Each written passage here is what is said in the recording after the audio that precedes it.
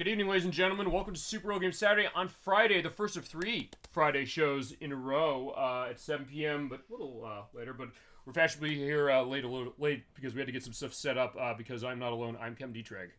Oh, I'm Nikki. That's me. Yeah, I'm Edwak. Okay, good to see both of you again because that means, fine, if Nikki's here, that means only one thing. We got more humongous games games to show. Games! We got 2 more games from the humongous games of War to talk about. I also need to find my notebook as far as Can you say it more French? What?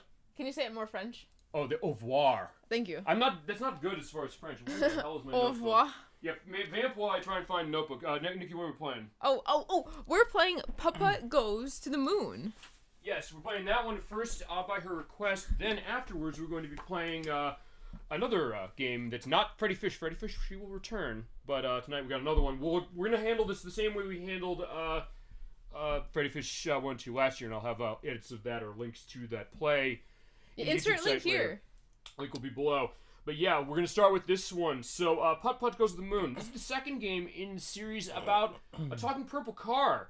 It came out on October 1st, 1993 for MS-DOS, and later got ports to the Macintosh, Windows, and the 3DO. We talked the 3DO. That is its only console port, even to this very day. It doesn't get ports to Linux. It is on iOS. It was on Android, but I think they delisted it because I couldn't find any record of the case of it running on Linux. Running on the PC, running it on Steam, where the conversion and the compatibility checks were done by Night Dive Studios, who, of course, if you know them, they're a company you want to be trusting when it comes to your classic game handling, because they've done ports of stuff like Turok 3 Shadows of Oblivion, the Star Wars Dark Forces this past week, and the 2 Quake games amongst Doom 64 and many others. But they help with the compatibility check for this point-and-click adventure game. And Nikki, as always, she's leading us on this one. Yeah, this is me. I'm in charge here today. This is her also as far as on the screen. It's also a case where, we've sometimes said this, I might expose Edwak and Nikki to some weird shit, and like, what the fuck is this? Or do they really want to be associated with me after I say some of these things or explain some of these? But also, we got Nikki's going to be in that role tonight. And, hey guys, hey ElecVerse, so good to see you. I hope you've been doing well. I know it's been a while, but it's so good to see you tonight. We are playing Putt-Putt Goes to the Moon to start. We're also going to have a commercial break for about 10 minutes, and then we're going to go to Pajama Sam, No Need to Hide When It's Dark Outside. We're doing that later, but so good to see you. Thank you for stopping by the show tonight. Our first of 3 Friday shows in a row. Welcome to the chat. So good to see you. Feel free to sit back, relax, and make yourself at home and go in. I've been really busy. I get you, ElecVerse. I've been busy with stuff too, for sure. So glad to have you, though. It's so glad to see you. Nikki, I think, are you ready to get going? We're ready. Oh, before we start, we also have another special guest here as a Slowbro. We'll insert a picture in the insert a picture of VOD. Slowbro. Yeah, when he edits. See, you're speaking the language now. Like, you understand when I'm going to say something. Like, okay, you can put an edit in for this. Yeah, we'll put an edit in for Slowbro. He's going to give us a pre- and post-game wrap-up. So if you could take it away, Slowbro, give us the pre-game analysis here.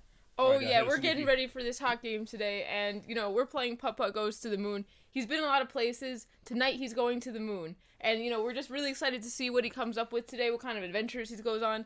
Will he get lost? Will he be found? We don't know yet, but it was a great season last season, and we expect a great game tonight. No, definitely so. My mom's having health troubles lately, but she's doing fine now. I'm so sorry, ElecVerse. I hope she's doing well. I'm saying my best because she's been very supportive of our show, too. She's come into the chat on stuff like Wario's Woods and also Tetris 2. And has had a lot to show. You have 2 ElecVerse, and I said I haven't forgotten this stuff as far as your requests. I have Metal Gear Solid 2. We'll come back to that next week, and many other things. But it's so good to see you tonight. So glad to see you as far as it, and thank you so much for all of your support and for hoping you're doing well, because that's what we do. We're a community program. Exactly. We definitely care about each other. We send good vibes to you and to your mom. Absolutely. But, Nikki, sit back, relax. ElecVerse, so good to see you. And I think we can get ourselves ready to We're going. I think we click. Yeah, just quick resume. All set. I'll go into history as far as the game as we go a little bit in a bit. But we have another Junior Adventures. Feel free to go into this as is. I said Metal Gear Solid 2, haven't gotten to watch it yet. Don't worry. We got it there specifically, and part 3 is next Friday at 7 p.m. Eastern Standard Time as Putt-Putt Goes to the Moon. You have a song voice song going on with this. Putt-Putt Goes to the Moon. Oh, what's up? Wow, very, very, very good singing. Well, we do that on the show. We do love it. Look at him go. The butterfly. Hey, just subtitle, by the way, so we got that set, and we're all ready to go. So, Nikki, feel free to lead us. Okay, I'm here to lead. So excited. You may have seen this part in the pre-show, but we're seeing it one more time. Putt-Putt, Let's go to the fireworks factory. This is going to be a great day. I just have to agree, like, look at the sun over here. It's gonna obviously be such a great day. Indeed it is. And just to go over this quickly, you're looking at pixel graphics as far as how they laid this out, which is not the way that Freddy Fish 1 and 2 works. This came out earlier, in 1993, and it was directed by Ron Gilbert, who, as mentioned, started this company along with Shelley Day. She co-designed it specifically and co-founded the company. It says, And it was also directed by Andy Fox, who wrote the Sherlock Holmes Consulting Detective games, Putt-Putt Joins the Parade, this game's prequel, and Fatty Bear's Birthday Surprise, as well as Get Ready for School, Charlie Brown, and Madeline, the Magnificent Puppet Show. As well as Laurie Bowman Arnold, the dialogue voice production of Sly 2 Band of Thieves, the art direction of Freddy Fish 1 2 that I we better played, hurry over and also to wrote the Mr. Potato Head Saves fireworks Veggie Valley. But in this case, what are we doing, Nikki? Feel free to lead us. Okay, right now I was clicking a variety of things while you were explaining all that. Okay. And, like, look at how cute. He's barking. Who's our dog friend? I've seen the dog around as far as pictures of the promotion, but I don't know who that is. His name's Pep. Pep. Okay. It says, fireworks And look, when you click, factory. it's just like Freddy Fish, where you get to click everything, and that's like half the fun. It looks really impressive as far as this, because I've never seen this game, and Edwak, you're the same way on this one, correct? What's that? You've never seen this game before? Oh, this one specifically, no. Okay, what's your experience with Putt-Putt's Oh, yeah. Adventures? Only It what I've says- seen on the show. Fireworks Which, so factory. there's this one. Yeah. Okay. Well, you've seen also, Putt-Putt Goes to the Parade. Oh, joins the parade. Oh, Where he joins the parade. You're right. Remember? We did the whole. Oh, okay. We did parade. Well, I not- think me not and the you show, just but played. You both have, Okay. I guess. You don't remember? No. I had the whole song. Wasn't that the zoo? Oh. Yeah, we did the Cut zoo. that part out. Actually, no, Cut the show. I did play the zoo game. We're not live, are we? We are live. It But, says, fine, ElecVerse understands, Uh-oh. absolutely, so that's the idea. Is fine, remember, on The Simpsons, they said, when are we getting to the fireworks factory? We get to the fireworks factory in like 5 minutes in this game. Yes, we did not do the parade. We did the zoo. Fine. Okay, fine. I played it on a PC or Macintosh of a friend in the 90s, but that's my only experience outside of Freddy Fish, was when we played that last year. But yeah, so Putt-Putt's the car going around talking to Mr. Firebird, who is a Pontiac Firebird, I guess, as far as an actual car. Would you like to help me make a skyrocket? you Oh, bet. I was gonna say, would I ever? I'll give So you you a bet. hand. But be careful not to touch that lever. It's for my big secret experiment. I'm sure we won't. Wow. I was gonna say that. I'm makes, positive that we're not gonna touch that at any point. here's the thing: is like now that he says don't touch that, you probably are saying like, no, I want to touch it now. Although teaching kids, I guess, not to go off on their own, Specifically, the Putt-Putt series are cases where I played them, but I don't remember them much. So like you're saying, what do you say to that? As far as Nikki, I guess your experience. What's your experience with the Putt-Putt games, Nikki, specifically? I've played them a trillion times as a little kid. Okay. She's the And this is expert my of humongous favorite one. entertainment. So, what is your favorite one? This is my favorite one. This is Okay. why I wanted to play this one. I like a lot of Perfect. them, but I like most of them, I think. What's about this one that gets you going? Those hearts are 'Cause- sure pretty. You know, I like that it looks like older. Like it has like a different art style than the new one, which I also like the new look also. Mm-hmm. But there's something about this that felt more like at home. Like maybe it was one of the first ones I ever played. I mean, yeah, because you're good bringing that up, because this was using pixel graphics. This is the last game of Humongous Entertainment, which they only made 2 that did use this. But it does have this kind of early MS-DOS kind of event feel. I don't know how you were early PC gaming. That's kind of how I took it. Like, hey, when you load something from DOS, the old text screen as far as like typing in the directory, as far as what it was, CD / Putt-Putt Moon, Putt-Putt Moon EXE, and then come to this as we're making stuff for fireworks. But it's pretty nice as far as how it is. As far as the voices. Oh, we got a firework. Okay. Got a firework.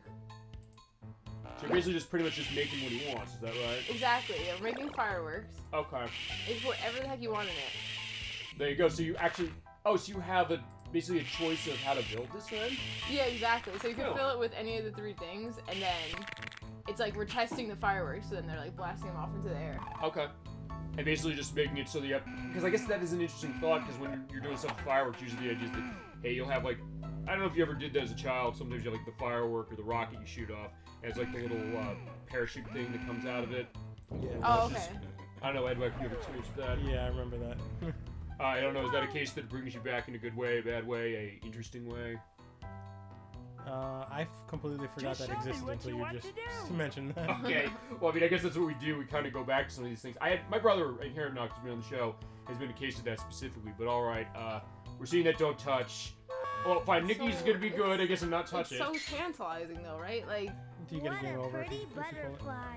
I don't know. You've never pulled a lever in your Never. history of No, playing? I'm a rule follower. Oh, fine. We didn't pull it. Oh Pep my the god, dog did it. Pep, not Pep, You weren't supposed to touch it. No! What's happening? Oh my god, what's happening? Firebird didn't look that Oh. upset about it. He's just like, wait, what's going on? He has like the wide eyes and the wide mouth. Your seatbelt, Putt-Putt. You're going for a ride! It's like he knew He this was didn't gonna even, happen. He Is didn't that even what's try to going on? stop it. Like, he just said, "Oh, good luck." He was just like, it's like he knew it was gonna happen. He knew somebody was gonna pull it. So Oh this is my how God. he. So this is how he gets to space. I was thinking about, like, how is he getting to space? Wow.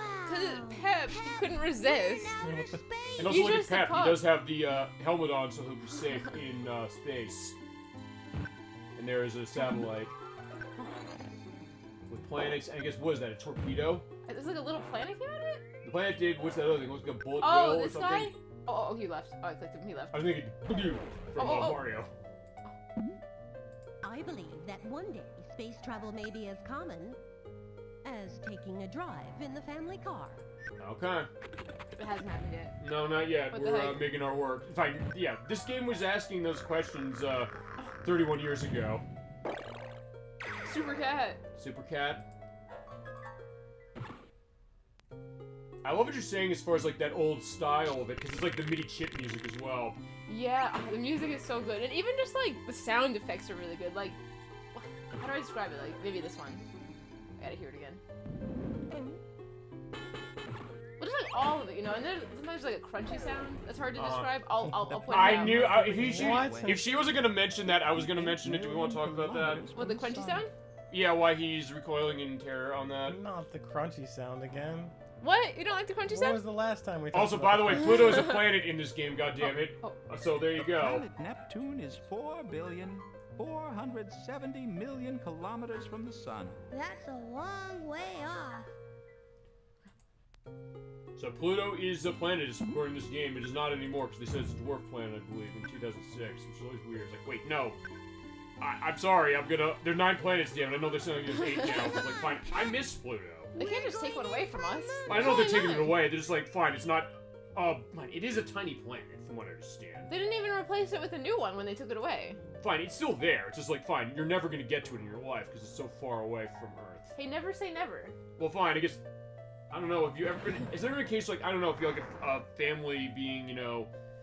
generated while you're on a really long space trip, living in space. Eventually, like your children's children will be there eventually in How will I don't know, ever 100, get 200 home? years or something. Well, I was Then thinking they'll get there. I might go. You know, like that's a long time to wait for my children's children. I could just go for a ride now. I guess fine. Look how fast you got to the moon. Yeah, Putt-Putt could do it. Fine, alright. That's how the case is going on, specifically. It's actual stream time. Hi, Chasm22. So good to see you tonight for... Actual stream time. For starting Putt-Putt Goes to the Moon for the PC. It's so good to see you. I don't know what your experience of the humongous entertainment games are, especially this one, Putt-Putt going into space. Oh. But feel free to let your memories flow on it, and thank you for stopping by. Of course, the best chat on Twitch, as it is. What you're doing, clicking, one other thing I'll mention, the music, you said that. It is George Alistair Sanger, who is also known as the Fat Man, who did the music for Freddy Fish 1, in case the music helps you, as well as Dick Tracy on the NES, Battle Chess 2, the NES game based on Home Alone, weirdly enough, as well as The Seventh Guest, Tony Lewis Baseball 2, SpongeBob SquarePants Revenge of the Flying Dutchman, Zombies in the Neighborhood, which Edwak, you and I were talking about earlier. And also, I can't get home are you that familiar way. with Zoop? Zoop? It is a puzzle game from 1995 that Viacom New Media released. He did the music for the PC version. This is a very weird kind of triangular puzzle game. Is this ringing any bells? No, I don't know Zoombinis. Zoombinis! I I've love never heard- Zoombinis. Fine, you have one up on me. What's Zoombinis? Zoombinis is like this game about it's like you have a bunch of like you have like a little squad of aliens, and you kind of have to like get them all like to a certain area like through a series of puzzles, but like the goal is to try not to lose Zoombinis along the way. Gotcha. So like you might I forget how many you have in the beginning, like something like 20. Okay. And so you might go to a puzzle and it's like, you could solve it where you save them all and bring them all with you, or you might solve it where like you lose 2 or something. So Okay. you keep like losing them kind of if you're like not able to do it super well. Yeah, I'll have a picture for sure Yeah. of that and also of Zoom, just because, like, fine, what is this thing as Putt-Putt's going on? Well, first good to see you again, so Dolly Finn is saying, yeah, absolutely, we're glad to see you again, glad to see everybody. Yeah. Welcome. Sorry to hear about your mother. Like, of course, like we get that. I mean, that's as I said, that's what set the show apart always. The idea that I've always said we have the best chat on Twitch, and everybody in chat tonight is a reflection of that for sure, and all the guests we have as well. And perfect, I guess, to have this idea of kind of this great joyful tidings case going on with this game as we're gonna play hide and seek with Pep the dog. Okay, Yes. here Like, I what a rascal! Like, he got us here to the moon by accident, and now he's like, "Oh, let's play hide and seek on the moon." We got a mini game. This game looks so cool, so Dolly Finn says. It is so cool. I love it. All right, so what are we doing on the minigame? Look, we're trying to get to Pep. He's here in the corner, all playing hide and seek. So we're doing a maze, huh? Yeah, exactly. Actually, I'm trying to. Have we had a maze game that's not Pac-Man on the show so far? You mean the slide puzzle? Oh, for Freddy right. Fish? Who could forget the slide puzzle? I know Edwak is just smiling. This part. Not the slide puzzle incident. You Cut the mean show. 50, Cut the show. 52 minutes as far as how we spent, but those were some of the most glorious 52 minutes of the show that we've had. That was crazy how long that took. But yeah, we did finally find it specifically. I still felt bad. So like, fine, you were toiling away at that for so long, and like I came to like find 13 moves and stuff. Like, see sorry, that. but yeah, you did make it to the end of the maze. Yes. Hey, We I found found Pep. you. Here's the question: is That was Pep gonna find fun. you now? I wish. He's just a little rascal. He doesn't know how to find us. So. Pep does seem like the kind of cute dog case as far as liking Pep going around. Specifically, okay, so I feel like I maybe jumped over some of this. I apologize for this, but that being said, what is our goal here? Because I know you said like, hey, when it comes to the humongous entertainment games, A, they're randomized, what you have to do in some cases, and B, you have to kind of collect things to get to a certain goal. What's the goal of this one? So we accidentally ended up on the moon, which we didn't want to be, and so now we're just trying to get home. Okay. Oh my God, no! What? Maybe I should call for help. We gotta call for help. 911? Pet bark. All right, that's not working. We better honk the horn. I would say we can't Help! We can't call for help because in space no one can hear you scream. Oh, Oh well, okay, no, fine. The Mars landing unit. I guess cars knows. can scream. Sure, I'll help you out. So we just want to go home. Like that's kind of the whole point. Like we're stuck here on the moon, and we're like, well, how the heck do we get home? Uh huh. What was that we fell into? Looks like primordial goo. Okay, there you go. We fell into primordial ooze. Oh, but all right, fine. He has Whoa. welding skills. Yeah, we have a high-tech space car here. Does the space car have a name? Who are you? Oh, he's telling me now. Oh. Or My Tassi name's now. Rover, Rover. Rover, okay. and I got quite a story to tell. You ever tell Wow, it? wee, zow, wee. I was brought here from Earth by some astronauts. Oh. But when they went home, I was left behind. That's so sad. That's too bad. That's too All they bad. left me was, Yeah, Putt-Putt doesn't seem that broken up, but I think he'll help. If he's you can have it if you like. I got a picture of the I moon. just want to go home. Oh, that is sad. I'm kind of being moved by this in his way, Yeah, thank you. I She'll wish have to there have was surgery as something I far as could on the do. 12th, I believe. So, like, for saying, Listen, kid, yeah, you're just like we me. were definitely wishing the best for Now sure follow me. to that, and it is I've good to got see an you as idea. is. And fine, the idea is like, hey, that element to it, what's going on. So, fine, Rover was left here by the humans. I know. How many years have Wow. passed? Take a look at 45,000. Okay, Jesus, that's so When far did, when did this come out? 92? Oh, That 93. looks 93? just like When a did the space rocket. rover get to the It moon? is a space rocket. Edit just down might below be or able to chat get home. the message on Twitch So- if you know when did the Yeah, when can Mars someone do roving years unit come math, here? please? How many years has this car been How on the moon? much is it? 10 glowing moon crystals. Okay, so we have to pay our way out specifically for certain things, A right? few more. It's also missing some stuff. Move lag. Okay. It will show Pikmin you now too? Ah, what Huh? you Is need. Pikmin now too? We gotta find the ship parts? I gotta find Yeah, the ship part. that's- Yeah, actually, it is just like that. yeah, fine. Miyamoto got the idea of Pikmin for this game. It's the plan for the rocket. Oh, we have a blueprint. Wow, we. It looks like I need to find the steering wheel, Okay. the nose cone, the key, the rocket fuel, and 10 glowing moon crystals. Okay. Wow, So let's I just can find launch everything. the Why don't we? rocket ship. Well, is this the part that will randomize? Like, hey, there's some I'll things you have to look find for might be the missing different. parts. Yeah, yeah, Okay. exactly. Bye. But I'm trying to remember. I think in this case, we always have to find these parts, but they might be somewhere different. Okay. So like, there might be a different way you have to get it. I know, like, I mean, maybe I don't want to spoil it too much, Uh-huh. but like the key, like this key is a different key than it could be. There's like several different shapes. Yeah. So like, this is a shape that we got this time. So yeah, it's like a little bit different every time. Okay. Hello I again. do like the fact that they randomize these games because it gives it a lot of The replayability. moon crystal to buy the rocket. Oh, we don't. Ooh, we're a little broke right now. Shucks, I don't have any. Shucks. Where would I find glowing moon crystals? Oh yeah, tell us. I try finding the critter creatures. Okay. Okay, we gotta find the crater creatures. Goodbye. Look how good this ice cream looks. As It a does little look pretty kid, I wanted delicious, to yeah. eat this so bad. It's funny because when I did the Pokemon part last week for Pokemon Violet, we were looking as far as the stuff with the food. I said, fine, that's not quite the, oh my god, I want to eat this food case that Final Fantasy 15 is, but also for, especially 1993, this is good looking ice cream, I'm not gonna lie. I know, right? Like, give me pixel ice cream. It says rocket ice cream. Alright, it does seem like a tasty thing. By the way, one thing I found as far as the voice acting, fine, I didn't realize, because I've never played this game as it is, I'm seeing all this blind. I didn't know that there was more than one voice performance, so I only took down who voices Putt-Putt, which is Jason Elfson, who we did hear as Jason in Freddy Fish 1.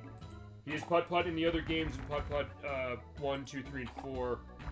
And he was also Joey on the TV series Pink Slip. And as I mentioned last time, mentioned again, he plays Frank on 5 episodes of the Cinemax late night series Zane Sex Chronicles, which is a bit after my time, specifically as far as that, but that is the case, like, forever. In that case, like, as we mentioned that a couple weeks ago with Metal Gear Solid 2 with Lara Cody, who was, like, into voicing an adult anime, but she also was voicing Kiki's Little Research and Akira, and she does a great job as Rose in Metal Gear Solid 2, so that idea of, hey, making any performance work, and really think about it. Guess what? Putt-Putt, would you like a soda pop? Yes. Would I? Please.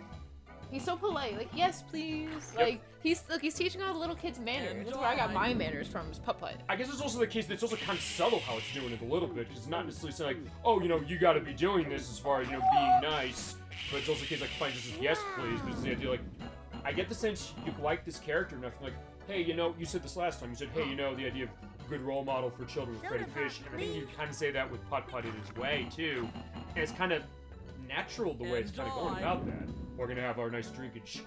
Like, look at this. It's changing our color. At first, when I saw the yellow, at first I thought he's getting drunk. I was like, no, he's having soda pop. It's not that. Wow. I mean, we might be getting drunk, as it is, as far as our show, because we brought up tons of alcohol. Oh, yeah. But, This is that kind of show. Oh, it's that kind of show as far as a relaxed case. I mean, she's already, what are you cracking tonight, Nikki? I have a, let's see, what is it called here? We have, it's a Sunny Delight vodka seltzer. Okay, I've So, never a heard very that. adult drink for a very adult game. Oh, there you go. I have a Mike's Hard Lemonade as far as just the normal case, and Edwak, do you want anything? As far as I'm that? good right now. Soda pop, Yeah, I please. said, but I also have other stuff as far as it in the cooler, the great cooler, as it is. At the Cosmic Dust Diner. When I was little, I wanted to drink this soda so bad and change colors. Like, that was just, I was like, please, let me be this. And then the Pop Rocks, I keep running away. I always wanted to eat those. Wow. And we also have tons of water, as is the case as well. Have a nice, relaxed time. Yeah, he's just sipping his coffee. He needs his morning coffee that way. Yeah, this guy eating his sandwich. What's that thing on the counter? Is that like an egg or something bouncing? This guy? Oh, it yeah. is. Okay. And I know what everyone's excited for. Is the mini games. Bear Stormin? Bear Stormin! Okay, talk to us about Bear Stormin. I Okay. like the look of this already. Okay. You just go up and down. You're just gonna go up and down. And wait, do we want to hit the balloons? Yes, we do want to. Wait. Is that right? Oh, Yeah. it gives you fuel, looks like. Yes, okay. I was like, I need to remember if I wanted to avoid them or hit them. But no, there's gonna be something that we're gonna want to avoid eventually, and it's gonna get crazy. I mentioned DuckTales The Quest for Gold last week on the show, and there's a flag. I don't know what the flag does. There's lands. Oh, yeah, so like the level's over. In that case, you have like the launch pad in Quack case where you have to fly the plane, and you have to avoid Flint-Hard Glomgold getting to the area where some of the treasures are. And you put on the really hard difficulties, it's insane what you have to avoid. You have to go through barns to get money. Oh. You have to go over mountains. You potentially get stuck in power lines, and there's clouds that shoot out lightning and things. It's very strange. So low, oh my god. But in this case, I'm kind of getting a vibe of that, but it's kind of a good vibe as far as know. early PC gaming. Like, it's so fun and relaxing. Like, it's just challenging enough that you're just having a good time and you're just like, oh yeah, I'm hitting the balloons. And I'm a little bear. Sure, which is what we do on the program. Is you know, just kind of resting, relaxing time, and also kind of going deeper into it. I guess in that case, whilst we're doing this, and I guess it's up in the ante each time as far as the balloons you have to hit, yes? Yes, and then I think there's gonna be things to avoid if I remember right. I guess so. Balloon. Oh yeah, flying- and there's gonna the Flying cows. animals, okay. Cows and pigs. Oh, fine, okay, avoid the geese. Oh my I god, guess. oh my god, oh my god. It's getting dicey in here. Oh, look how cute the music is. Oh, The don't music's really, really good. And just the style, it is So very relaxing. appealing. I guess too that since like we're talking early PC gaming, I guess Nikki, the humongous stuff is your case of early PC gaming. I know it's like sick outs for you. Yes. These are like my best memories of like playing computer games on like our family computer where we just had like one computer that we all shared. Yep. And I would always play these games. We had like the CD-ROMs for them. Sure. Oh man. Those are the days, weren't they? As And far I would as just that kind of thing. yeah. Oh, And I your would barn just, storm. oh my god! I hit the barn. Are you serious? My God, no. Oh, I'm reminiscing about like the family computer room and like I hit the barn. Fine. Yeah. Oh my god! Oh, this is such a disaster. No, it's fine. Don't worry about it. I have to recover. Okay, go through. Oh, go. Yes. There you go. You are barnstorming peek. this game too. Anyway, what about you? What's your experience as far as early PC gaming, as far as what sticks out for you? Really early on for you. I think Croc 2, Gubble. Yeah. There was this really ancient game that I can't remember the name of, where you had to like pilot a hovercraft around, but it was like on the ground, sort of. Okay. Really super old game that I cannot remember the name. You remember how old about this was when you played that? I don't. I was very young though. Just a wee lad. It was like kind of like a 3D mazy kind of area, but you're on this like circular hovercraft kind of thing. I'll see if I can find an answer and get something in the link list, and then I'll come to you as far as work thing. Oh, by the way, I found what it is. Just because we might be able to find something like that. I know that sounds like a big case of itself, but hey, you know, nothing is too small or big for us as far as that kind of memory of it. I guess in my case, just to go to that, I mentioned some of the stuff like the Carmen Sandiego games, like the DuckTales game, Quest for Gold, as it was, and other stuff. I guess also like stuff in the Microsoft Entertainment Pack, stuff like Chips Challenge. I mentioned that because they ported the Atari Lynx version to Switch recently. I bought that day one, especially for $3. Specifically, I think I said Edwak. Oh right, because you also showed this last time to us when it came to some of your ancient PC days, as far as some stuff. You mentioned Croc 2, which was also on PlayStation. Oh, true, actually, and I have a lot of my PC games here too. There you go.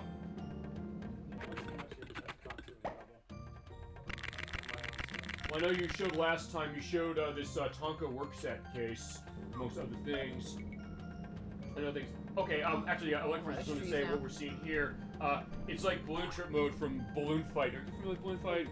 I don't think so. Anyway, you? Yes. The NES game. Yeah, you basically, it was kind of the takeoff on Joust of Midways, and you're playing the balloon, or also, if you've played Super Smash Brothers, when they with the villager from Animal Crossing, when he does the thing with the balloons, that's where that comes from. Basically doing the side-scrolling case like this, hitting the balloon. Fine, you're flying the balloons and trying to avoid getting yourself shot by electric wires. Okay, so they're in this game too. Damn. Okay, good insight as far as that. Like, we've not played Balloon Fight on this program yet. Probably should. And there's also it's a Game Boy version of that called Balloon. You can play the Nintendo Land version minigame. Yeah, I remember that. That's true. And there's like a takeoff of that, I think, in WarioWare. One of the WarioWare games, I think WarioWare Mega Micro Games, the first one, I believe. Yeah, and we gotta show more stuff on Wii U as it is specifically. So yeah, definitely gonna get a sense of that. Will we make this game crash? I think chat should probably vote on it. I don't know, chat. Do you want to see Nikki crash the plane? No. I meant, will the minigame make it crash? Like, like last time. Like the turtle game did. Yeah, I don't know what happened. I didn't find anything as far as what caused that. We just found that, I guess, randomly. But it's one of those. Thank God we got that on video cases, so we can kind of show that it's like, fine. Has anybody noticed this? Maybe that's the case. Because at first I said, you're gonna crash the plane. You'll take the launch pad and the quack take, which is fine. There's no such thing as a bad crash as long as you walk away from it. Or like, yeah, and any crash you can walk away from is a good case, but you're doing really, really well with this. It's pretty tough, you know? So, now I want to play that, so like we're saying, but yeah, and also, we should definitely show stuff like that on the show. Fine, Nintendo Land, I think is a good suggestion just because of that, and also Balloon Fight itself. Because it is an interesting one. It definitely has this kind of nice feel to itself, and also it's like a case of, you know, if maybe Joust is maybe too, I don't know, exacting for your tastes, something like Balloon Fight, but it does play similar. Are you familiar with Joust, the arcade game? No. Edwak, you? I've seen it. The one where you're flying the ostriches around. It is an interesting one, It is. Yeah, it's when you really think about it, it's the very first endless runner game in my opinion. Which, yeah, not a bad case of saying that as far as like the balloon trip. Are you serious? Are you serious? Oh my god! Oh my god! Or fine, even with this one, fine. It's sort of endless, I guess, in the sense of actually, is there an end to this? I don't know. You know what? I'm sure as a little kid, if I remember right, I honestly probably played this for a while and then just like on purpose died so that like I could go do something else. Okay. So let me see. I want to see if it gets hard at all, but eventually I'll probably just stop if it doesn't. No, I get that idea because when we found that last time, which was, you said, hey, can I get the scoreboard as far as the throwing of the fish case as far as Freddy Fish 1, which you got to 600, and I did some research off screen. It does actually go under 999, but it rolls over, and it rolls over to 0. So actually, in that case, if you get it high enough, it'll roll over. Because we were asking that last year we played it. Because I said, actually, that was also my case of me being able to play that game more after we did the show. I was like, I'm going home and playing this game. And also said, hey, I have reason to go on this for an edit, so for the purpose of that. But I am liking the look as far as what we're seeing as far as the plane going on here, and also just kind of the way the color is. I know, isn't it so like aesthetic? Yeah, it has a great style to itself. Even though it's a game that's 31 years old now, it's something that it still feels fresh when you look at it nowadays in its way, as you're level 10. Oh man, it's getting dicey in here. Have you guys ever played Bloons Tower Defense? No, I haven't. Chad, have you? What's that on? It was like literally a Flash game. Oh, yeah, we have not touched Flash game. We could feasibly if I can get something. I love, and actually, it's a Flash game, but you can also find it on Steam, like a better version of it, because there's been like Bloons Tower Defense like 1 through 6, I'm pretty sure. And oh wow. Yeah, there's oh my god, I hit the cow. Oh my god, I hit the cow. So it's a long-running franchise then. Okay. Yeah, exactly. So, it's basically it's a game where you're a monkey, which is surprising, like, 'cause I don't like monkeys. Right. But you're a monkey, and like there's like you're on a course where balloons are trying to get from like the start to the end or whatever, and then you're putting like a bunch of what do you call it? I guess they're called like towers or whatever, where it's like it might shoot out darts or something, or it might shoot out like razor blades, or it's gonna like be a monkey that's like shooting darts. They were shooting darts because I think it stemmed from a different Flash game, where like the monkey was just throwing darts, but it's like this thing. So you don't want all the balloons to get to the end, and it's like if 100 balloons get to the end, then you lose. So you just keep doing rounds where it gets like harder and harder and harder, where it's like so difficult, but you have like all of your towers out and all of your monkeys are like shooting lasers at some point to like kill the balloons. Actually, ElecVerse says you're back. I have played them, so he's saying. So alright, fine, ElecVerse, Nikki, you have the experience as far as what Balloon Tower Defense is what they're called? Yeah, Balloon Tower Defense. Balloon Tower Defense. Okay. Also, that's requested something you want to do on the show. You know the word. Say it, and we can play it for the show. Oh my god, you'll see how glitchy the game gets after a while. Like, cause like eventually there's balloons in like a blimp, basically. Okay. And it's just like the screen is like spam at some point. Oh, but it's so fun. It looks like you got an extra life at some point. I did. Yeah. All right. I think so. All right. We're gonna have. You know what we're gonna have to do? No, don't crash it. We're gonna have a crash landing. No, no, not him though. Oh. Fine, crash in the barrel. Fair enough. Yeah. Oh, but look at how cute it is. Well, okay, like for saying one thing, which is tower defense games are a bit hit or miss for me. I mean, in my case, I haven't played a whole lot of them. You beat the whole game. Do you think there's a way to beat the whole game? No. Yeah, I feel like this will keep going on forever. I tried to look it up, but it's like impossible to find. Oh no, not the Bosch! No, why'd they make the plane go and get crashed? Okay, what do you say as far as what ElecVerse saying as far as tower defense games saying they can be hit or miss? I mean, fine, I haven't played a whole lot. The ones I've really played are I played South Park Let's Go Tower Defense to play on 360. I didn't like that very much. I played Crystal Defenders, which is by Square. That's also on 360. I didn't like that one very much. And I played Star Fox Guard, which is the game that the second game that comes with Star Fox Zero on Wii U. I thought that was okay. It's not a case where I played it massively. I don't know what your because you said you played Balloon Tower Defense. What's your experience on tower defense games, Nikki? You? I want to say that's the only type of tower defense game I've ever played. Oh wait, look, it's the mayor. We gotta like pause for the mayor here. I'm Governor Moonbeam. Governor Moonbeam. Oh, sorry. Who do we have here? Either way. I'm Putt-Putt. Oh, I'm Putt-Putt. I'm visiting from the planet Earth and I'm trying to get home. Oh, poor Putt-Putt. Anything I can help you with? You're getting home. How come there are so many keys hanging over there? Well, I give them out to good deed doers. Good deed doers. That's us. That is us. There you go. Yeah, Putt-Putt likes that idea as well. Thanks a lot. So, wait, do you have any deeds of goodness that need to be done? Yes, we have to go do a good deed, and then he'll give us one of his keys, which is something that we need. I get that idea. Actually, just to go back to that quickly. What's your experience as far as tower defense? I get the sense you played a lot. yes. I don't know why. I have played tower defense games.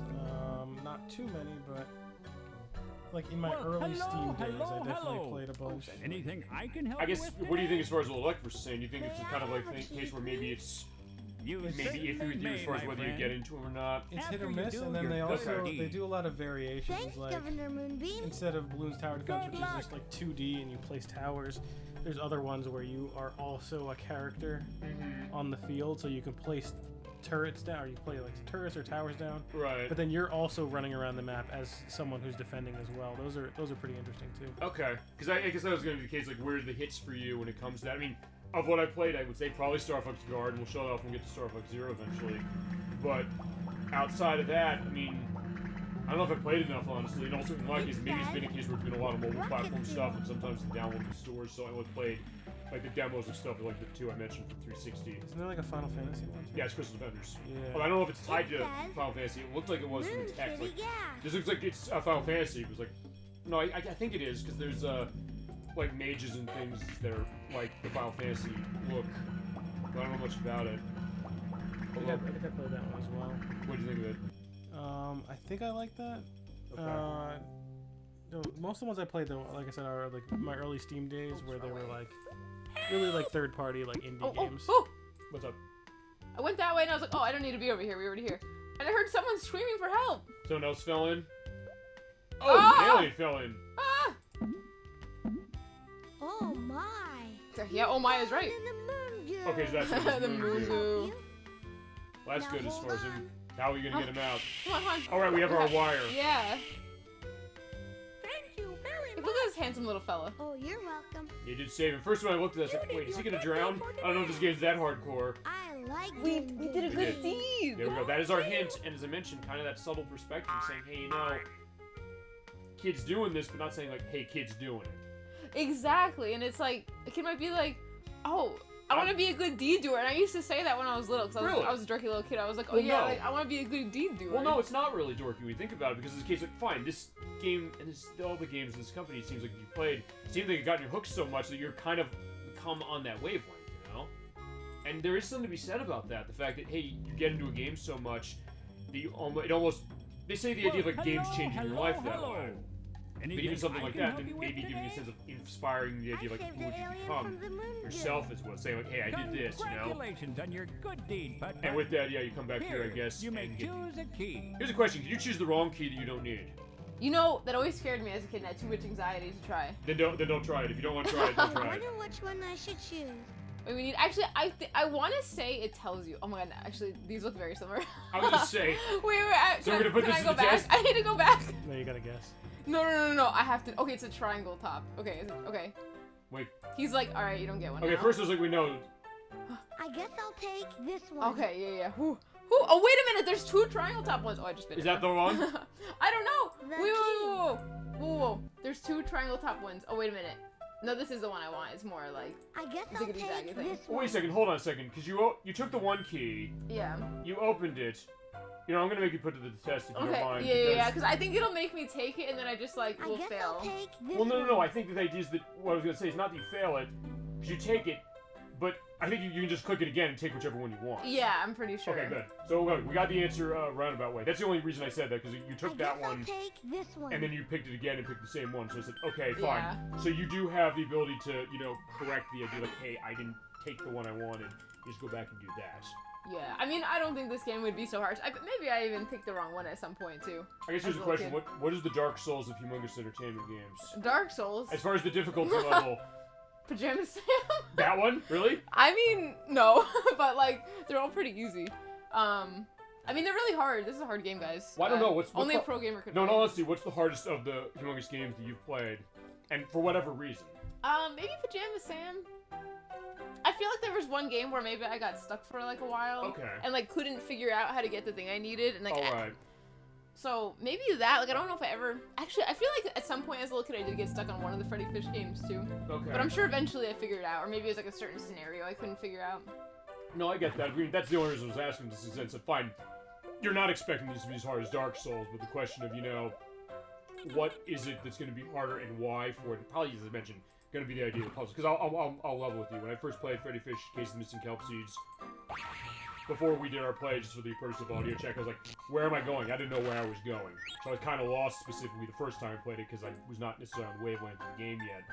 But then after we played it, I got that understanding. Even just watching play, I was like, okay, wait a second, now I understand what this rhythm is. So I mean, maybe that's sometimes the thought. You can get into a rhythm like that for that idea of it, and maybe there's something that seems like it throws you enough of a loop in some ways for some of these that you'll say, like, wait, you just have to adjust to it above anything else.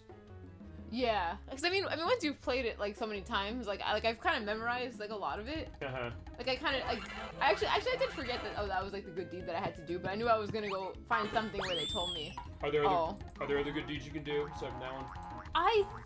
Or the randomized corrects?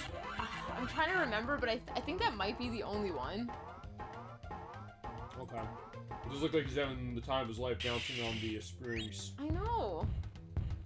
And then playing basketball with that, damn. Yeah, oh my god! I was gonna say, this is the days of Michael Jordan, so it's like, fine, yeah, Michael Jordan and Putt-Putt, imagine that head-to-head as far as basketball. That'd be interesting. I would have paid money, because, fine, there was Dr. J and Larry Bird going back to, like, ancient PC days as well. Like, fine, Dr. J and, fine, no, that was Julius Erving. Sorry, that's not right. The point is, like, Michael Jordan case against Putt-Putt. I'd pay to see that. But that's a great machine. Yeah, I got an update for you guys. Can I An watch? update? I think there's You can do better 47 than that, levels honey. of Bear Stormin. Are you serious? Really? Give us a hint. Oh my god. Okay. I'm sure our customers If you ever will text me love that link if you would like, and I can put it in the link list to give an indication of... Oh, it's like the full play of... Yeah, please point me to that video. I'll put it in the link list so I can say, like, the 100% run of... Oh my god. This is level 47. Oh my god, it actually kind of gets, like, maybe not hard, but, like, there's a lot of balloons. Well, we will have that in the link list, absolutely, so we have that perspective. Because, fine, we were talking about this off-screen. I'm saying this as far as, Nikki, you and I, when we're doing all the test audio checks. The question of what gets randomized as far as, and also what's 100% speedrunning of a game like this look like? Because it's also the question of, yeah, you know, what could it look like? You could beat this game in a minute. Check this part out. If you know. At the very end of level 47, it spelled the letter T right there. Like, thank you for playing. I think it spells the end. I think you're right. And so we'll have that video for all viewers as far as chat's concerned to give an indication. So fine, we're finding something out new. I guess, I don't know. Nikki, I don't know. Did you know what the ending of this was? No. So, alright, we're finding something new. Find new stuff as far as the game, and thank you, Edwak, for indicating that. There you go. And then it tallies your score up, and then it just says game over. Okay. Oh, okay. Alright. So what are we doing here with the matching of bodies? Okay, so here we just get to create our own alien. Okay. This is just for funsies. Look at all the crazy things we could make. What do you want to make as far as the alien? It's gonna be so handsome. Alright. Just you wait. Wait, is that a lampshade?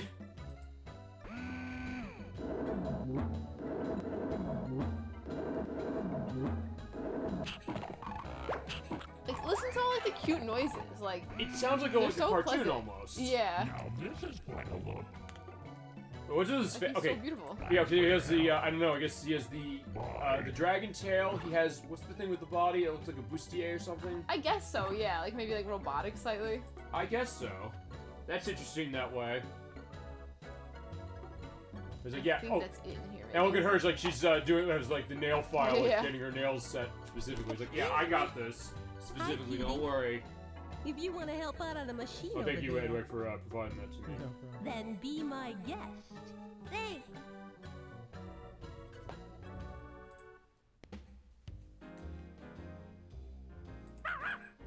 Or we still got Pep with us. What do you... I always thought it was so cute that he sits here like in the dashboard. Like he's just hanging you're out right. nice and safe. Yeah, you're right. I kind of didn't stop and take a... Fine, I got the sense, like, fine, the interface down there is, you know, Putt-Putt with the car, and he's always running on full. He's never running on empty, specifically for all you He's Jackson a Brown responsible people. car.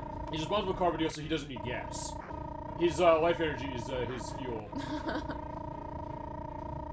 And there's like these mice who are on vacation. Oops, I wasn't done clicking. Oh. Well, you can go back, right? You're right, I can go back. What do you want to show as far as the tree? Oh, I just like the colors. The colors look nice. You gotta They're finish clicking everything first. They're really vibrant. It just pop, you know. As far as that. Oh, like look! Wow, wowie zowie. Yeah, I mean, for a game even as I mentioned for 31 years old now, it looks great. It's very appealing to look at this.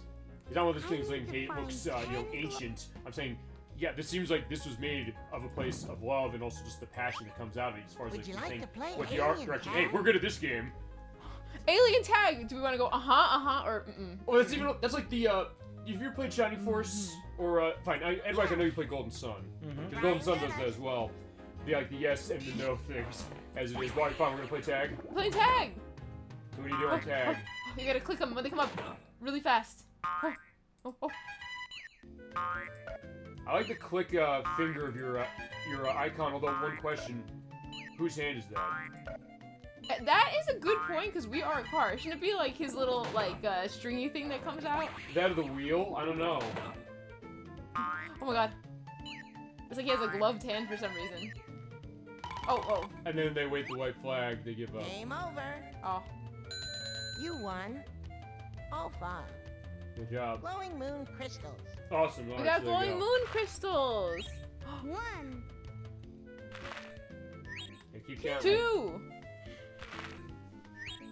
3.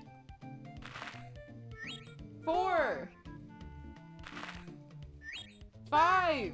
Look, we're learning to count on Putt-Putt. There you go. I mean, and I said it is kind of subtle that way, you know? I mean, because we talked about this last time. We thought that, hey, when it comes to an edutainment game, are you doing it just to be like, fine, I feel like I'm learning. It feels like it's homework.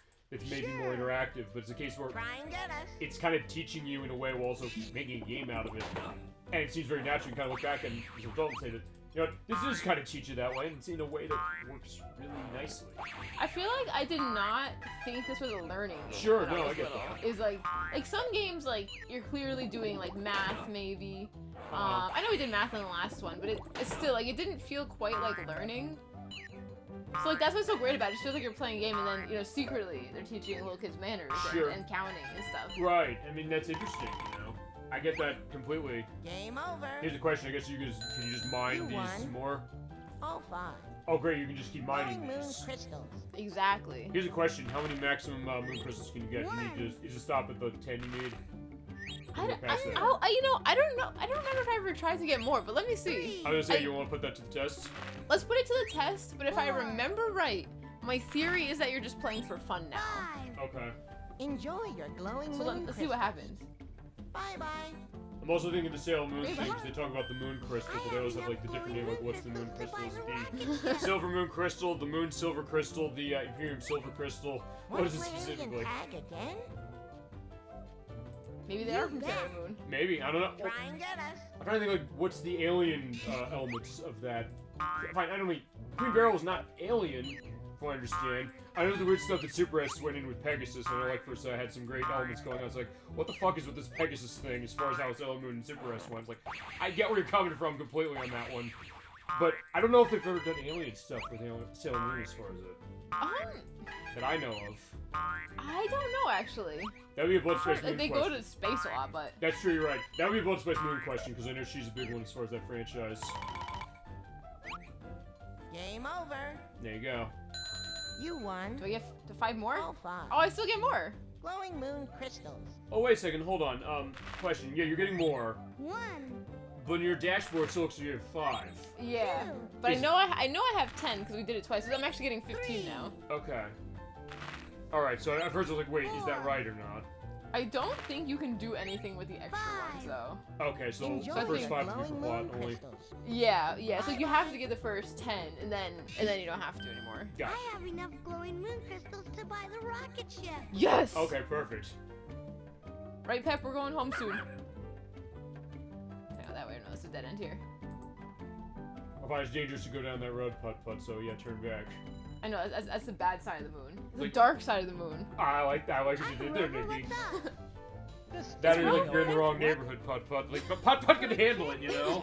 No, Putt-Putt's hardcore. I know, Maybe exactly. we should work together. Yeah, we Rover, work come with together. us. Yeah, maybe I could get it. Good Think of all the things you'd accomplish when you work together. I know, you get that idea. 1, 2, 3. Pick us up, Rover. I like the way they put the camera on that. That looks great. I know, right? It's like a nice like angle up here. Oh, oh, it feels dangerous. I can't quite reach it. Oh no! Maybe Pep could help. Maybe Pep can help. Oh, fine, that was a guess. I didn't know they actually did it, but okay. Fine, I'm thinking this wavelength at this game now, too, I think. Pep, you got us into the situation. You better go get that steering wheel. But I think Pep would do that. I mean... He's a good boy. He is, yeah. Another great dog in gaming, as it is. Yeah, he's so handsome. And we all did it together. Together! Mm-hmm. I'm gonna go pack my things. Bye. Alright, bye. I was like, yeah, we gotta take Rover home. He's so excited to go home. No, I get that for sure. Poor fella, he got left here by humans. I know, but even that case, like, fine. In another game, it'd be like, yeah, fuck the horrible humans. Like, no, I don't... Fine, okay, that's a fair thing, I guess, to say. But there's also a case of... It doesn't feel necessarily that way, as looking at the constellations. Leo the lion. Oh, okay. Getting astrology. Yeah. Actually, I didn't know it taught this. Damn. Maybe that... Fine, for years I didn't know what the astrological signs were. I should have played this game growing up. I made a mistake in my... Fine, we talked Pegasus and Sailor Moon Super. Pegasus! Sorry, ElecVerse, I know you hate that idea. Oh, I no. understand it, but that's fine. Okay, we don't love Pegasus. No, no. It could be Pegasus or something else. It could be like God of War 2 or something. Draco the dragon. Oh, He Draco looked the Dragon. scary. You know, we talked about it Wow. when we did Spyro last time when you both were on the show. Oh, yeah. Although, fine, look, and maybe it's not astrological signs because maybe just constellations specifically. Oh, look, It's the Big The Big Big Dipper. Dipper. Okay, there we go. There's one I know. Oh, wait, it was leaking water. Well, fine. It's I guess it's like a spoon case, sort of. It's King Sephiroth. Yeah, don't get me started on Pegasus. Yeah, I know, I know, ElecVerse. I still remembered that, but it also was very funny to kind of go as far as the idea of it. And then I saw, I was like, you know what? You had a point. You're right. It's weird. I don't know what that was all about. I mean, even the case, like, wait, what was that about? That must be But the it makes for a funny case, you know? And also the great experiences we've had on the show. But fine. Think of Pegasus from something else, or Pegasus from... Like Maximilian Pegasus. Okay. From Yu-Gi-Oh! Yeah, right, that's another case. Or, I was thinking Pegasus, the Pegasus, from the mobile commercials. I know it's a gas station, it's like, fine, okay, whatever. But your Yu-Gi-Oh! Case was definitely a better one, as it is. We gotta do something with Yu-Gi-Oh! Gotta figure what we're doing as far... Oh, no, we can go down the road now. Rover's been on the moon for 22 years. Oh? 22 years! Oh, thank you for also being our element specifically. Yeah, okay, that's better. ElecVerse is on your way. Wait, anyway, fine, Maximilian... The gate is Maximilian Pegasus. opening. You're welcome, little mouse. Oh god, I didn't pay attention. What was that? Oh yeah, oops, is Oh, right. it's Simon again. Yeah. But I was busy clicking, so I didn't pay attention. It's also Donkey Kong Country 3 again, because we had that with the caves. I always liked doing this part, but I felt like it was a little stressful as a kid. So I was like, what if I forget?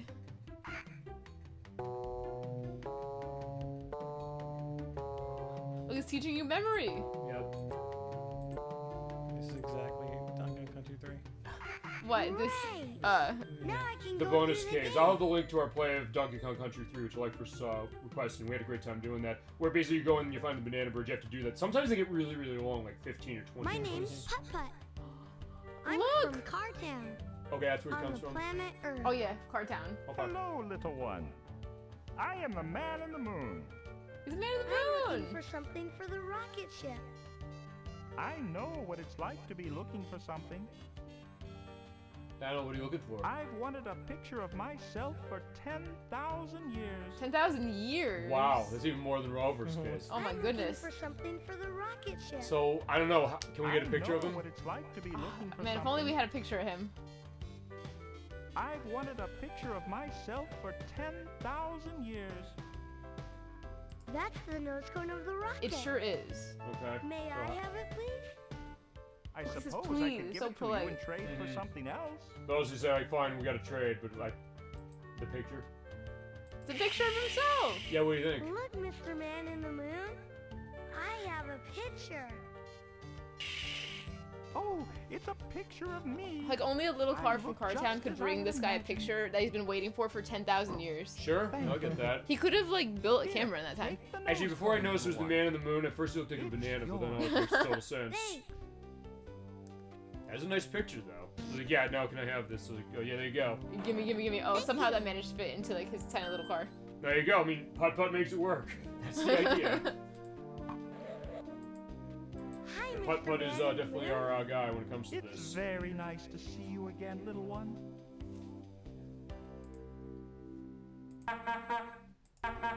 I like the horn as far as that too. I It's kind of know. a small thing, but it just feels so, nice. I was thinking that earlier. It's like you're getting that. The cow jumped over the moon.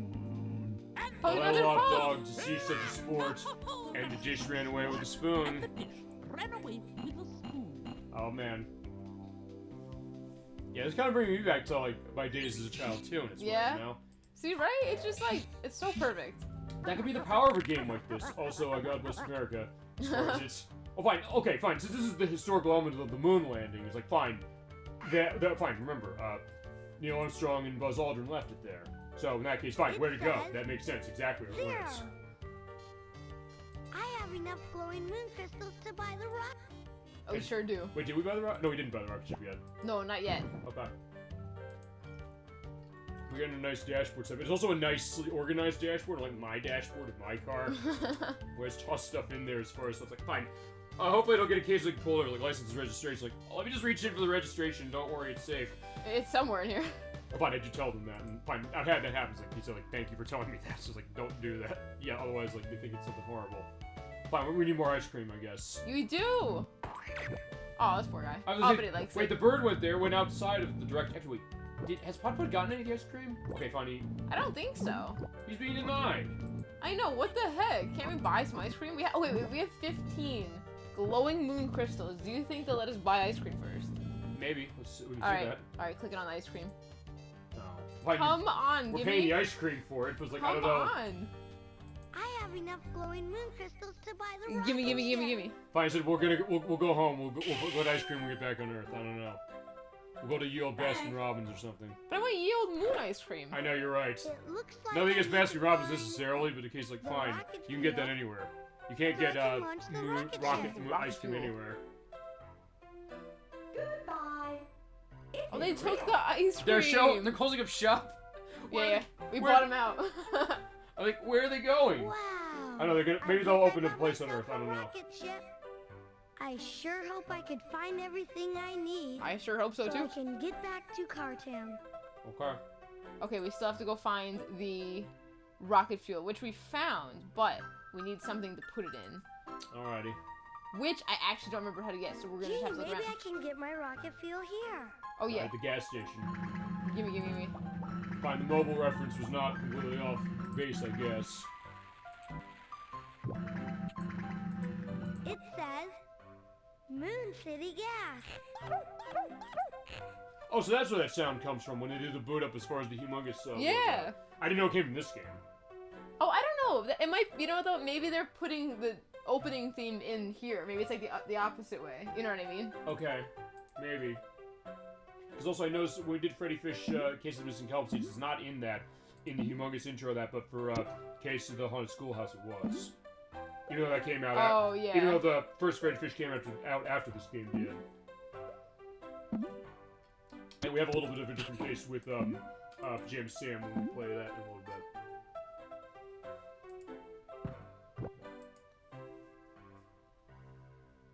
I also like the variety. Going back to music again, I also like the variety of it because it seems like it's also kind of a lot of different styles. You have this honky tonk piano going on here. You also have this kind of spacey stuff when we were first coming up here. And it seems like it's kind of a good mood it creates. I know. I know Yeah. what you think on that. And I'd like what you think too on that. What you're hearing on that? The music? Yeah, or anything feasibly. Any insight on what we're seeing here. It's very peaceful. Oh. I think it goes along with the very, very chill vibes here. Right. I mean, it also goes to what you said when we were on the show last time we played Spyro, which was the idea of relaxing with games. In some ways, this is not the same case as how Spyro was, but as far as that idea of what the relaxing game might look like, it sounds like it's kind of not too offbeat or off the beaten path for that. But yeah, we gotta Who go wants after to play again? I was wondering if the canister was in here. Okay. Okay. Oh, can it be? Is that like a random thing that can happen? I don't remember. Also, another question from chat. Does this game let you save like Pajama Sam does? I think so. I think if you hit the F5 key, you can bring up the menu, and I think it does let you save. Is that right? Let's check it out. Okay, it doesn't have it lit. I don't know why it doesn't. I mean, when I was little, I feel like I remember being able to save. Yeah, full disclosure, we're playing the Steam ports of this, which are, for the most part, porting the, I guess, the DOS version. Either the DOS or the Windows version, one of the two. I don't know which one specific. I thought they let you save. And fine, Nikki, since you played these in the olden days on the original form factor that way, do you remember if this game let you save? I'm pretty sure. Okay. I'll also have an edit just to confirm that, hey, can I get an answer to that? Hey, I would think so. Because, I mean, I guess the idea is that, hey, if you need to stop and come back later, you should be able to do that, I would think. I think so, because I feel like as a little kid, there probably were times where, like, I played for 20 minutes and then maybe, like, I don't know, like, maybe I had to go do something else, right? And then it's like I would want to save, so. Sure. Like, it probably took me longer to finish as a little kid, too. I mean, in all honesty, now I'm thinking about this, a lot of games like this on the PC do tend to let me save. So I think so. If that's not right, I'll say, well, like, hey, they don't let you save, they should. And also, I guess, get a question of what versions let you save, because this was on 3DO as well, as I mentioned. I don't know if the 3DO version let you save to that. I think it did. I don't even know how saving on 3DO works. I was telling you all about the story of 3DO, and like, $700 in 1993. I was like, yeah, it was.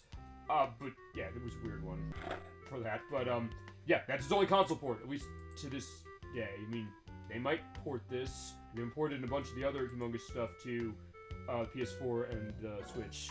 It's been, and they're all on the PC as well. Just go on Steam and be able to get every one of these. Alright, we're back here for some more sody pop. Yeah, I think we need more drinkage. So, Putt-Putt, would you like a soda pop? Yes, please. Alright, so how much more? Actually, have we drinking them all? I think so. Enjoy. Alright, that looks like a fruit punch or something. I don't know. You're right. It's like red soda. It's like Code Red Mountain Dew. Oh yeah, as I mentioned, I owe my bachelor's degree to that soda. Is that right? I used that all the time when I was having to do late night coding sessions specifically.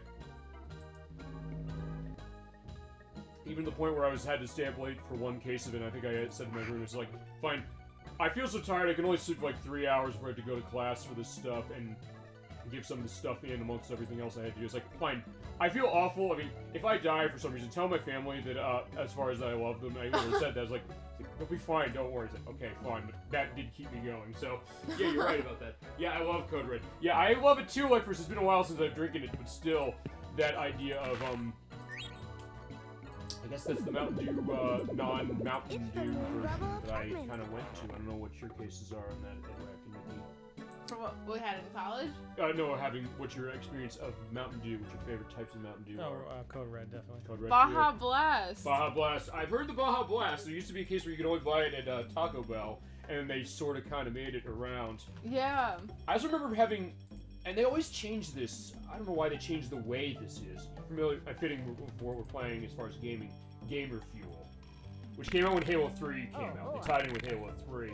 But then what happened is that they kept doing different versions of it. Like this orange. You ever had this? I haven't had Gamer Fuel, no. The first version, like this orange stuff, it almost, I think someone I read said like, it's almost like radioactive when you pour it. Oh my god. But then it changed to something else. It wasn't orange again. It was kind of... Just soda? It was adjusting as far as what it was, as far as what it looked like, even what it tasted like. Is it an energy drink? It's a soda. It's a offshoot of that, because I know there's that, there was Code Red, there was Bob Blast you mentioned, I think there's Livewire. Yes, I've had Livewire. Livewire. There's this one Nocturne had, something mango? Moons and the largest ring I think I had a mango one. I'll the name what the mango one is below, specifically. Oh, there's Saturn's rings. Ice, rock, and dust. There you go, getting your astrology knowledge going. So worry about the planets. Remember, in this game there are 9 of them. See more on the constellations. Cetus the whale. Okay, we didn't see that one. Cetus the whale. I'm into Space Whale from Futurama, as far as that a little bit. Alright guys, still nothing. Alright, what do we need left? We need the fuel. We need something to hold the fuel, so we need a little, like, container. Okay. And I can't remember what it is, so we are in trouble. Well, we'll find it, you know? Yeah, we're gonna find it yet. We've always been this way before, as I do like what Edwak's doing over there, making the slow bro dance as far as just the. I love that. I should just give a sense of like what that is. Fine, we'll have the picture of what slow bro's looking like over there, but just the idea he's bouncing up, kind of bouncing in time with the music. Yeah, he's getting in tune with the beat of this really great music. Alright, I think this is a dead end too. Yeah, he gave us the. It's very nice. He gave us what, the rocket setter? Is that right? He gave us the nose cone here, the rocket cone. Okay, because we have the rocket cone with the steering wheel with the key, and we need the rocket itself, rocket fuel, and then the rocket. Is that right? Maybe we can't get home. No, we're gonna get home. No, she'll know. Oh, we need the steering. Yeah, we have the steering wheel and key. Steering wheel, we needed these. Oh, wait, actually, we could just open this. Maybe in 22 years, someone else will We show need up. No, I can help. Well, no, it's like, fine. Look, here's the thing. If this game had a glitch to it that was unbeatable, Nikki would have known about it by now. She said, by the way, we can't beat this game. That's whenever there's a version of Impossible Mission 2. I always forget what console it's on as far as what it is, so I'll have another edit saying which one it is, and eventually I'll take the note down saying which one is it. There's an item you can't collect in one of the versions, so the game is unbeatable. And when Fallout New Vegas came out the first day it released, it was unbeatable as well because of the plugin that they ended up fix. I would know because on that day I bought Rock Band 3 instead. I made a smart person decision. Can you take the hoop? The hoop? Oh wait, but it's like a rocket, something with a rocket? Fine, he's taking it to the hoop. That's one thing we can do. He goes for the hoop. Yeah, for all you NBA Hang Time fans.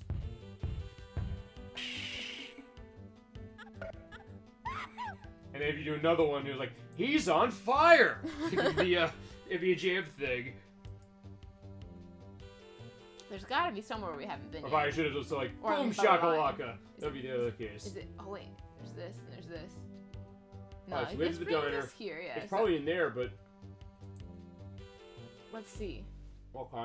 Well, either way, it's fine as far as what this is all about. Rocket, it says. Can we go in the door? So I don't think so. I don't think we can go in the door. We can't really go. Oh, we can go this way. Over there, okay. Okay. Yeah, sometimes you kind of have to like put it right in the right. Oh wait, never mind. That I maybe. think the Crusader 64. Wait, can I go the other way? specifically, I think. Wait, what if I go this way? Okay. Or no, maybe every way makes you leave. Let's see. Well, I don't know. We can find out. Okay. Yeah. Okay, so fine. Yeah, it just So makes both you ways leave. are going both ways. What about the rocket over there? The rocket is Yeah. That's Mr. So let's just Moon's take you to the place. rocket. Up there is maybe, the was planetarium. there somewhere to go beyond in here? Maybe like. I don't know. Let's see. Cause yeah, we got the key up here. Like, can you go this way? Okay, no. Or maybe you have to go back to where the what is it? Where the goop is, or the moon goo. I tried going backwards there too. We're stuck. I know. What the heck? No, it's well. What's over there? That's over This there. goes back to the moon goop, I think. Okay. Well, maybe there's something like when we first came in. If you go over the bridge again, because remember, Rover was able to fix it. Yeah, let's see. That's why I tried going through the maze again. That didn't work. Let's see. It says, caution. Yeah, caution! Don't stop right there. Otherwise, I know. You know, we didn't read it on the way in though. Was the we thing. played hide and seek, but I don't know if there's a way to go back this way. Like I It's said, finicky sometimes. would you say maybe in some cases, I don't know, is it maybe more so than some of the other humongous games as far as trying to figure out where you have to point the cursor? Maybe just like a little bit. It's like a little tough. Or no, maybe this is the end of the road here. Okay. Well, crud. Okay, we have to go back. Guys, this is a hard game. Just Well, so you know. it's fine that way. So either way, and hey, we've always said this. Hey, talk all the way through something. So I guess while we're doing that, yeah. Anything else you want to go into as far as what we're seeing, or anything else, Nikki, as far as Putt-Putt as a franchise, or Putt-Putt this version that you want to make sure that we cover? I don't know. It's just so cute. Like I really liked the aesthetic of being on the moon. Like there was something Right. really cool and like not earthly about it. Yeah, and something feasibly you couldn't do as far as the case of fine, because he joined a parade as far as the first one. He goes to the zoo. He does all these other things. He's in the race or something. I think it's one of the ones that they made later.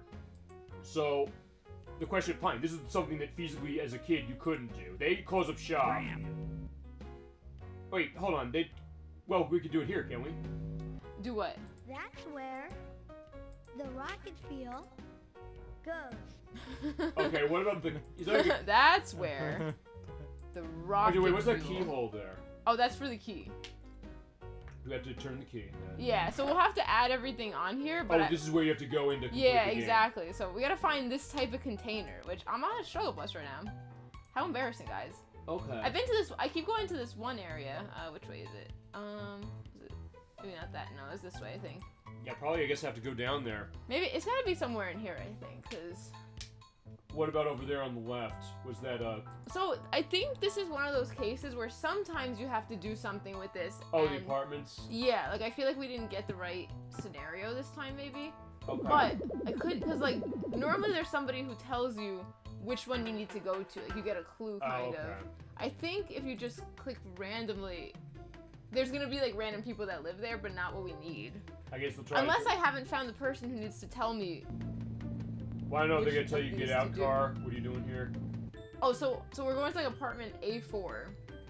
So now we're seeing who's there. But sometimes you have to go to a person's apartment who has something to give you. Maybe in that case you want to check all the apartments then? Or can you not check all the apartments? If you go up to one level, you have to go to one of them. I think you can check them all. Normally there would be somebody to tell you, but let me see if I just start clicking It might them be all. worth doing that, potentially. And I think that, above anything else, that goes to what you're saying, which is that when you come to a game like this, if you get stuck, what do? You basically kind of try everything. Yeah. See him getting in touch as far as his weights, but yeah, he's gonna need a new apartment and find the person downstairs who's like, what you doing with a hole in my roof? Or my ceiling, I should say. So it's 2C, there's that as he's doing juggling. Oh, you're doing him one It's like, hit. there's all these like alien friends who live here in the apartment. I gotta tell you, I never could juggle. I don't know if either of you were better at juggling than I was. I couldn't be less coordinated. Okay. I've coordinated some things, but not that. It's like, I can't do that, I'm sorry. Inherit Knock, my brother's really good at it, so in that case I'll give him credit that specifically way. Okay, fine. Fine, if you drop the weight down there, it's like, fine, he broke the aquarium. What else did you get to show everything as we see... We have like a plant alien. I was gonna say that, or fine, we've mentioned this multiple times on the show, Audrey 2 from Little Shop of Horrors. This is another case, and there's not an official game based on that. I wish there was. So it's like, fine, we've mentioned this so many times on the show, but there's no actual specific game. Or fine, no game we could show, because there was, there's Dance on Broadway, which is on Wii, and I think was on PS3, but since it's licensed content, I don't think we would play that. Unless we basically get a case like, meet the game, and then we'll sing the damn thing ourselves. Alright, so he's playing golf. Yeah, nice chip shot. Or chip in. As far as that Mario Golf is Oh, there's concerned. another aquarium in here? Actually, wait, this is the same aquarium that was on, in 3C. Yeah, what the heck? Maybe they're connected. Fine, there's not. I think it's their, little, space Chunky, cats. yeah, chunky space cats. Yeah, but they're having the time of their life just going down there as far as eating everything.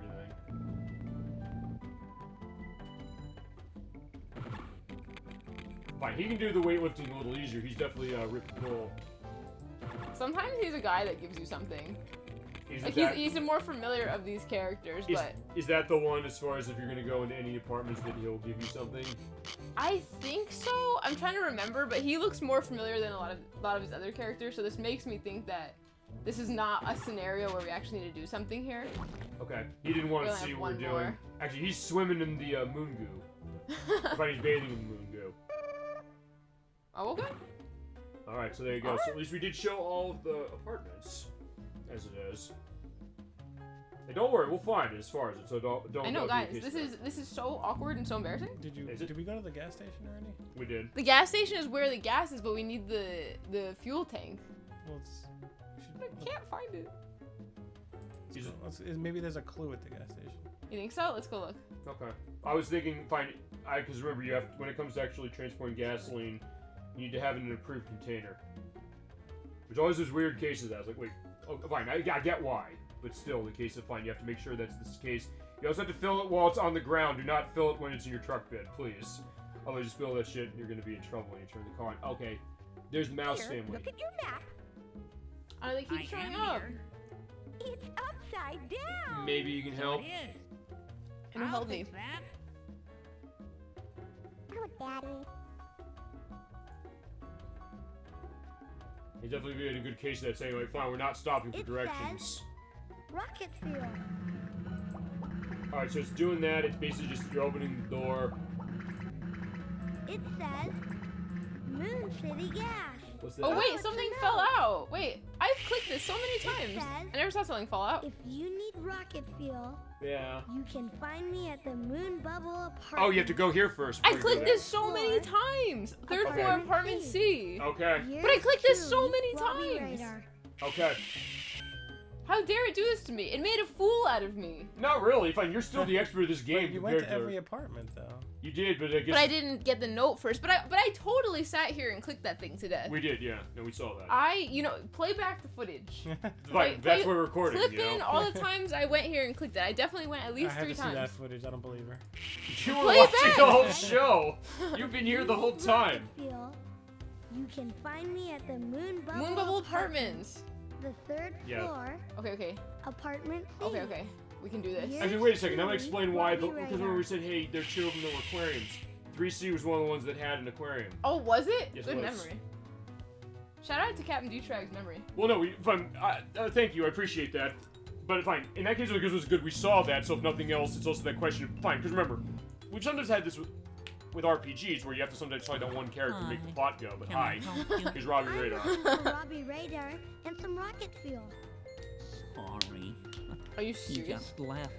He just beamed out of here. Do Okay. you know where I could find him? I believe he went to the 1st floor. Oh, he moves. Apartment D. Okay, Okay. Here, you might need these directions. Just in case we forget. fair enough.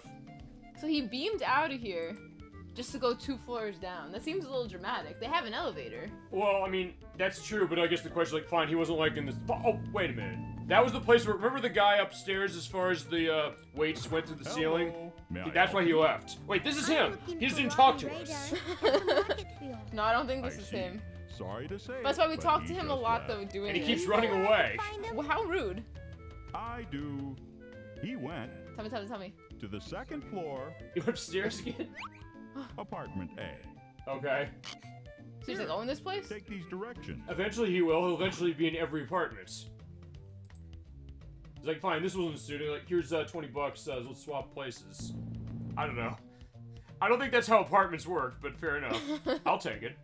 You Robbie Radar? Oh, I'm It's Robbie. Robbie Thank God, Radar. there you Can I help you? We need gas can. Please. Hi, I'm Putt-Putt. Please, the pleasantries are over. We need the damn. I'm fuel. Putt-Putt. Give me my You're right. shit. Oh, Putt-Putt. Welcome to it if you like. That's the other reason as far as this show. Oh my god. Putt-Putt watches too many R-rated movies. No, Putt-Putt's going back to his. Fine, the voice actor is remembering, like, fine, in 15 years I'm gonna be on Zane's Sex Chronicles, so I have to start getting my dirty mouth going. In more ways than one. Hi, I'm gonna make a Robbie. new one. Putt-Putt Goes to jail. Okay, I was thinking timeout, but like Putt-Putt goes to timeout. Well, no, I mean, because you were saying, fine, wait a second. Wouldn't that be Freddy Fish? Because if Freddy Fish 6 is Case with Broken Kneecaps, that's Edwak's version as far as making these games. Yeah. If Edwak was developing these games, that was it. So why would Putt-Putt go to jail if, well, unless, Anywho. no, wait. Fine, crossover time, here's the idea. You gotta play to find out. Well, that, but also the crossover, which is that Freddy's on the case of what happened with the broken kneecaps, and it was Putt-Putt all along, which is why he went to jail. That doesn't sound right. Honestly, I don't think Putt-Putt has it in him, honestly. Fine, that's the alternate theory as far as Humongous Entertainment's games, but that's not... Fine, that's B canon. I guess put it that way. Specifically, but no, fine, it's Edwak's canon. I'll take that, but hi, Rover. I'm ready to go when you are, Putt-Putt. See, look, now that we have everything, Rover's here. He's ready to Shouldn't be go. long now. I guess not. He's like, Looks great, I've waited I have 22 years. everything I need. Oh, right, we have to put it out on outside, okay. You gotta put the cone on. After you, Rover. Okay. We have a new friend who's gonna come in. Oh, I see, and then... Okay, now we get to do the fun part. Alright, so what is the fun part? We get to put the fuel in, That is fun, you know? right? Also, remember as a kid, you can't fill up your gas tank in a car, so there you go. And you didn't spill a drop, there you go. Not even just a little, exactly. We're definitely getting home. Okay, we're gonna need the steering wheel.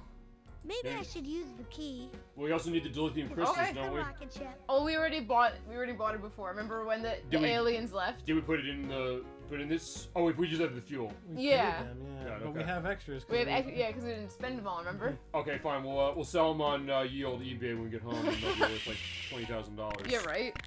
And then we can get all the Okay, extra and for the game. we have Pep, we have Rover, we have everything. Alright, we're going home. Whee! Uh-oh, feels like we're running out of gas. I don't like that noise. We have tons of. We're full the whole way.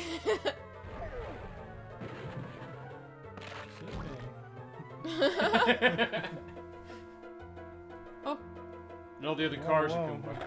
oh, they're like, what happened? Hi. Putt-Putt, you're back. We're back! We were worried. Who are the about other you, cars little we've seen in the fella. other games?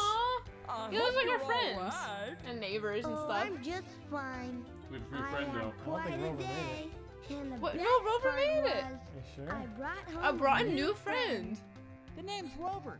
Papa would never leave Rover. Honestly, and that's so cute. Like all our friends missed us, and now we made it back, There's Mr. Moon. and we brought a new friend. Good job. It's the man on the moon. There you go. We did it! All right, so there you go. That is Putt-Putt Goes to the Moon, directed by Ron Gilbert, as I mentioned, who had experience, as I mentioned, with LucasArts, who did, we talked about this right before we went on the show, the Scum engine, which is the point-and-click engine that was used in a lot of games like The Secret of Monkey Island and Loom and Indiana Jones and the Fate of Atlantis, amongst many others. Actually, going back, we said this off-screen, saying you wouldn't want to play The Secret of Monkey Island. Actually, it's just the name of an island. There's some stuff with that specifically, but remember, you're also a wannabe pirate named Guybrush Threepwood. You ever play The Secret of Monkey Island game? No. Yeah, in that case, like, he's a Guybrush Threepwood. He wants to be a pirate, but he looks more like a flooring inspector. Those are great games. They're absolutely fantastic. I do want to show them. And there's tie that with Metal Gear Solid 2, which we'll talk about next week when we play that. Alright, and it was Chris O'Connell did the main theme of the game as far as how it is. Brave and cheerful, but could have been more careful. Putt-Putt goes to the moon.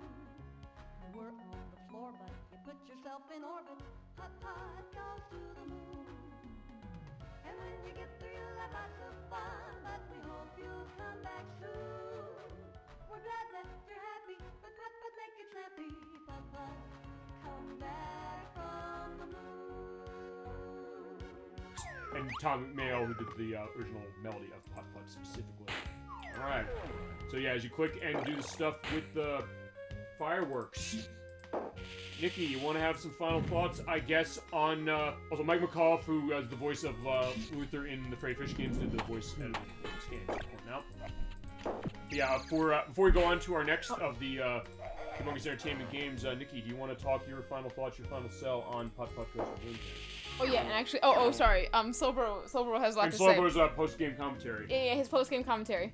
Oh yeah, that was great. All right, we didn't know if it was gonna happen. It was getting a little dicey at the end. We didn't know where to go, but in the end, we found all parts of the ship. We got plenty of moon crystals, extra to spend on Earth. So, we're gonna be spending those. We're really min-maxing this game here, and we really managed to do it this time. We did it last time, we did it this time, and I suspect we'll do it next time. Okay, Indeedo and Nikki, and then what's your final thoughts on this game?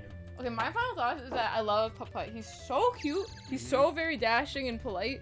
And I just wanted to be just like him as a little kid, He was my inspiration.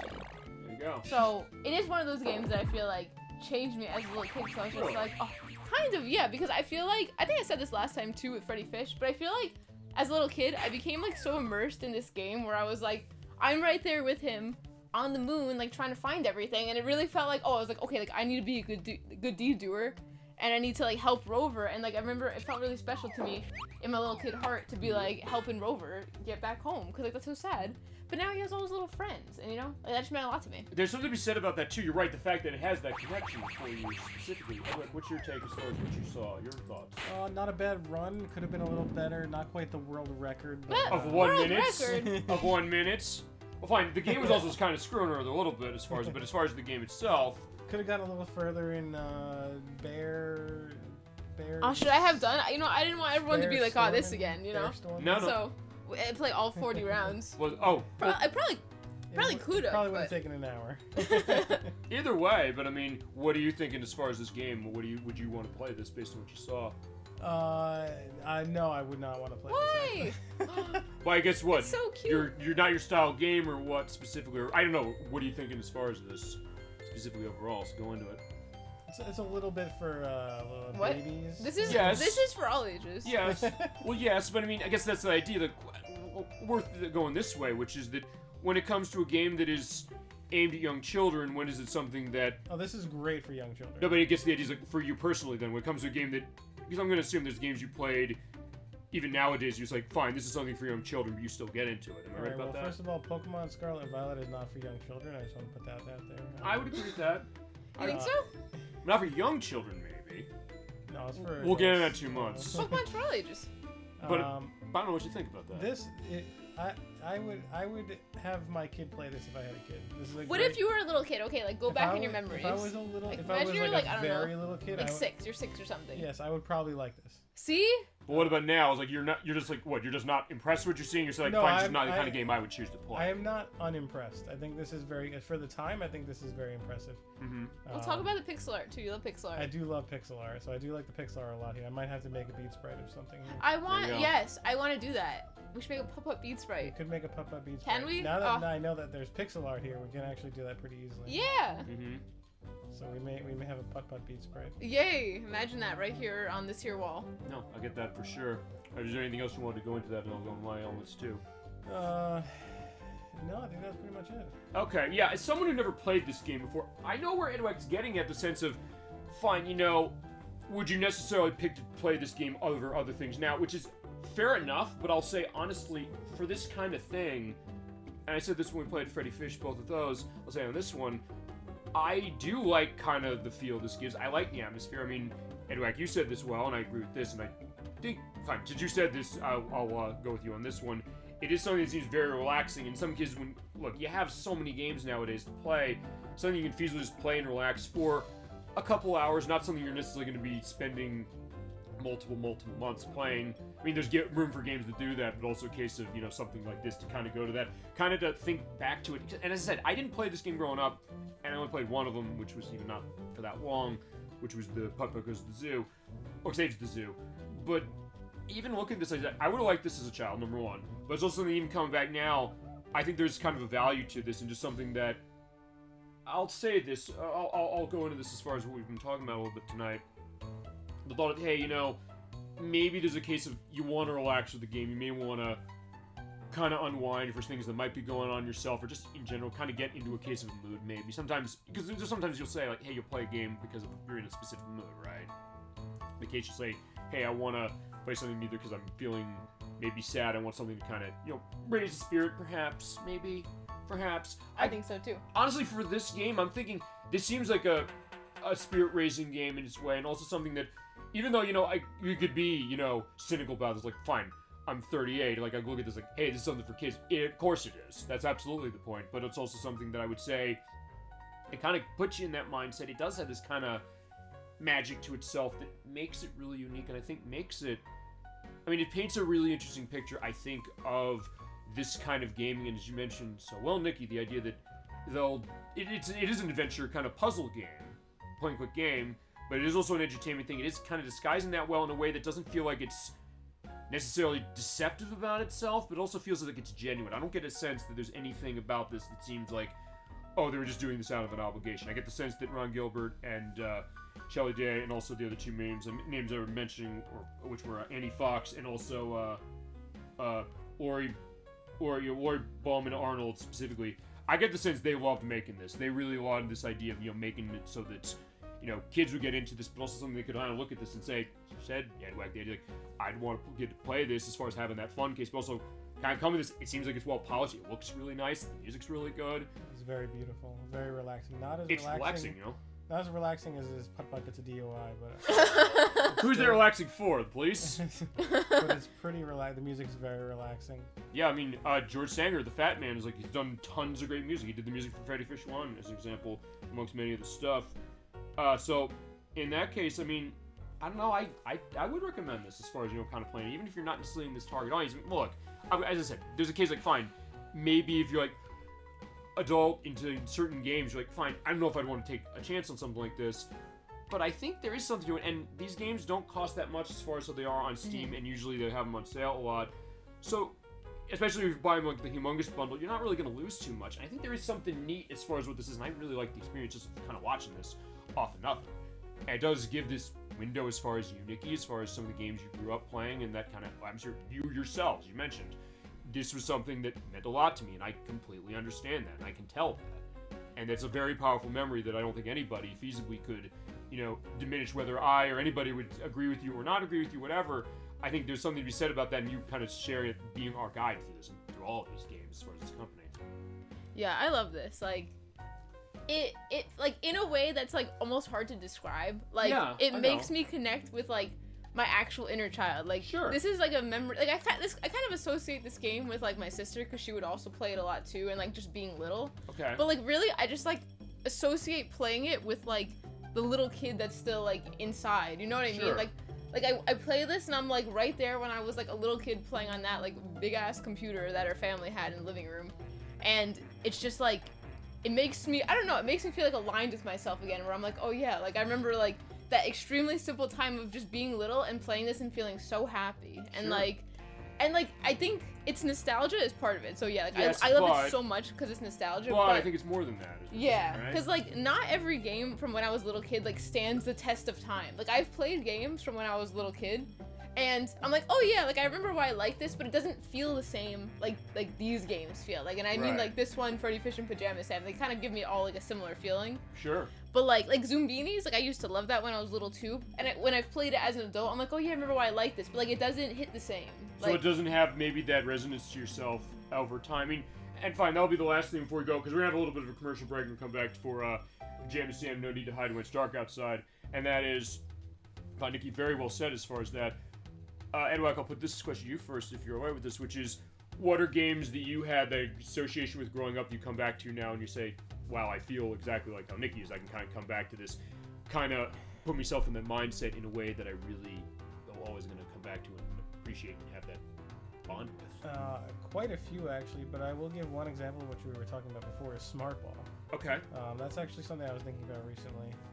Like, Smart Ball is one of those games, very simple, maybe not too heard of too much on SNES, where I recently added, like, the soundtrack to my phone, to my my collection of video game music, and I was listening to it, and it put me exactly like what you were talking about right there, exactly back, like, when SNES came out, when Smart Ball came out, and me just playing that over and over, and it was a little tough back then when I was little, and I'd have to replay it to try to get to the end, but sure, that exact feeling, like what you just described, that's how I felt. And honestly, I had never heard of this game. It's by Game Freak, who made Pokemon and Drill Dozer and Tembo the Badass Elephant, amongst other games of theirs. And also they made Pulse Man for the Sega Mega Drive. And so in that case also it means, like, hey, when we get to that game, that feasibly is all yours. I don't think anybody else is going to touch that, because I never heard of that game. I don't think anyone else knows about it. But that's good. That's also a great case. Sharing something that people maybe don't remember, something that puts you in that. In my case, it's like the Sonic the Hedgehog games, particularly the early stuff like Sonic 1, 2, 3, and Sonic Knuckles that way. And Sonic CD as well. Kind of that aura that I kind of get off of playing those, I can come back to those. And with a couple exceptions, none of the other stuff with Sonic tends to do that with me, although one that did was Sonic Mania. That's the one where I was like, when we played that game, and we have reason to go back to that for the Encore mode. I remember it was like when I was growing up, which is I always associate for some reason, I had to go to the doctor. I didn't like getting a vaccine specifically because, like, hey, it hurts as far as a young child that way. But it's also something I always got to come home and play Sonic. I did that as far as when Sonic Mania came out. I took the day off of work after it came out, just because I had to go to the doctor for that, and I had to have a case of that. But then I came back and played Sonic Mania. It was like, I was grown up again as far as it, but playing this game, just having a great time. And is it that special connection you have with something? And Chad, of course, you can feel free to go into that either now or also when we come back in a couple minutes for the next game of this.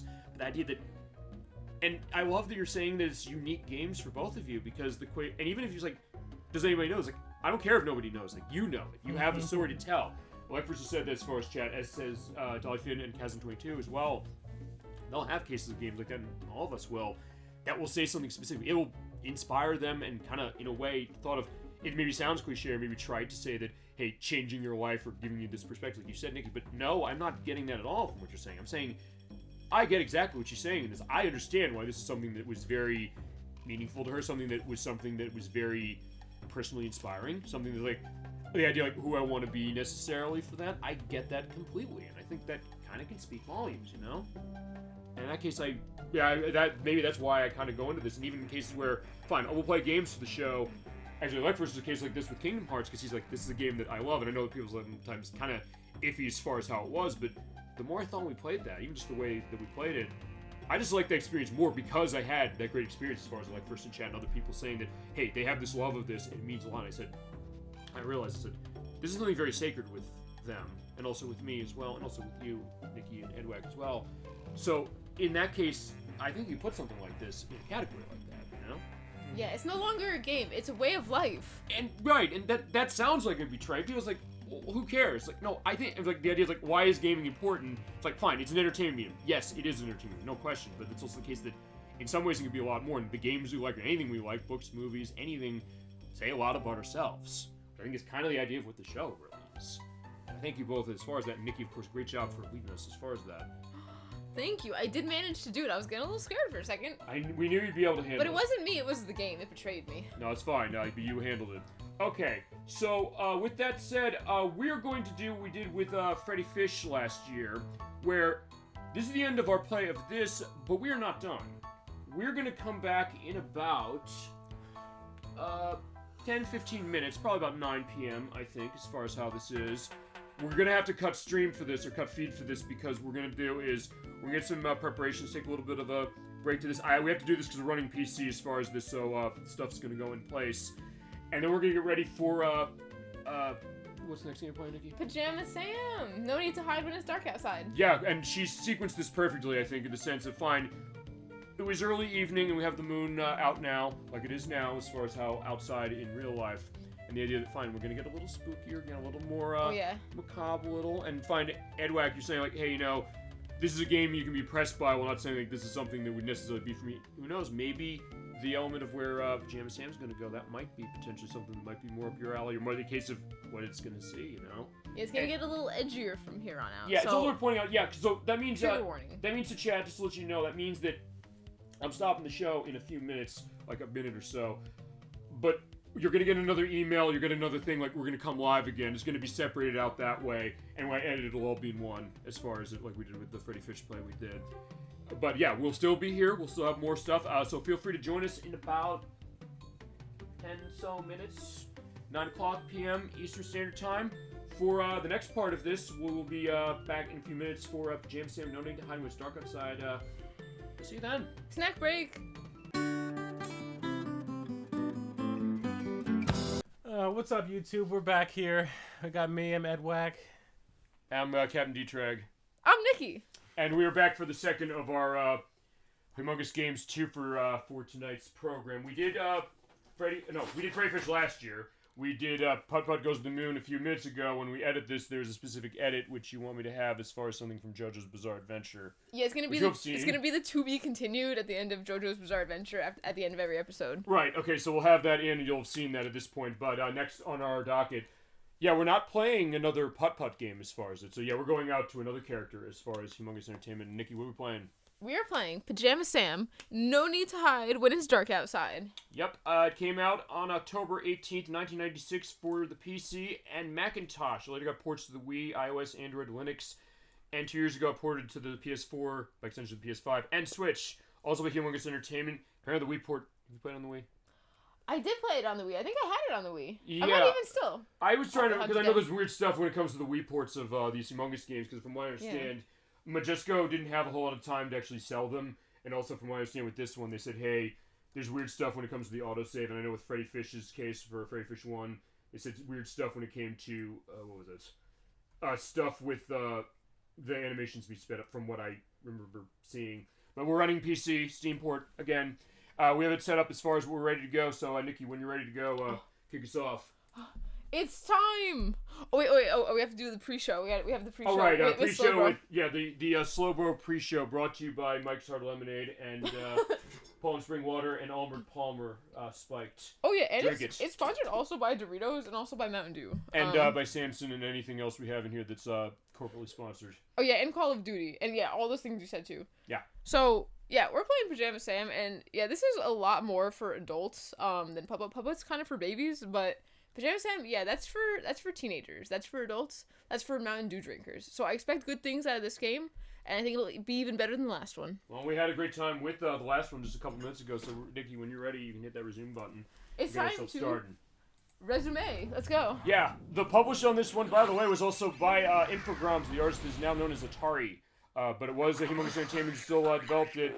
And there they are with a new logo with bouncing ball there. But started right because talk us. We're having a comic book read live on the show. Time has come to hatch my Wow. sinister plot. This lever will activate my blackout generator, and the world will be thrown into eternal night. Yeah, it's kind of like the ooze for the Sega Genesis is how it looks, but yeah, not so fast, Darkness, because we have. It's Pajama Man. And I have Yep. some gadgets of my own. Take that. Ah! It takes 20 D batteries, by the way. I love that Do you have touch. anything to say before you're sucked into my portable bad guy containment unit? Trademark. I wish you'd pick up your socks once in a while. Sure thing, Mom. You can consider that done. Okay, Sam, you remember tonight's the night we go to sleep with the lights off. Oh boy. Oh my God, are you serious? I'm ready. And I can put on my Pajama Sam mask if I get scared. That's good, dear. Good But he's night, doing kind of a Sam. little concerned. Good night, Mom. No. He's not scared. He's a big boy. There's He no is. need to hide when it's dark outside. No need to hide when it's I love the way they dark like outside. this. I'll say this right now, what I'm scared. seeing. Darkness lives in my closet, but that's okay. I'm not scared. Okay, I'm scared. No.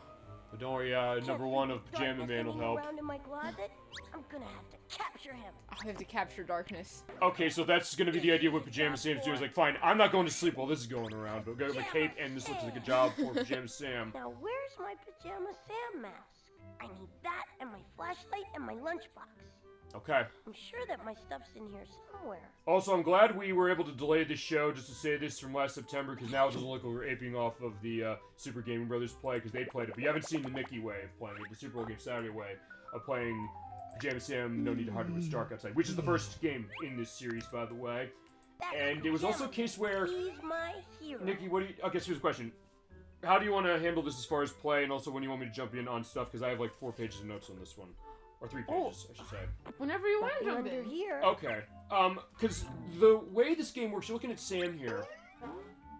Interesting piece of lore, and you probably know this, Nikki, I would think, but because your experience with this My signature Enterprise, edition all as we red got, Pajama what Man are we getting here? lunchbox. The lunchbox. Yeah, no, it's our portable bad guy containment unit. Okay, there you go. Now I just have to find my mask and my flashlight. Okay, yeah, because this game was demoed before it came out at E3 in 1996. Remember E3? It is not a factor anymore. But back then, Pajama Sam actually had a pumpkin head to himself. Now I just have to find my And- Yeah, okay. Actually, in the third game, Pajama Sam 3, you eat from your head to your feet. I love Yeah. the really long names of these games, Yeah. by the way. They actually had a direct reference to that idea that they were doing that in dev, and they showed that off when they were doing trade show experiences before the game came out. And now he does, as we've seen him now. Also, we talked voice acting. You know, it is funny that you said that. So you said a pumpkin head, you said? Yes. It's funny that you said that for reasons that you'll see later. In this game? Yeah, actually. I didn't know that, actually, Okay. but that is funny. I just- You'll see. Where's Freddy? Yeah, Freddy was up there. You're right. Miss Freddy Fish. Over she here. returned. Oh, Look there at we and go. Freddy Luther. Fish and Luther. Yeah, it's like old times. I know. They do that a lot, where they put like a different Humongous game in like another one, like a little reference. I do love that, specifically. I know. One thing I do want to jump on voice acting, well, 2 names specifically. Pajama Sam is someone very famous who voices Pajama Sam here. It is Pamela Segal Adlon, who was the voice of Bobby on King of the Hill. And it was, Dang it, Bobby. yeah, I was like, dang it, Dale. Nothing under here. What's the point in arguing? I'm gonna kick your ass. But and he was also the voice of Kat in the English dub of Kiki's Delivery Service. She also was Rebecca in the movie Say Anything from the 1980s. Did you ever see that? Which one is it? Say Anything? No, I haven't seen that. It was from 1989. It's a great movie. It was also the voice of Dewey Duck on Quack Pack, Derek Generic on Bobby's World, Carla and Pugsy in Grim Fandango, if you know that one. as well as Moose Pearson on Pepper Ann, Spinelli on Recess, and Shinra in Final Fantasy X-2. And also played Sally in the movie Bumblebee. It's all Pajama Sam? Yeah. Oh my god, wow. Yeah, That's Kevin crazy. Segal Adlon, specifically, is voicing, and Sam's mom was voiced by Kathy Bajin, who is the voice of Gina Cross and the Dark Mesa transit announcer in the Half-Life games, and also is a singer in Little Nemo, Adventures of Silverland from the 1990s, and also is the voice of Bay Bear in another humongous game, Spy Fox, specifically Dry Cereal and Operation Ozone. So we got all our stuff with Pajama Sam, is that correct? Yes, we found everything we need to defeat darkness. Okay. So we beat the game? Well, I don't know, maybe. And you can kind of hear the Ket voice from the Kiki's Delivery Service stuff, which is fitting because we're playing Metal Gear Solid 2, where Lara Cody, who's the voice of Ket's aunt in that dub, is Rose in that game. But, oh shit, there's actually something in the, wait, there actually is something in the closet. And there we go, there shows the adventures of Pajama Sam in No Need to Hide When It's Dark Outside, the first one. This is very Gex-like. Yeah, another one, like, that's another Which one one? you're big on. Gex. the Gex? gecko. Oh. Whoa. Another Where case with are some we? very famous voicing him. Oh, This no, looks sort like where darkness well, famous, is, yes. alright. Famous Better go comedian find it before Mom Dana knows so Gould, gone. as it is. Alright, so yeah, what is the element Well, on there's no Pajama Sam turning here, back Nikki? now. So, now we just fell into this, like, bizarre kind of world that was in our closet. Yup. And we're trying to find darkness to defeat him, and we're hopefully gonna get back to our room before our mom finds out that we went out. Well, into- did we into go here. out? Or she Well- think like we got kidnapped? We disappeared apparently in his closet. So Okay. we're like, where are we? This is like a weird kind of place. And already, there's definitely something a little more dark and a little more sinister, but as we said off screen, the idea that you think about survival horror games around as far as, you know, the leads of games like that, like Henry Mason and Silent Hill, Putt-Putt. Putt-Putt, that was hat- the heart. Oh, Oh, no, there. the hat says Freddy Fish. Yeah, Freddy Fish is I all said- over the place. We got Sam. Sam, wait, which Sam is that? I assume Pajama Sam. 'cause Or is all it Sam the familiar. Seagull from, I don't know, is it? Imagine, I don't know. It's probably realistically just Pajama Sam because it's doing like Freddy Fish. Wait, where's Why is he tapping his foot like Sonic? Yeah. I don't, There's the Putt-Putt one. because he's a young boy. It's like Sonic that way, when you really He's think like about it. impatient, you know? He's like ready for adventure, and I'm sitting here just dillying and dallying. Also, the look of him, are you familiar with I had Cosmic no Space idea Head? my closet was this It's from big Codemasters the on the inside. Sega Genesis. I'll have a picture of that. He kind of looks like that, but honestly, and kind of a point-click game like this one. But honestly, this looks a little Too more far to intriguing, reach. honestly, with that specifically. You have the bouncy ball. And like with the other ones, I'm gonna assume the name of this game is interactivity of everything in the environments. No pixel art this time, unlike Yes. with Putt-Putt, and also randomly generated aspects of the final challenge. Exactly, yeah. So it's gonna be like slightly different every time. Okay, careful. Whoa, shit. Whoa! And now, Oh my God, Pajama yeah. Sam's it. Customs and gentlemen. Whoa, Well, shit. well, what have we here? Looks like a flashlight and a signature Hey, give it back. little Pajama Man lunchbox. They know who that is? Oh, yeah, they know. Land of darkness, young man. Oh, wow. Declare? Well, no, I guess. Yeah, this isn't an airport. We don't have to declare our luggage. We better Oh, they're confiscate confiscating it. these items. They could be dangerous. How am I gonna kill someone with that? I'll find a way. You're traveling Well, they are our weapons. supplies.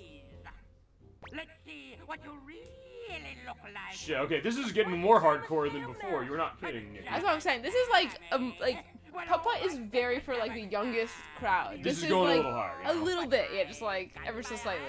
But it's also that kind of fun horror, like something like Luigi's Mansion, so we kind of get that going as far as it, and a little early as far as that before we get to Halloween. But he's stuck, Yeah, so they how's left he us getting here. his way out? Isn't that rude? Yeah, fucking trees. Somebody needs to take a chainsaw to those trees and cut them down. Like that's so completely rude. Okay, so what are we gonna do with these things? Oh, fine, he's gonna find his way out. You can borrow that if Oh. you like. Aw, Thanks. I feel bad about you losing your things. it's a That's nice nice. How am I supposed tree. to capture darkness without all my stuff? Seriously. Well, I'm sure your things are here in the land of darkness somewhere. If you Okay. look around, you might be able to find them again. I hope so. I'll bring you back your rope later, okay? Good luck. Okay. Alright, by the way, as far as the voices of those trees, they're... Fine, there are two I found credited. One is the late Greg Valent Thomas, who was Paul in the 2016 film Narco Hitman, a cabbie in the 1990 film I Love You to Death. I did a lot of stage work in Seattle and Oregon, but unfortunately he passed away in 2017 of bone I cancer. hope He was that only nice 58, tree's not unfortunately. too He's kind mad of a that young I one. lost a rope. Oh man. And the other one, At and least there's I other got two this other great characters we'll piece see of later. I'll wood. mention them later. Was voiced by Stephen White, who is the voice of MC Ballyhoo in Mario Party 8 for the Wii, as well as Grill and Grill and the narrator in Fire Emblem Path of Radiance, which is on the GameCube. That costs tons of money. Also, the voice of Sam the Seagull in Freddy Fish 3, Case of the Stolen Conch Shell. Is it Sam the Seagull in that one? I think isn't It's somewhat Sam some in the Sam. first one? Apparently in the third one as well. Okay, Sam is in the okay. third one. As well as Rudy Beagle in the sequel to this game, which is Thunder and Lightning Aren't So Frightening. As far as other people, we'll see. We'll bring it up later. But, okay, so what else we got going on this one? So even though we told that nice tree that we were gonna lose, we were gonna give her rope back. We used it to get this board, Okay. and we lost the rope Okay. Also, I'm gonna. immediately. Yeah, fair enough to that specifically. Okay, so in the cave we go. We're gonna go into the mines. Okay. We got this card guy here. I'm Pajama Sam. I'm gonna capture darkness and put him in a lunchbox. That's great. My name This is very Blood. like, Really? I'm Naruto. No, I'm not gonna become the really. What Hokage. did you say? Like, he just Believe walking out it. announcing what he's doing. Look, I'm sorry, kid. I'm just real depressed is all. Oh no, See, I fella. used to roll all over the place on this here track. Up, down, sideways, loop-de-loop. All I had. But Yeah, he then I probably got- was an outtake from Donkey Kong Country. Is that the idea? Yeah, rust. He's got See, rust my on his wheels pizzas. are Oh, rusty Jesus. tips when I'm ain't stuck good. right here on this spot. this is a lot more Can't mature. move at all. A depressed minecart who's aging Yeah, and especially in sad. summer. when Yeah, the it's pigeons I come like down here. the way I always categorize it in my mind. I think it's pretty accurate. Is like from like most like babyish kind of to like least is probably like most is Putt-Putt, then Freddy Fish kind of in the middle, like only slightly more maybe than Putt-Putt, but still similar. And then this. Well, we said before, you said this last time, I said, what's the most difficult one as far as a game like this, but also the case of, fine, they're all appropriate for children, yes, but also the case that where's the one that's going to be for the older children that way. The idea of it being a little more scary, a little more intense. So, you know, I mean, as far as like theme, then definitely this one. Yeah. Definitely this one, Okay. yeah.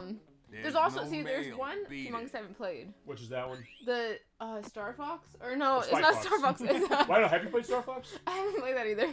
Okay, so Star Fox, but also Spy Fox, right? Spy Fox, but that was the only of the like major humongous ones that I never played. Well, I guess you just, it just passed you by over time? Is that what happened with that one? Oh, my mom and dad never bought it for me.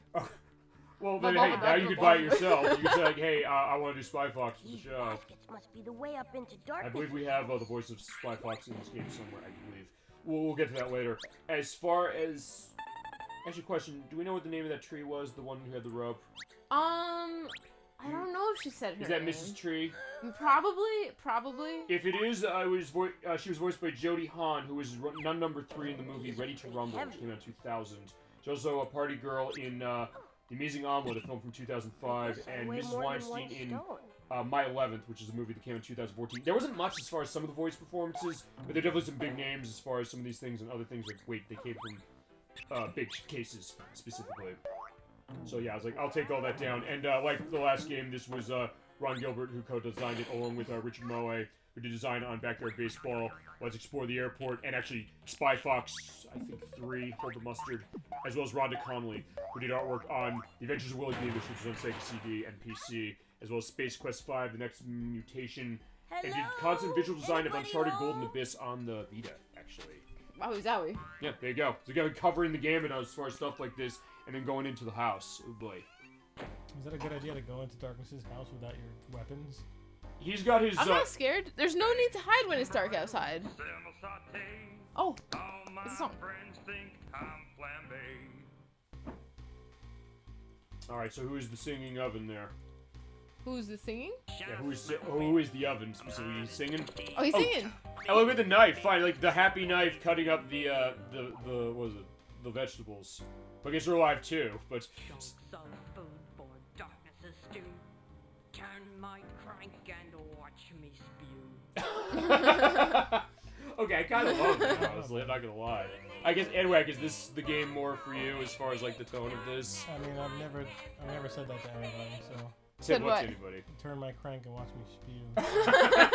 That we know of. But recently, Allegedly. yeah, I know, but fine. No way.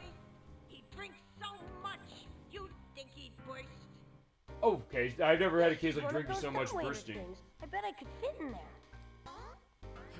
Oh, okay, good. I was like, first, no, don't go in the other thing. No, we allow it. No, we simply can't allow it. Can't allow what? Can't allow us to go in.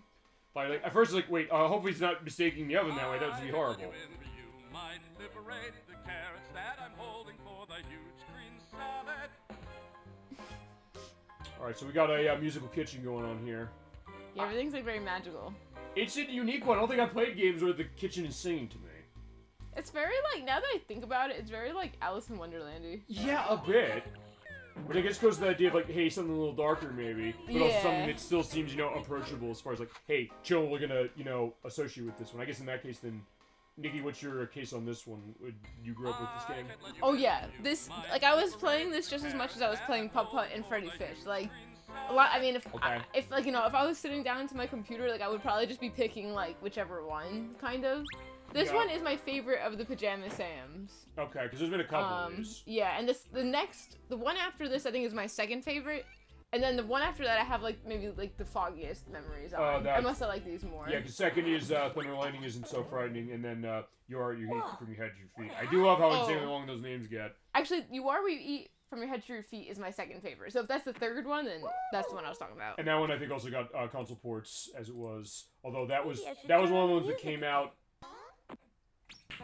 I'm trying to remember what's the ones that came out that didn't have music when they did the console ports. Was it this one or was it the third one? It was the one on the Switch that didn't have the music when they did Freddy Fish, The Case of the Hidden Conch Shell. Which is the third one of those. The third one, yeah. And when they released the other ones the year after that, because they did more of them, did they make that mistake in those ports either? Do you remember? In which one? I'm sorry? One of the later ones, because I know the first one you said, like, where's the music? Fine, you do what I do when there's a port job. It's like, they didn't do this right, this is a problem. But that's your case, like, these, so, like, wait, where's the music? It seems like it's off. Not having that. Yeah, it was very strange. It does feel very weird without the music. I guess here's a question, because this is like a horror game, but this didn't have music. How smart! Would this maybe be like Silent Hill 2 or something as far as how terrifying it would be? It would probably be so creepy. That's right, Blink. But you'll have to answer a few questions first, because as you know, no one can pass through the doors of knowledge without first playing the Brain Tickler. Alright, we're gonna tickle our brains The now. Brain Tickler. With a Wink and who's the other one? First contestant. What's your name? Oh god, I missed it. It's Sam. We'll do it in a second. He's Sam, all the way from, well, wherever it is he's from. Hey, show some damn respect. I know, right? Skydiving, Excuse you. Channeling ancient spirits and stamp collecting. I don't collect stamps. They You're don't- making that up. And he'll be playing today for the right to pass through the doors of knowledge. He'll be asked questions from 4 categories. Okay. Once he's correctly answered one question from each of the categories, he wins. Alright, so we got a quiz going on, I guess. Is that the idea? Yes. Right, Wink. Step right over here, Sam, and select your first category. Our categories today are music, entomology, art, and the land of darkness. Alright, so yeah, it's like Jeopardy. This is fine, because this is when we play a Jeopardy game where we're playing music for 200. All right. Music! Here Answer. is your question. What instrument do you play by banging on it with a stick? Oh my god, it's probably a piccolo. I was thinking the same thing. A drum. That's correct. So now in this case, you do have to know the quiz. Good job. I like his little cheering, like his little fisties going. Yeah, there you go. Down and 3 to go. You're doing well. Thank Go you. ahead and choose another category. Let me try entomology. That's a All big right. word as far as something with a kid, but yeah, it is the yeah. study of bugs. How But many hey, cool legs case of that. does a centipede have? Way more than anybody I know. That depends on the centipede. A tenth as many as a millipede, or 100. How many I don't legs actually know does the a answer. centipede It's have? one- I mean, it must be. Is 100? It is, yeah. I cheated. 100. No, Alright, no, you phone a friend. Okay. That's gonna be Edwak when I start Super Mario Okay, Sunshine. cut that He'll be part outside out. the damn door. Cut you telling me out of the video, so it looks like I No, did it. no, it's like this. No, we're not cutting that out. Because otherwise we're gonna lose content, and also because like, hey, this is a collaborative thing. Like I don't know. It's like fine, maybe somebody else knows. Maybe chat knows. I've sometimes gotten the case like I chat will should have know. asked chat, and you know what? Let's see what the next question is. Let's see if chat knows. Fine, in that case, chat is gonna be up to you. Because actually, Dollyfin helped when we did that for Adventures of the Magic Kingdom and NES. How do you know about art?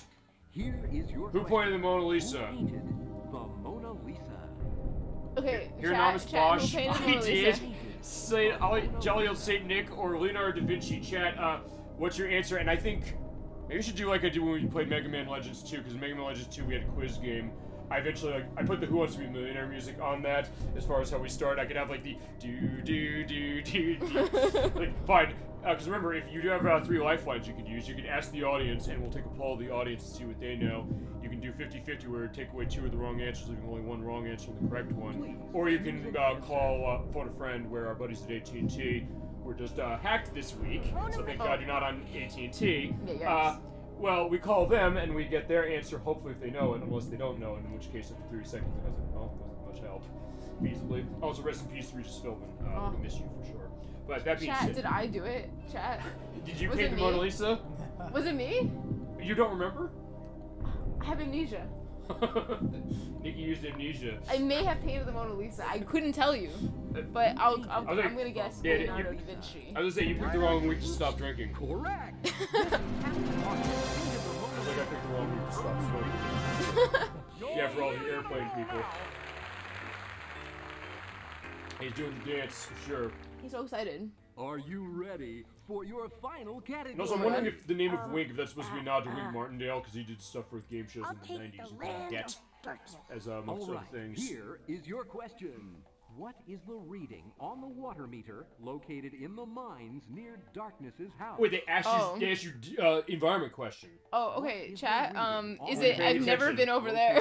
Beats me. Can I try again later? I don't know. Okay, so wait, we don't know? So, well, we didn't go there, so we don't know. So it's not. So. I don't know. Here's a question. Actually, no. Here's a question. You're saying we don't know because we haven't gone over there. Are any of these right? No. So you actually have to go see it. You can't just randomly guess. That's right. So go ahead and pick a category. So we're gonna have to come back later and finish the quiz. Take a break and I'll come Alright. back later. Of course we can. Because there's always... Okay, that's nice. Like, we can't just walk away from our question. We'll be back after a few short messages. Also, fine, they said, as far as the voice of Wink, I think IMDb might be wrong about this, as far as how it was, who voiced Wink, but so we'll talk about that later. I don't think that's right. Oh my gosh, so that's Putt-Putt! There's Putt-Putts like we saw you, and Pep. And Pep as well.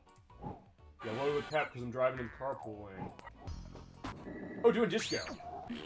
Oh, it's a song! Oh yeah, you know, I wanted to mention that before, I forgot. Yeah, go ahead. So, for anybody that watches like the pre-show, like the very beginning part, when we were doing all the testing, there was a sock in his room, like right in the corner that we picked up.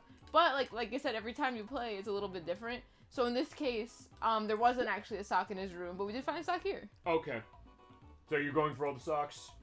I've never been able to find all the socks, which it's really not that hard when you see it, but somehow like there's quite a lot. So I don't know, maybe some are like extremely hidden, but we gotta find all the socks. Oh my god, we could try. I've never done it before. You want to do it? Go ahead.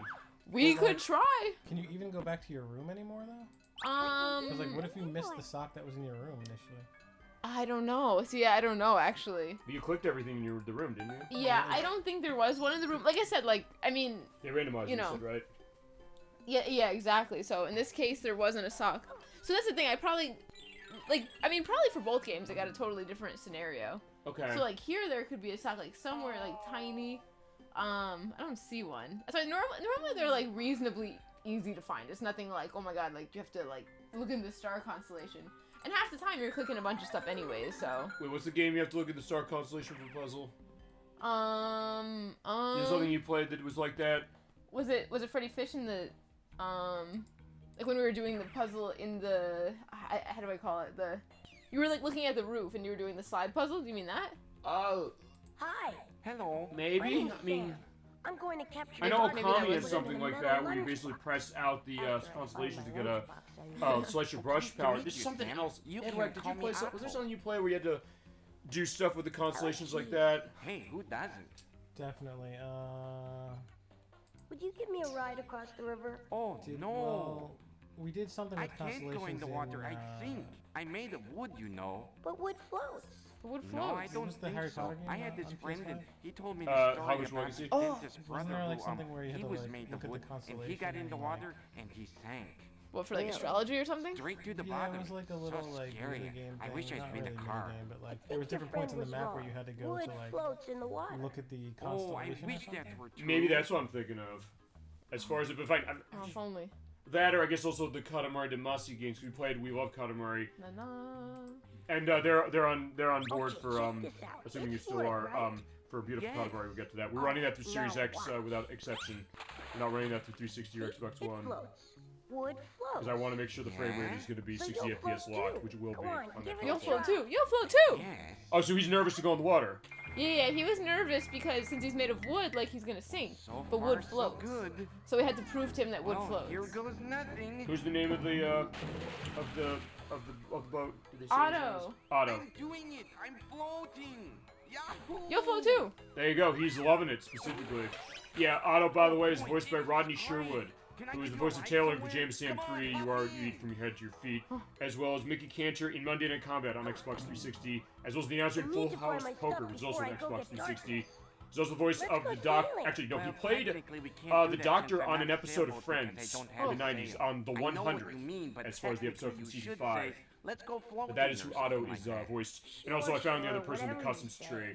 Let's go sailing. Okay. The other voice of the custom tree was Craig English, who is the voice of the T-Rex in Putt-Putt Travels Through Time, Paul the Bully in Freddy Fish 3, The Secret of the Stolen Conch Shell, that's the third game, as well as Clyde in Freddy Fish 5, The Cave of the Creature, the Case of the Creature from Coral Cave, as well as the voice of Lenny in Spy Fox 2, Some Assembly Required. So mostly a lot of the other humongous stuff. As we see, Jesus, that color explosion here is just gorgeous. I know, right? It's all like volcanic goo. Yeah, look at that. The primordial goo. It really pops out. It's beautiful. What did I know, you say right? that thing was called? That's a geyser. A what? A geyser. It's kind of a hot spring that spurts up water and steam every so often. It works kind of like a coffee percolator. Water in passages deep down where the rocks are hot. Okay, fine. Okay, I'll tell you what's going on. Gratuitous educational segments. Content, okay. Because we have subtitles is going off screen. Okay, I like that. That's funny. Yeah, it's like this game's like a little sassier, you know? Like, Pow! It erupts out along with all the colder water on top. Tell me Then more. The water flows down into the deep passages, and the whole thing starts all over again. Most geysers are located in Wyoming, New Zealand, or Iceland.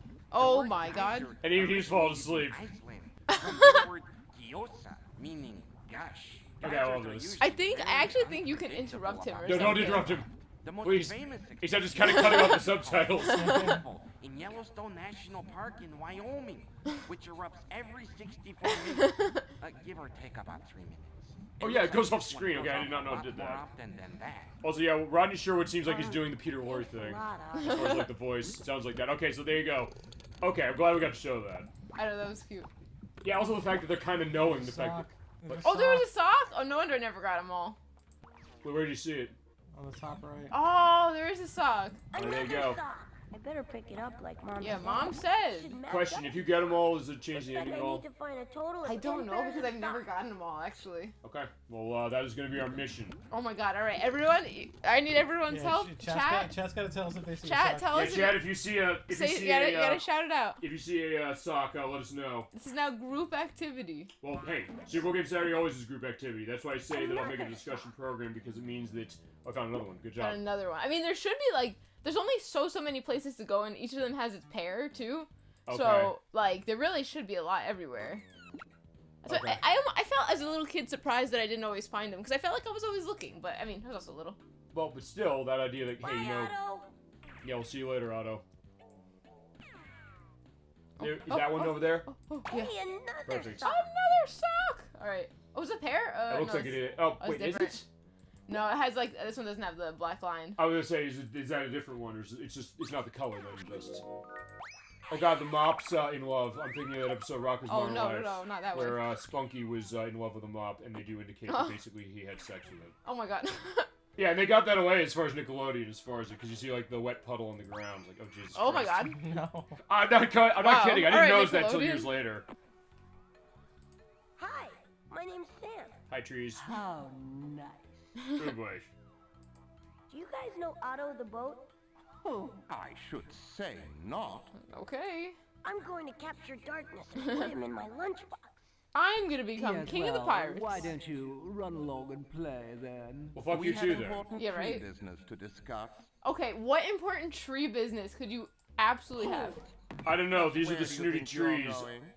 Nowhere serious really. right now? I just wanted to pass by. Just barging through like that. Yeah. Even asking This is a little dark. You're not kidding about this. Like, this is so It mean. is customary. I guess the idea is you mentioned teaching children this way, like, hey, you know, Inspection, is it? you're gonna take my stuff now. I assure you, we have no interest in your stuff. If you take my socks, I swear to God, I'm gonna run you through with a saw. I know, like, I'm not finding these socks again. No. No. Okay. This is an exclusive road. It's for trees only. Yes, trees only. Okay, Are that they is. teaching us about racism? Like, Well, I was gonna. Well, fine. Now that the game brought this up, I was not gonna mention this earlier. But remember the blow tree? It had a rope hanging on it from earlier. You don't think the? oh, what was it? It had a rope. Okay. You don't think these trees are doing lynchings or something? I hate to go there, but the game brings it up. Oh my god, can you imagine? That would be so dark. That would be Frog in it. Bioshock Infinite, or it would be I think what's a game that has something like that in it aside from fine. That one you throw a black you throw baseballs at a black person feasibly, or if you don't, you basically take a hook thing and cut people who are doing things like that. Wait, is it a game you're saying? It is Bioshock Infinite. You played it? No. Actually, you played any of the Bioshock games? Edwak, have you? Bioshock. Oh, Bioshock, yes. I've only played. I played one, like a little, like but like not. I was like watching someone play. Okay. One and two, yeah. I don't remember that. Infinite is the third one. Infinite is an allegory about racism as far as it, but the idea is it takes place in the clouds. Although you think that, wait a second, it's going to be maybe potentially heavy-handed about that, but and it seems like it is at the beginning, but it honestly kind of twists itself around so much. Maybe at the end, it's kind of really asking you to reevaluate a bunch of stuff a little bit with that. But fine. Now they brought that up as far as like, you're saying the racism. Like, fine. I wasn't gonna bring that up, but fine. The game brought it up, so like, fine. I'm gonna bring it up. Like I never thought of it. As I didn't. I wouldn't have either. Nobody would. This is the first time I've ever had that thought in my whole life. Visually, you wouldn't, but we got a sock. We got a dad's sock. socks. Those dad socks? Fine. We found a pair of his socks. We got a pair. Right. Can you click the socks here? Wouldn't that be funny? So I was like, yeah, we're going back and sock here. Yeah, I guess not. Probably not. I would guess not.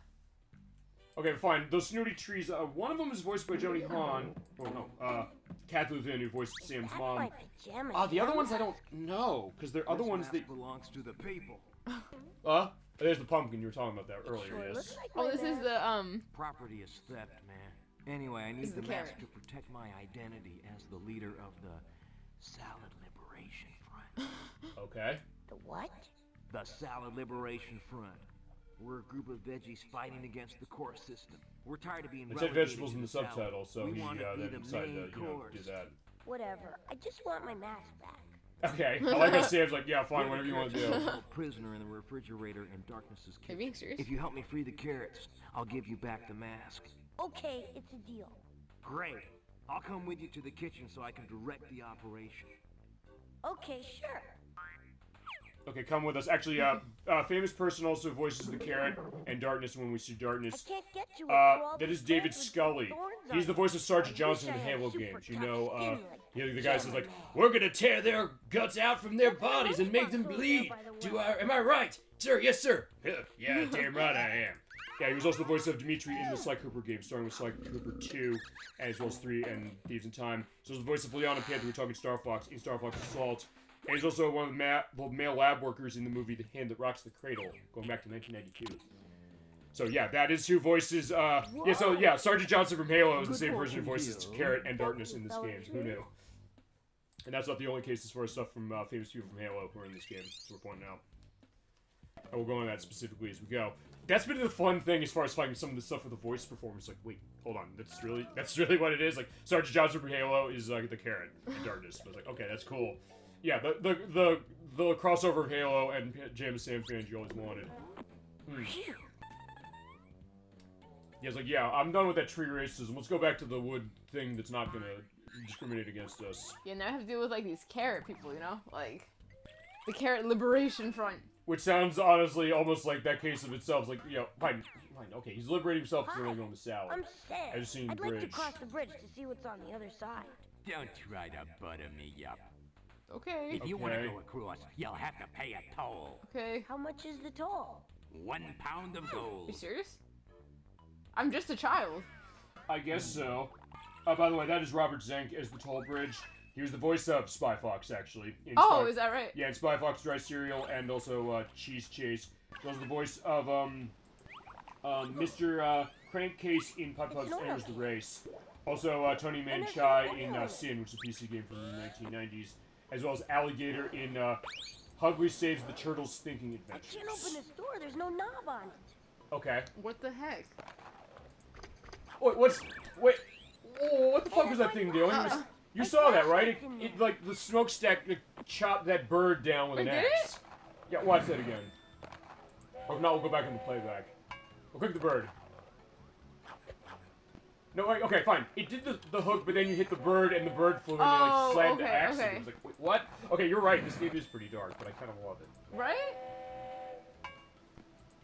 But it's that fun kind of dark, you know? You know, it's like not over the line, and it's not like too much for kids, but it's just like a good amount. We sometimes said this when it comes to like platforming games for this era, the idea that you're doing these horrible things and you really think about it, but because it looks so cute, you're not going to question that. So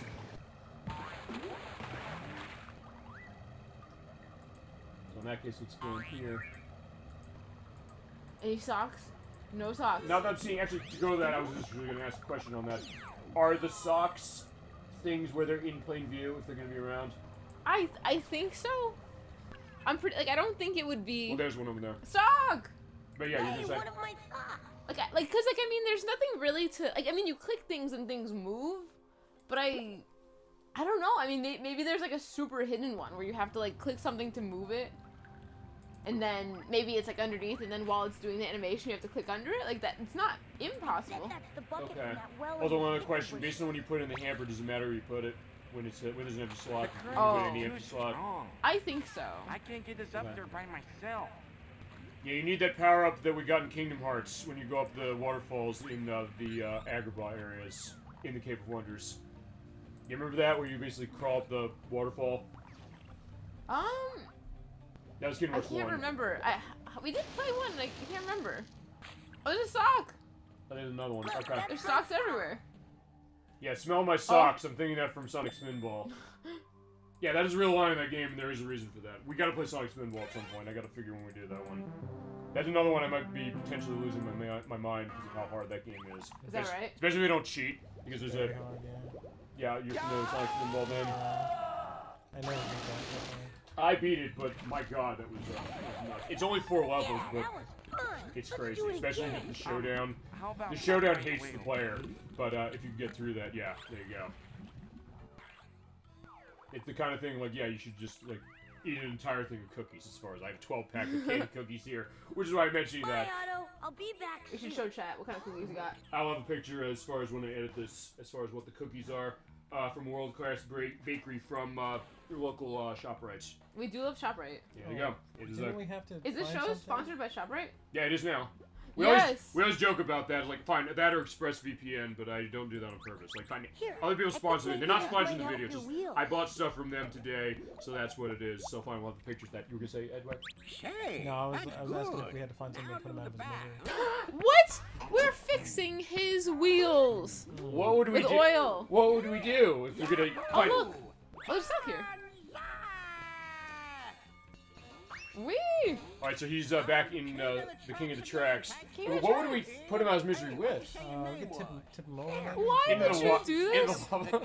Guys, come on now. Hey, I'm not necessarily saying we should do that. I'm asking the question saying, hey, he said this. You're not saying if we can, like, if we should. If you're gonna do it, what would it look like? And it goes with the pair over there. Heck yeah, look at us go. Actually, I think St. Aspartame, a friend of mine, he once said this specifically. He's a big fan. We talked about soda tonight. I may as well go into this. He's a fan of Coke Zero. He said, if you could pick up a woman with Coke Zero legitimately, how would you do it? And then he said, quote, I'm never going to forget this. He said, baby, if you drink this, you'll be full of aspartame. But if you get in this, you'll be full of me. I remember that specifically. Like, that was an amazing thing. Like, okay, fine, I gotta give him credit for that one. But now, did it work though? Did he try it? I actually don't know if he ever tried it. Knowing him, it probably would work. I'll have to talk to him specifically. It's been a while since I talked to him. He's been busy with his own stuff, but I'll have to reconnect with him because he's a cool guy. Hey, Ching, what's this thing? Well, that's a water meter. All right. Oh my God! All right, chat. Don't let me forget. Okay, it's 9:53. Okay. Okay. Yeah, remember 9:53. Yeah, please remember. I'm writing it down in the book. Oh, thank God. Okay. Also, yeah, in that case, There's gotta be a sock in here, don't we think? Fine. Fine. There's a line I'm thinking from the movie Showgirls. I'm not going to go into about the meter reader, but I'll do that later. Fine. I'll when we play something mature rated, I'll mention that. Unless you want I mean, to this mention. is like pretty mature. Okay, fine. It's like, well, fine. It's one of those hilarious things, like as far as like dividing. Because are you familiar with the movie Showgirls? Wait, is that a sock? Oh, wait, no, maybe not. Well, I don't know. We can go back feasibly, right? Yeah, go back. I thought. Oh yeah, we can go backwards.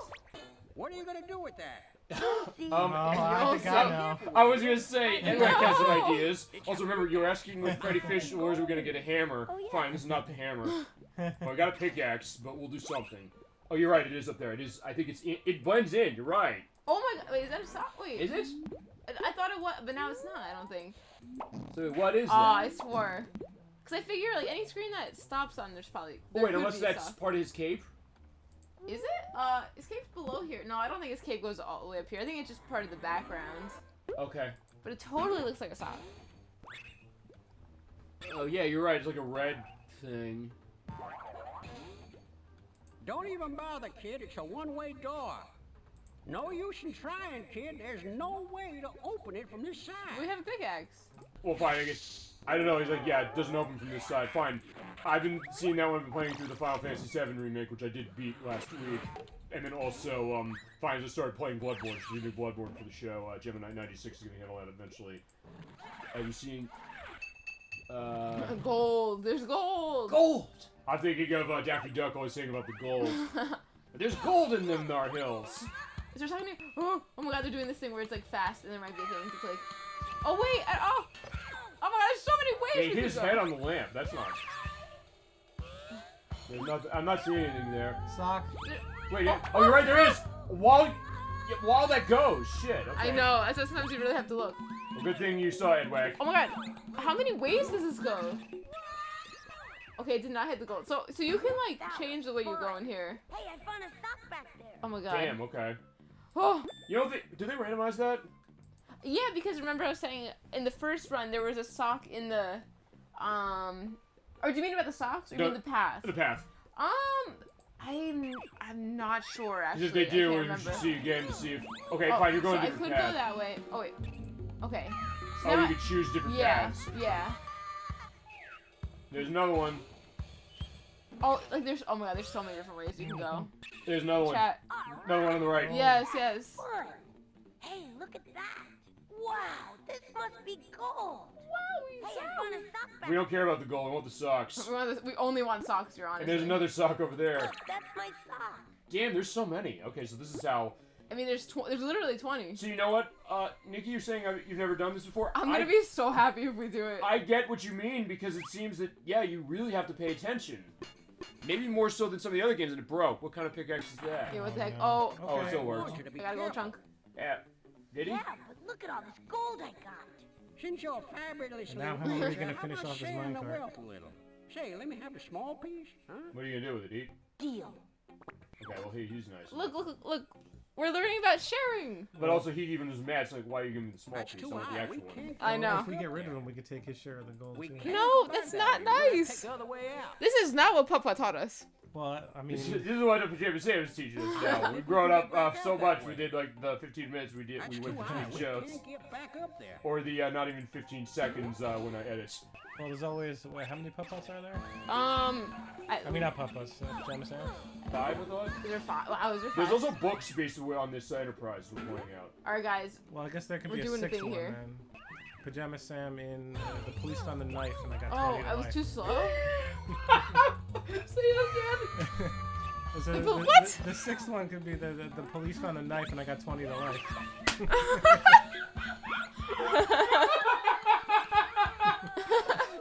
Oh my god! That has to be the biggest laugh I think I've ever had on this show. You broke him! Apparently. Cam D-Tregs broke this is his last stream. No, it's not. not. I promise. Jesus Christ. Really? No, why you go that way? God, my tears are running in my eyes right now. They're looking at me right now. Jesus Christ.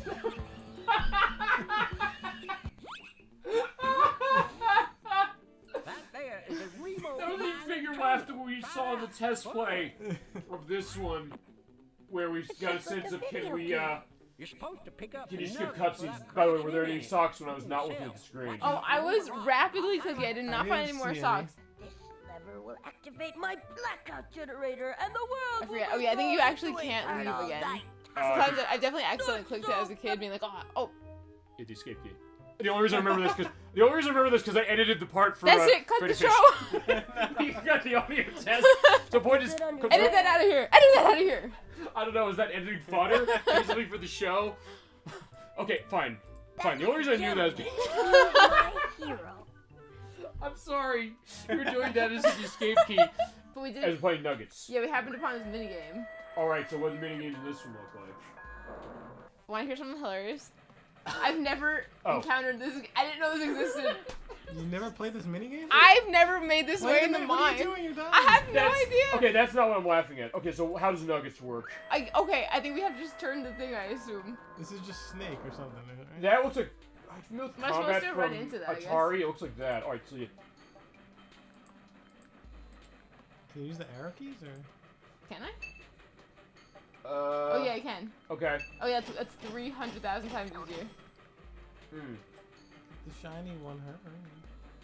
Go, go, go. It's gonna speed you up definitely. Oh damn! Listen to that sound effects. I never realized as a kid you could go so many different ways in the mines that I'm gonna have to try to go. And no wonder I can never find all the socks. Okay. Also, I'm gonna feasibly be able to recover from what Edwak said. Jesus Christ, that is. I don't know. Does that have to be the next compilation video I do? I did the Great Feats, of which we both had contributions from stuff. Him with Samuel Trio from Guitar Man, you from actually from Freddy Fish, and also from Spyro. Thought I had something else from you. Maybe it was also from Spyro. No, right. I had something else from you from Spyro. Is the next compilation video I do at the end of the year going to be the biggest laughs? Fine, that should just be the whole goddamn video. Oh, fine, that or when Nocturne one-shotted Tronbon in Mega Legends 2. Okay, fine, there you go. Good job on this. But Nikki, you're saying you never played this before? I can't believe I've never encountered this minigame. There you go. I've never even seen that it existed. This is a first for me. There you go. So, I didn't realize you could click so many different ways in the mines. As a little kid, I must have just tried enough to get to the gold. But here I was realizing, oh, I can actually click like a lot of things. So here we are in this minigame. Yeah, and it, what's that thing that popped up over there? I think it's a bonus? I could go try to get the bonus. Let's go. Yeah, I guess so. Yeah, it is Snake. It is a Rattler race, going back to the Microsoft Entertainment Pack again. Jesus Christ, I'm getting off of what he said. He hasn't recovered. Well, fine. R.I.P. Going back, that goes back to actually something going back to St. Aspartame again. We were in I know him from college. Him and I were in film class together. Al Gale, the story. We were actually in Chinatown, the Roman Polanski. If you know that movie from the 70s. What was it? Chinatown. No, I don't think so. If you played Grim Fandango is a massive reference to Chinatown. The whole game is basically a video game version of that, except less adult-oriented to a certain extent. But it's like that kind of noirish, kind of crime, corruption perspective. But in that movie, there's one character that's involved as far as it's called Khan, and I referenced Star Trek II, The Wrath of Khan, when you have William Shatner going, Khan! And then I did that, and I just kind of got myself into laughing so much, I had to stop, and I actually had to leave the classroom enough to start laughing, and then St. Aspartame, he wrote on a piece of paper, he wrote Khan, I was like, God damn it, I just had to go out again. So honestly, that might have been one of the biggest laughs I ever got, and I guess the question of, did I scare off the chat hearing that, or maybe they liked hearing No, the chat fact. loves it. Fine, I guess so. Have we ever had... Fine, I love that you're going as far as... Nugget's name is... What? Nugget's name is game again? Pajama Sam, no need to hide when it's dark outside. And the minigame is called Nugget? I think so. And is there like 47 something levels to this one? And Edwak is checking that specifically if there is. But I'm trying to think, has there ever been a laugh that big on this show? Fine. It was either... Yeah, this wasn't that big a laugh easily as we just had, but... It's 2 hours and 34 minutes. This minigame? This video. All 110 levels. 110? 110? Are you serious? That's what it says. Damn. Okay. Another case of linkless item will show the complete look of that as far as the edit. This gets hard. Does it? Oh, this gets a little crazy. Let me ask this. Is this also the case of... Whoa, what was that? There's some kind of bad guy here, I guess. Here's the question. Can we justify a show of just this part of the game alone? Yeah, you can play 2 hours and 34 minutes of it. I will say, I do find this more fun and like more challenging than the game from Putt-Putt. Well, you mentioned the idea of like the difference in age range a little bit as far as the idea this is easier for older kids for some of the stuff. I kind of wonder how they rated these games. Like, is Putt-Putt even rated any lower than Pajama Sam? I mean, I wouldn't be surprised if it's not. It's not like so much more adult, you know. What's up? Jesus Christ! All right, we'll have fine. Linkless item again on that one, but yeah, it's basically like they put up barricades as far as this. Look how thin this road is that you need to navigate. Jesus Christ! Are you serious? That's how crazy it gets? Yeah. That's why this I almost feel like I probably could play it until I lose because like it might actually just get hard enough that I will just lose anyways. And I also lost life already. Ah! Goddamn! Look at that. Shit. Also, yeah, I gotta find my phone as well for multiple reasons, but also in case it's fine. I gotta. What was I looking up again? Something. The rating maybe of the right, games? the rating of the game. Yeah, hang on. Oh, it's right behind it. Okay, there we go. Yeah. Okay, because fine. I'll say this: with Putt-Putt Goes to the Moon. Remember that was before the rating system, but when they released it on PC for Steam, they would have rated it specifically. So let's take a look. And they would have rated the Wii ports of this. So fine, even if I find the Wii version, I'll take the Wii version. Or Amazing, feasibly. Okay, Pajama Sam, No Need to Hide When It's Dark Outside is rated E for everyone.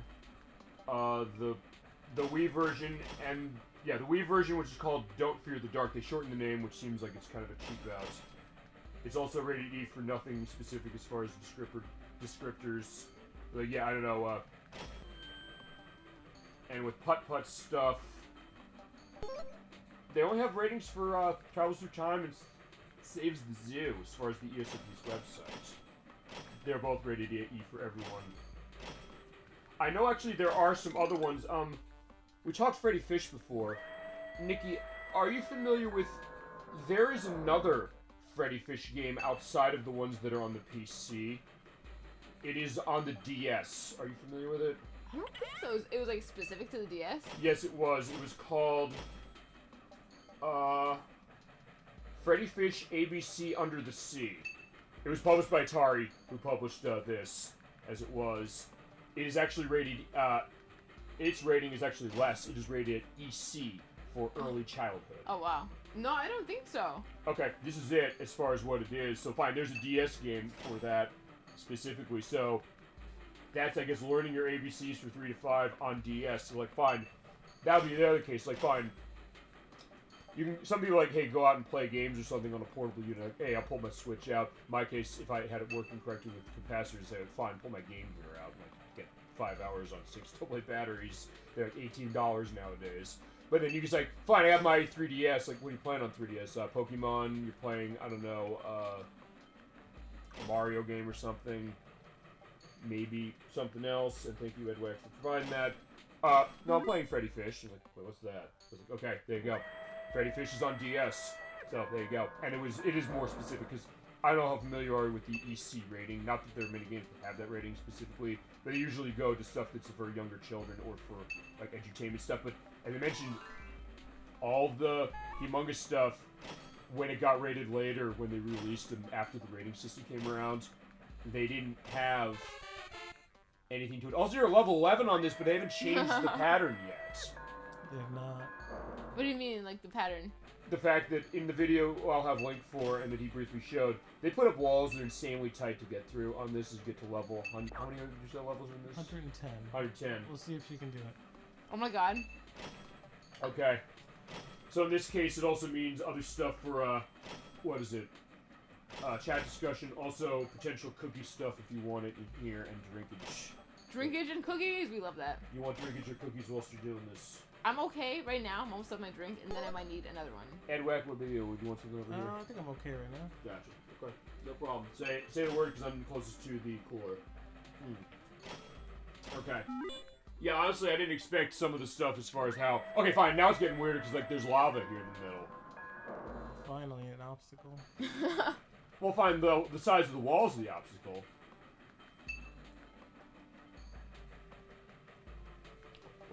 Alright, so Nikki, what are you thinking about the fact that there's this element that is new to you? Especially since this is your... Fine. Yeah, this is not your first time playing this game, but fine, playing the game itself, but this minigame, yes it is. What is your first reaction as far as this minigame? I just can't believe that I didn't know it existed, because I've honestly played this game so many times, but that means that I just never went this way in the mines. And I feel baffled that there's something that's surprising me in this game, because I feel like I know this game like the back of my hand almost. Well, and wow, there's just stuff in here I didn't know. You learn something new every day. Sure, I mean, but I've run into that too. Cases of where I'll play a game and I'll see that there's stuff in it that I didn't know, and you were able to get to the next level without getting a wall. Oh wait, that was a bonus one. Okay, now we're getting into some cases where we're getting like wall structures there. I guess Edwak, what about you? What have you played? Was there a game you played when you grew up, and then you came back to it and you realized something new? Like, oh my god, I didn't know this existed in it. Definitely. For a small example, we were just playing Sunshine, right? Oh right, Mario Sunshine. That's been a gold mine. Go on. We did not know that the leaf in the Poison River respawned. Right. But that's been a fascinating one too, as far as that. Like, I'm glad we figured that out because I went into my challenge as far as that grinding 99 levels to do it. We're gonna do that for the show, the way that's gonna run. Oh fuck! Oh, I actually missed. How did you not turn? Sorry, I clicked it. To be fair, fair, I'm start over. To be fair, one thing I'll say as far as this is that, I get the sense, fine, it is, I guess, choppy in the sense that, hey, you know, you're only going like 1 pixel. I mean, admittedly, Snake sometimes did this. I mean, Rattle Erase doesn't miss. Oh my god, I missed again. How? It's getting hard. Okay, this throwing? is... No, I clicked the wrong button. Also, looks like you have tons of lives. Looks like you have like 18 lives. I have to do a different strat here. Yeah, because I think every time you pass a level, you get a life. Okay. So I guess in this case, they really do want you to go this way.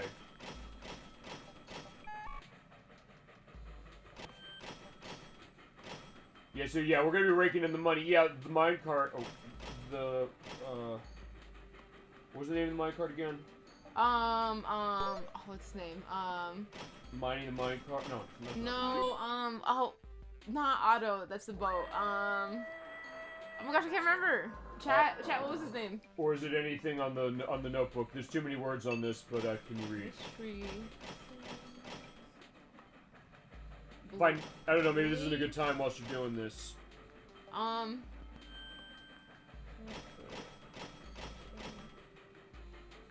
not sure. Oh my gosh. I find I shouldn't take your concentration away because you're looking at the screen. As you're raking in the money. Yeah, she said like he wanted his gold and he was upset at us saying like, oh, just get the small one, fuck you. It's like, fine, you're getting your gold, you're getting tons of money, you're gonna be rich at the end of this. Rolling in it. Yep.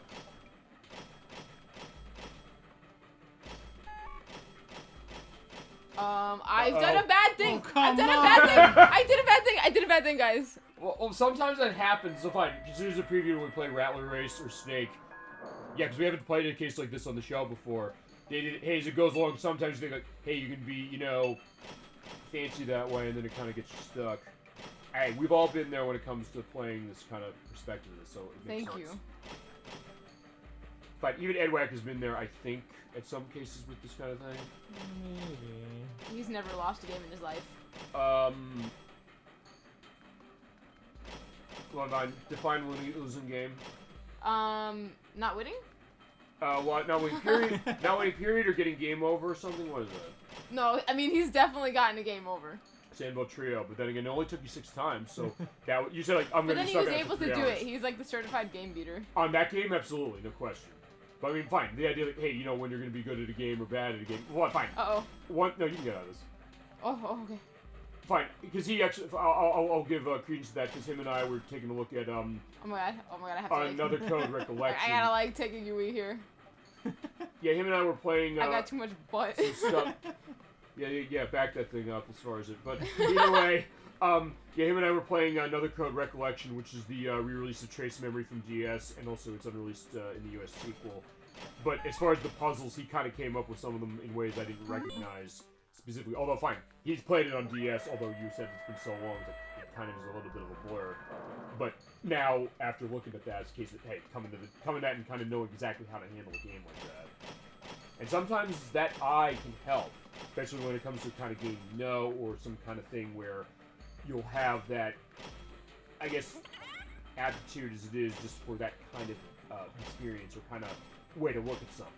And we've been that way before we played Straight Horticulture, where we had Dolly Finn as far as the play of that, and also the Hair Knocked on Part 2, saying that, hey, they noticed details on the flowers, and said, like, wait, I didn't necessarily notice that specifically, and all the things kind of came together for us to figure out what we needed to do for that one.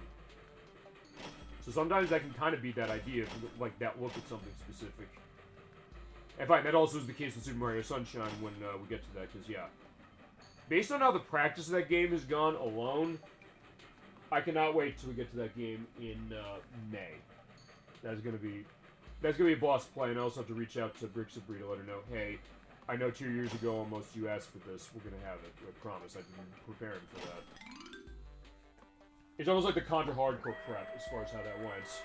So that went well as far as how we did. So that's the idea. All right. So more lava and more stuff. Okay. But I feel like the last one was almost more challenging because it kept like it was a weird shape where you keep like falling on yourself almost. And also more gems to get, so you're gonna get yourself longer because of that. Oh what? What? I totally clicked in time. What the heck? You clicking or using the arrow keys? The arrow keys. Oh, fine. It's clicking on a key, but still the idea of it. As I said, it looks a little choppy that way, but I don't know if that affects me. Okay. Okay, fine.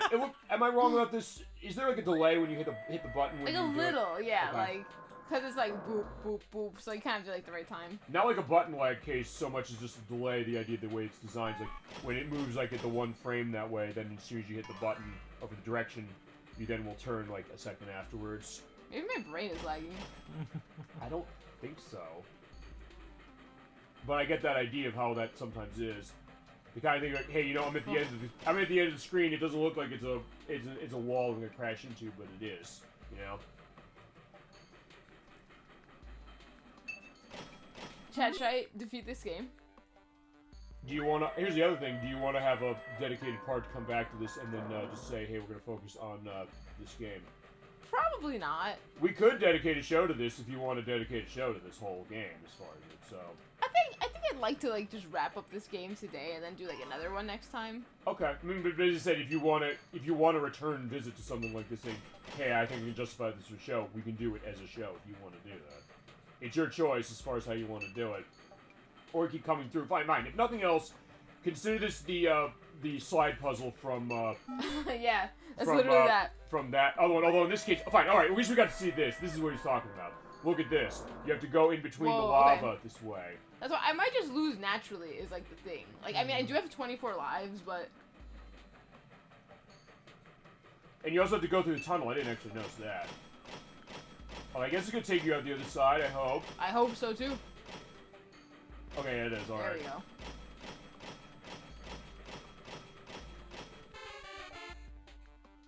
Alright, that just looks cool. I know, right? Oh, so there's going to be a lot more, like, tunnel situation. Yeah, anything can happen in a tunnel.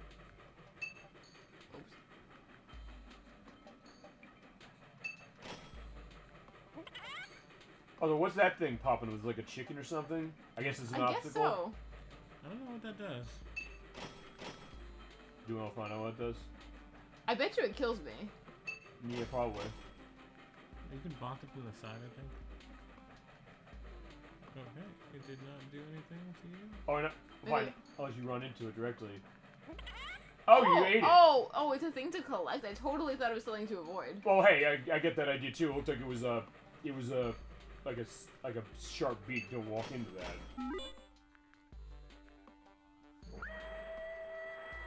All right, there you go. I bet you if I do nothing, I will get everything. Okay, let's see. Nikki wins. Hands off the board. Nikki wins by doing absolutely nothing. I'm not touching a single thing right now. I can see it. Then you want to drink? I'm not gonna have to. Do you want to drink Ender Cookie whilst you're resting and letting the game play itself? That sounds delightful. Okay. I think we should break them open then. Yeah, like I don't need to do a thing right now. I'm not even worried. Oh, thank you. Edwak, you want to? Okay. Indication. Okay. All right. Nikki wins by doing. Look, I wasn't even looking. I wasn't even touching. Oh wait, now I have to look.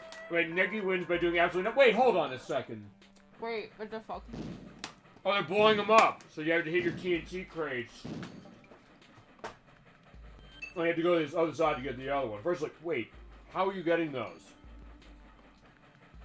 So, say this about what you're seeing here is that they thought, hey, you know, maybe more so than even some of the other minigames we had in this, except for, what was the name of the one in Putt-Putt Goes to the Moon? Bear Stormin, what is it called? I don't remember the bear something. Bear Stormin. Bear Stormin, okay. They thought, hey, you know, we have this game so that we can pretty much justify this as a whole experience to give you multiple reasons to come back. And Nikki, you and I were talking on the audio check on this saying, what would 100% of this game be? Fine, this is part of the 100% speed run, which is 100%ing this. So there you go. So in that case, also, I'll tell you also one other thing I'm going to do. Because I also use this as a little bit of a guide, sort of, to scope out games, my comments and stuff for the show.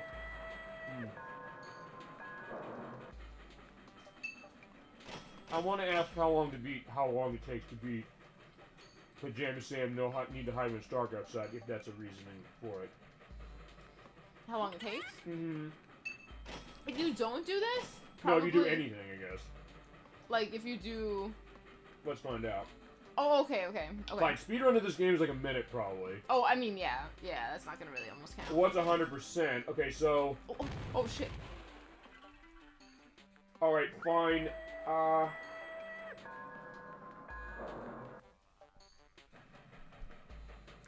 Actually, the only one they have indicated as far as the version is actually the Wii port. Oh, fine. It's Don't Fear the Dark, which is the Wii version. They say completion runs 2.5 hours, although for this, I don't think this would be... I think this would be more. Fine, main story is 1.5 hours, so it's been, you know, indicated. But they say completion is 2.5 hours, but with this, I think this could probably be longer. You're saying this is 2.5 hours on the video looking at running all this. Yeah, we do not have to do that right now. No, but I'm saying as far as like... But now I'm thinking the speedrun concept of this game, if you're going 100% for this game for 100% speedrun, it would probably count this. Wouldn't it? I don't know what they classify it as. But... Well, I would think probably it would have to then. Oh, fine. They probably say getting all the items you need, getting all the socks probably. That would be what this one looks like, I would think. I guess everything you need, although fine, Nikki and I were pausing this, and since Edwak was not on the audio test for that part, I'll indicate it to you now.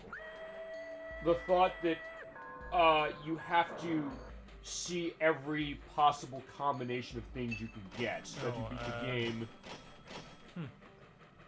Then play again as you hit the fire. Check out this level. What? Check out level 108. Are you serious right now? Are you serious? Yeah, the video will be there. So I'm not sure at what point I want to give up, but... I think we can give up.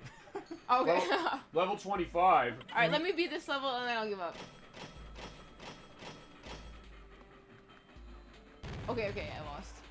No, I'm gonna beat this one. No, me, go ahead. Absolutely, don't let it beat you that way. I have to do this. For the chat. No. This game's icy already.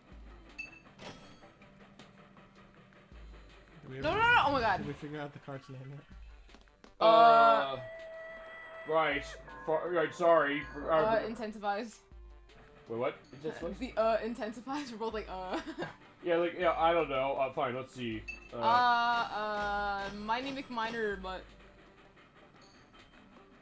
Fine, well, it is. I'll find out. We'll figure What the hell this. he must have said his name. He said his name Alexander the Great. Yeah, I didn't know he was in this game. I guess it was like, what, the crossover between this and Bill Ted's Excellent Adventure?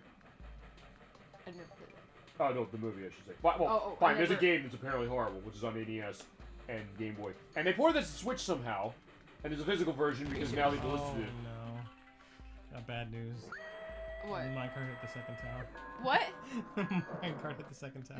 Shut up! I was gonna say, Jesus Christ. I don't think we've had it all. I know what he's talking about. I'm surprised that that's coming up, but either way. Hang on. Minecarts.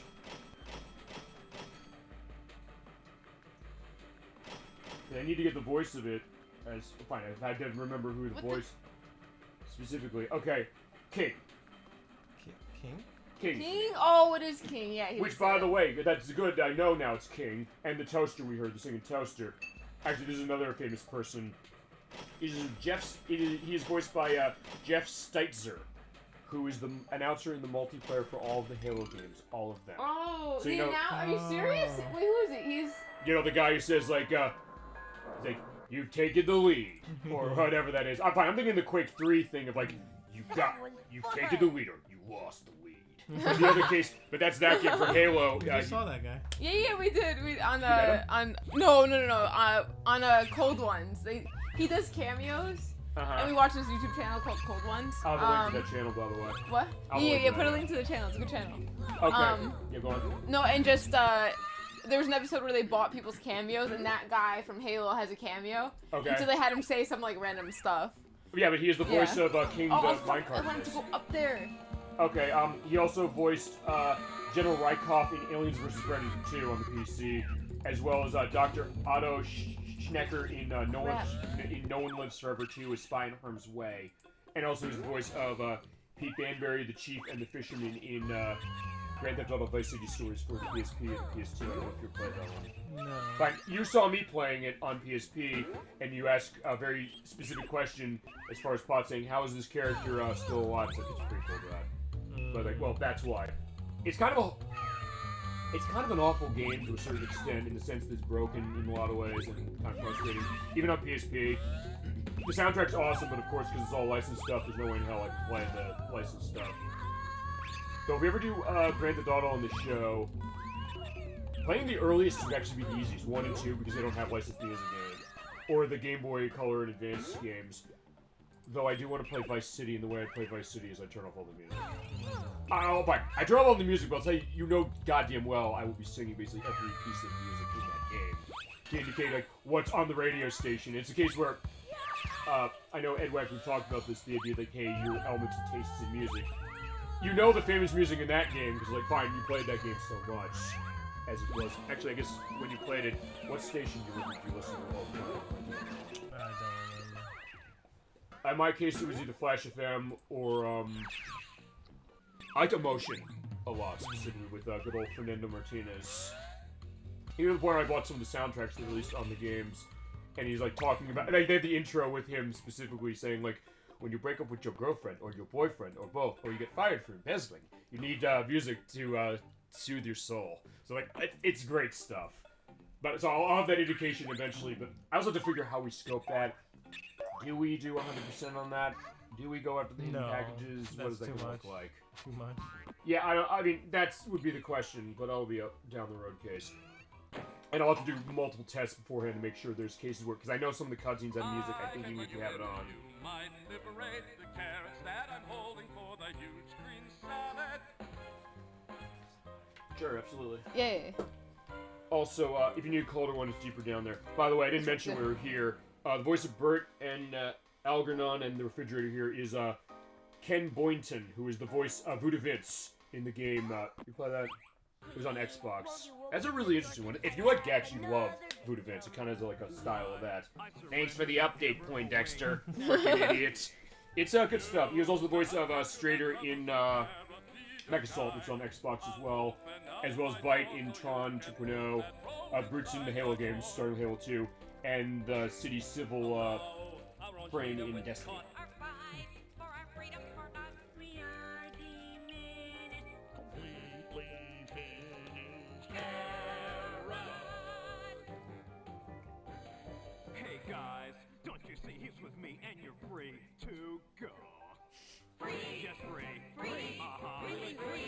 like Carmen or something? Yeah, I think it is. Musical. It's like that same like something, and the only reason I really know that is from like Hey Arnold. I'm also thinking, oh yeah, like what's Opera Arnold? Yeah, exactly. Okay, I'm also thinking like what's Opera Doc for Looney Tunes as well. You may take this mask. But yeah, I do remember that specifically. Actually, that was a good one. That's also, I think, a lot of the way people know what Carmen is. Yeah. That and we played Mad Maestro on PS2 because they had like the march of that George Bizet, like. Yeah, that's a music game I can play. That's all classical music. And you ever play Mad Maestro? No. I love that game so much, and it's a case where it's actually one of the, going back to what we talked about with most watched shows on our YouTube site. That's actually one of our top 5. That, the Freddy Fish plays, the Namco Museum Virtual Arcade, the Mighty Morphin Power Rangers on Super Nintendo, and that one. Okay, so back to our quiz game. Yes, because now we have the answer.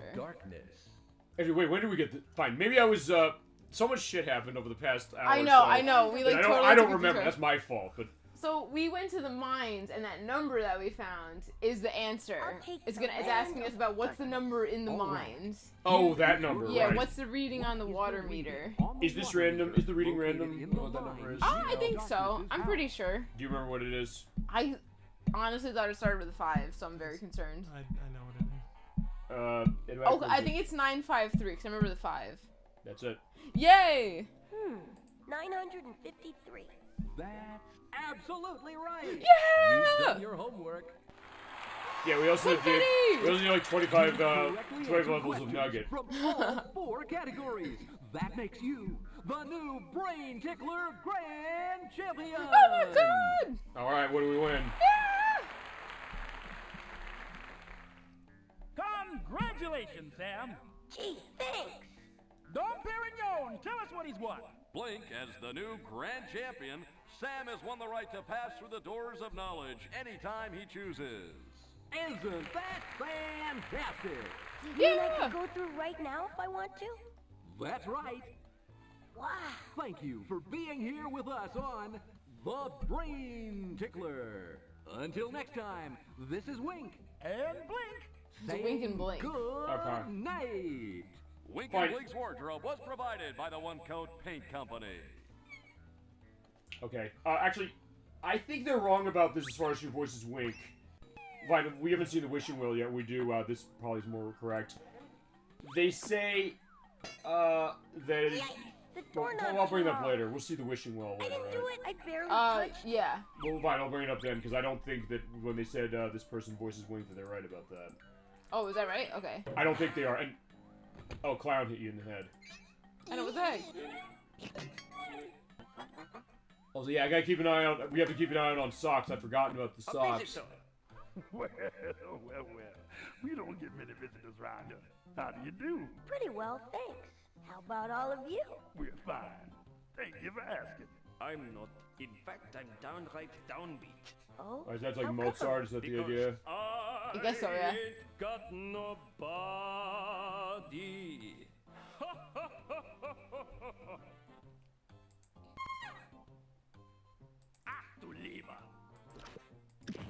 Yeah, I guess it's Mozart. If it's not Mozart, I'll say below when I edit this. Who it is? Hey, oars! It's no use. I can't reach them. I bet Otto could use those. But yeah, move that over. You from up here. You be careful now. He sounds like Louis Armstrong as far as the piano. Yeah, he does. I still can't reach them. Be careful now. You might break something. I think I need to swing higher. Oh, you have to actually do a swing across it?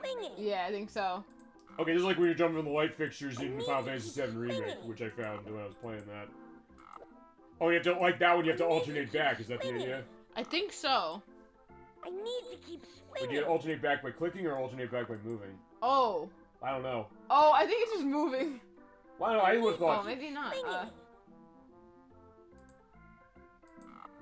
I think like you have to wait till it's like closer to like the one side. Yeah.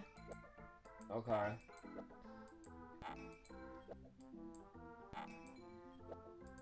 Alright, so I get that being difficult. Like, hey, how do you do that?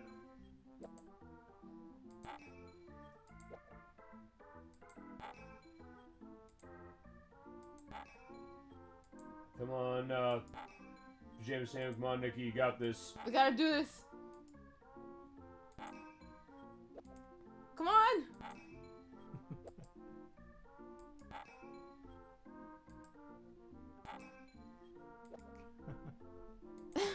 Why are you laughing at me? Oh, you got it. You got it. Yay! Yeah, just as soon as you make it, he was saying like, "Oh, you're not getting it." Like, no, you're getting it. I bet he would. Well. What do you play? Well. Hey, check this out. Have you ever tangled with a mango or a pineapple or peach? It's a very musical game. Mambo with a manatee in the grass that's a beach. I would say, yeah, this is more musical even than Freddy Fish Kids at the Hot Schoolhouse was. I can't reach it. Yeah, definitely. And as I said last time, I said, hey, you know, musicals and gaming, we're showing it. We're also going to have that when we do Rhapsody Musical Adventure, which I think we're starting in July. I just got to figure what the schedule's looking like on that. We'll go over that a little later. Or maybe just some cheese. Look behind this sofa for some furry ones of these. I can't reach it. Yeah, I don't... Yeah, I'd also try to see if we see a sock in here. Oh, was there a sock in there? No, there wasn't. I haven't Oh, seen any okay. socks. I haven't seen it in a while, specifically. Also, there wasn't any when I was, you know... Oh, the cheeseheads. Cheese people. There wasn't any when I was out in my laughing fit, and he's sick of this. But yeah, fuck you. I was doing the MC Escher thing, like walking through the door. As far as it. Okay, cool. Hello, Mr. Grand Champion. That's us. Yep. Good to see you again.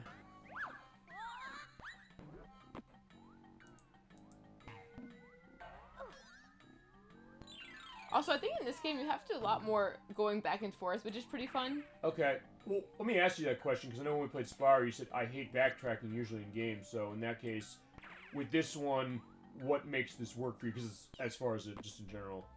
Because, like, I guess because, like, it is, like, obviously a game for little kids, right? Yeah. So, if it's even just, like, a little bit more challenging, like, it's kind of fun, because it's, like, okay, like, you know, I had to go do something, now I have to go way back over here. And it kind of gives me, like, more to do. Okay. You know? So Because it's, like... Go on. No, yeah, I was gonna say, just because, like, it's a game that you could beat so fast. If I didn't dilly-dally and click everything, like, we would be done already, honestly. Okay, that's fine. Either way. Yeah. No, sir, not So it's, me. like, I kind of like that there's a little bit more to, like, do and just kind of, like, meander around.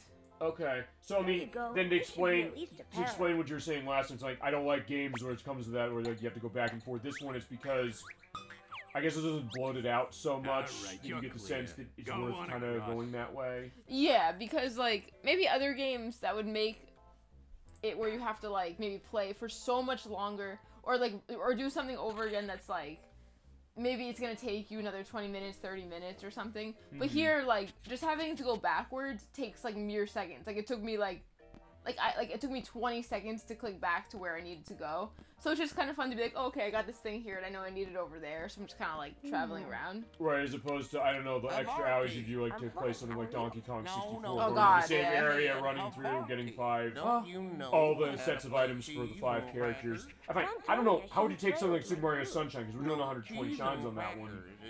That's not exactly a backtracking thing, though, is this what you say? Hey, this is like tic-tac-toe. So in that case, like, well, yeah, that's adding more time, but maybe not for a backtrack. Pay attention. First, you It's need to cheese or choose which crackers? you're gonna be, the cheese or the crackers. The Obviously, I'll cheese, be the of cheese. course. Okay, I'll be the crackers. You're trying to get 3 of your cheeses in a row before I get 3 crackers in a row. Okay. I'll go first. Now you move. Alright, take this. Now it's my turn. No. Now you move. No. You will not be doing this. Oh my god! Oh, he no. completely destroyed Oh, you. shit. Well, hold on. I've lost to a toaster. What do you think of that? Now This is. Oh my god! Please don't do it. No. Oh my god! You got wrecked. I lost to a toaster. Well, here's my question: can you also get into a draw case where you fill the whole board up and like nobody wins? You lost to a knockoff Brave Little Toaster. I What did know. that word mean that you said before? Havarti? That's what Wait, you we're supposed to say when you want provolone. to play It says cheese and Havarti. crackers with someone. Also, yeah, they do the And thing then that they Freddy want Fish to 2 play did, where the two, they subtitles for say some reason really, really dark. It's For some god reason. awful. Oh, I get it. Havarti. Provolone. Try to get 3 in That's a I weird. want to go Can first. I eat the cheese when we're done playing? Sorry. Yeah, Keith, provolone. you stay here Havarti. in the park. So that's a You go reference first. that she's used it on you. Is that Yeah. I never heard that one out of you, but either way. Now it's my turn. All right, so yeah. kick Okay, us- Now forget you you. move. I'm gonna win this time. Well, either that or tie him. I just did exactly what he did. The ultimate move. I'll bet you Yeah, think you're you're right, good pretty job. smart. You can't. Here's the thing. You only can win if you go Now can I first. eat the cheese? If you go second, you can't win tic-tac-toe unless you're playing against someone who doesn't know how to play.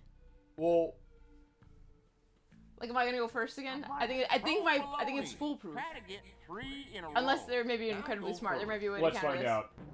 No, Now- no, Well, I'm no, gonna no, Go lose. in the corner again. Oh. Go in the corner again. That's That's- gonna make you lose. Wait. He didn't. He didn't do the same move though. He could have, but he didn't. Wait, I've been had. It's gonna be a stalemate, I think. Well, hey, I was asking a question. What happens when it's a stalemate? Oh! he won again. You're toast. I'm actually dumb. I didn't notice that either, in all honesty. So wait, does it alternate then between when you do that? That's it. I'm going to the harder one. Provolone. Yeah, I think it alternates who Try goes to get first. 4 in a row. Can Alright. I eat the cheese when we're done playing? Sorry, kid. The cheese stays here in the What the heck? park. You go first. All right, take this. So yeah, go for red, go for black, Now go for it. it's You my get 4. turn. Now you move.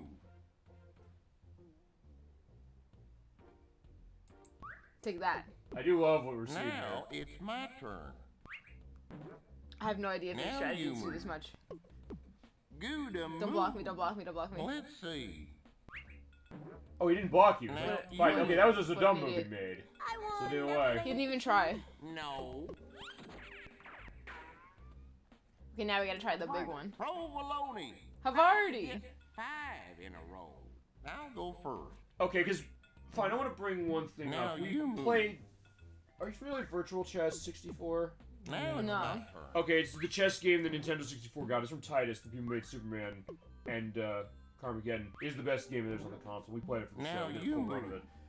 it. They have something in it called Now artificial it's stupidity, my where turn. the computer will do stupid moves just to help you out in cases. But it's also cases where still is really, really good and it'll still kick your ass. And I'm like, wait a second. So I'm always wondering if it's like this, as far as how they design like an AI for like a tic-tac-toe thing for this. Don't know. Wait, he can't get 5 there. Oh, let's get 5. Okay. Joke's on him. I'm halfway there. No! Oh, it's okay, it's okay. Well, now you're up at that point. Don't block me, don't block me. Nice move. I didn't expect that. Really? Now You it's did. my turn. Wow, he said that just to be a jerk. Oh Okay. my god. Oh my god, what am I gonna do You here? gotta make more clusters. Come on. You never played Connect 4? I'm making You clusters. Connect 5 now. I'm making Whoa, clusters. You're as sharp cheddar. Yeah, I What's know. your experience with Connect 4, Edwak? Dabble here and there. There is a actually there is something we could sort of show that with for the showcase show we're doing in November. Don't block me, don't block me. I'm getting creamed like new Chantel. That's cream cheese, by the way. I always never liked that name. Oh, Okay, oh, if is I that- do kick his ass already. Yeah. Because either you'll win or you will. I can't be stopped. Alright. Havarti. Provolone. Try to get Oh, we're doing 3 3 in a row. I'll go. Yeah, I don't One know. more. Want to One try and more. stalemate him? Alright, so Now you fine. move. Edwak, how do I counter what should this? you do? Let's just let her believe in the heart of the cards here. Heart of the cards? The heart of the cards. Now it's my turn. I think this is gonna be a stalemate already. That's what you said last time. I'm getting creamed like new Chantel. Now it's my He turn. won. Did he? Oh, never mind. He misplayed. Okay, go down there on the left. Down the lower left. Oh my god, you're right. Nice move. I didn't expect that. Don't block me, don't block me. Yes, thank you. Oh, wait, no. Oh, you won either way. Neener. I was saying, yeah, if you did the top one, they wouldn't have been stalemated. Yeah. Okay. That's just for fun to do that? Yeah. Or there's not a piece you need to get or something? There wasn't a... I think so. I think that was just for fun. If you're planning on coming back, I'll have to stamp your hand. Okay. Oh, okay. You wouldn't Very close. believe how many people try to cheat me. Thanks. I was saying, it's Majora's Mask all over again, where, the banker stamps your hand and never comes off. Oh, yeah, I loved how you just looked at her. She looked at her hand, by the way, when I said that. See, I don't know, is there an invisible stamp? Also, speaking of which, is there a sock? Is there a sock? No, I don't know, is there? There's no knob on. Yeah, there's been a disturbing lack of socks. Yeah, we haven't had socks in a while. How many more do we have to get? I think there's 20 altogether, and I think we got about half Again, one. Pajama Sam saves the day with his mighty brain. Okay. The door is stuck. No, we I just think the hinges are rusty. Gotta get some WD-40, my friend. We have Oh, oil. we have it, These shit. hinges look kind of rusty. Okay. Better oil Look, the oil gets used for 2 things in this one. I would say, going back to King of the Hill, I love the fact that it's like, he can't open the can of WD-40, so he sprays it with WD-40, which I love that so much. That is miracle oil, by the way, if you don't have that. You always have to have that in your toolbox as you get your flashlight back. I can't reach it from Sure. here. Also, be careful of the mousetrap. I know, right?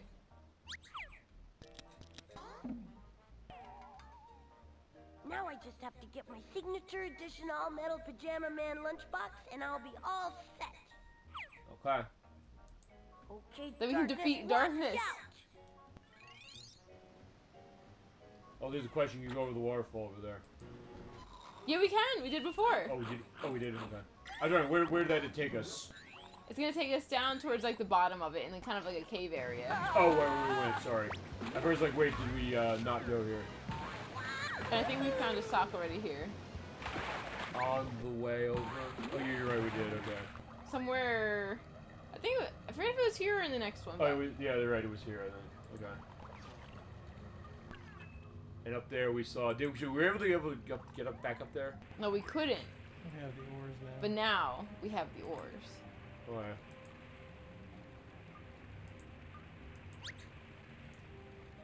Here, maybe these will help with the strong current in that stream.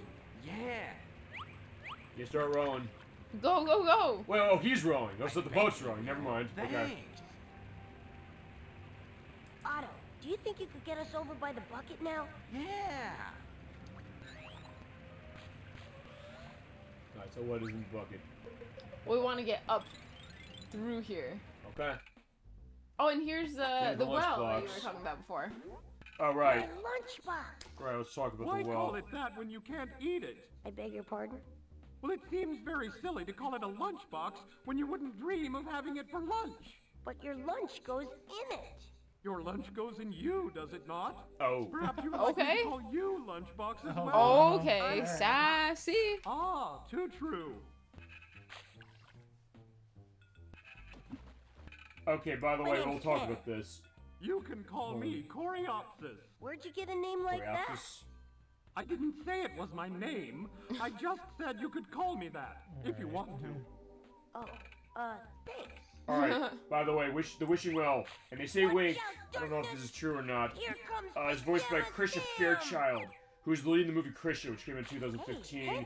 Also, played an English teacher in the movie Waves, that came in 2019. I wish. She's also the female I line wish person the in grass was SWAT greener 2, here. Police Force on the Why are PC. you wishing? And, I put a penny in. Who's the wishing well Actually- here, you or me? Oh.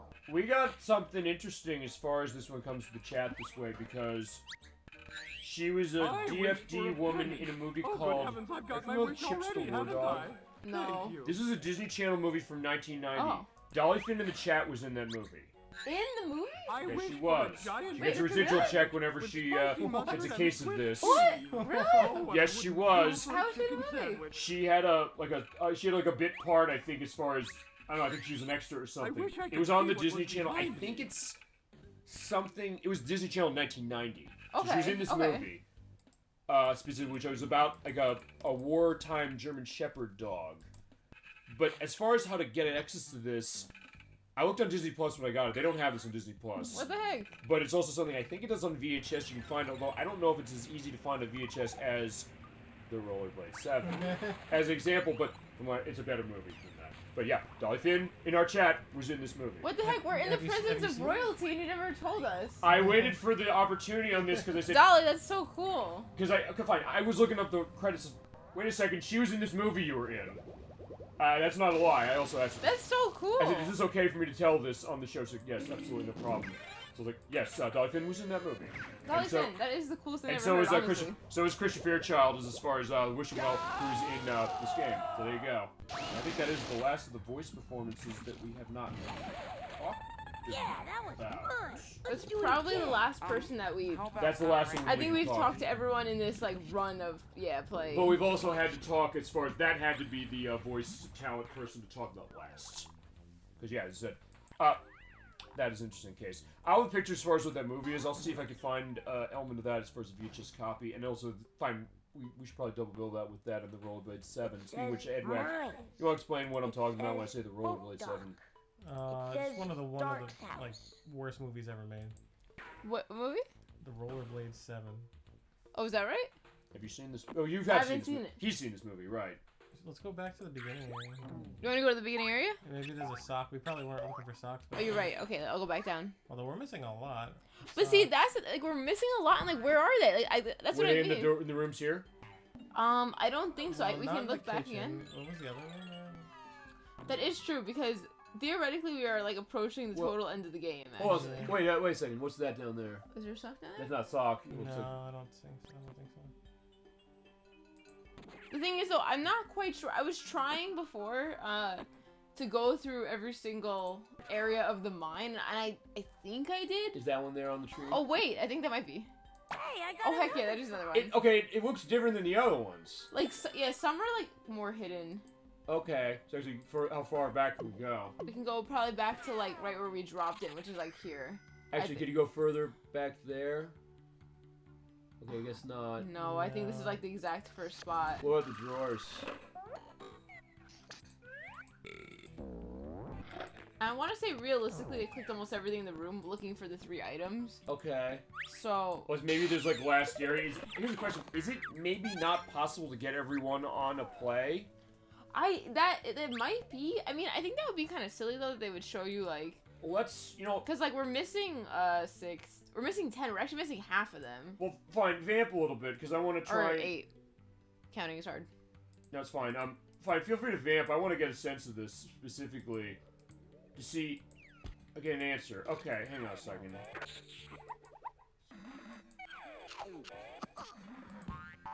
Yeah, most of them have been in plain sight. I don't think there's been one that has not been in sight. Or they might be set. Hang on a second. Oh, okay. Hold on.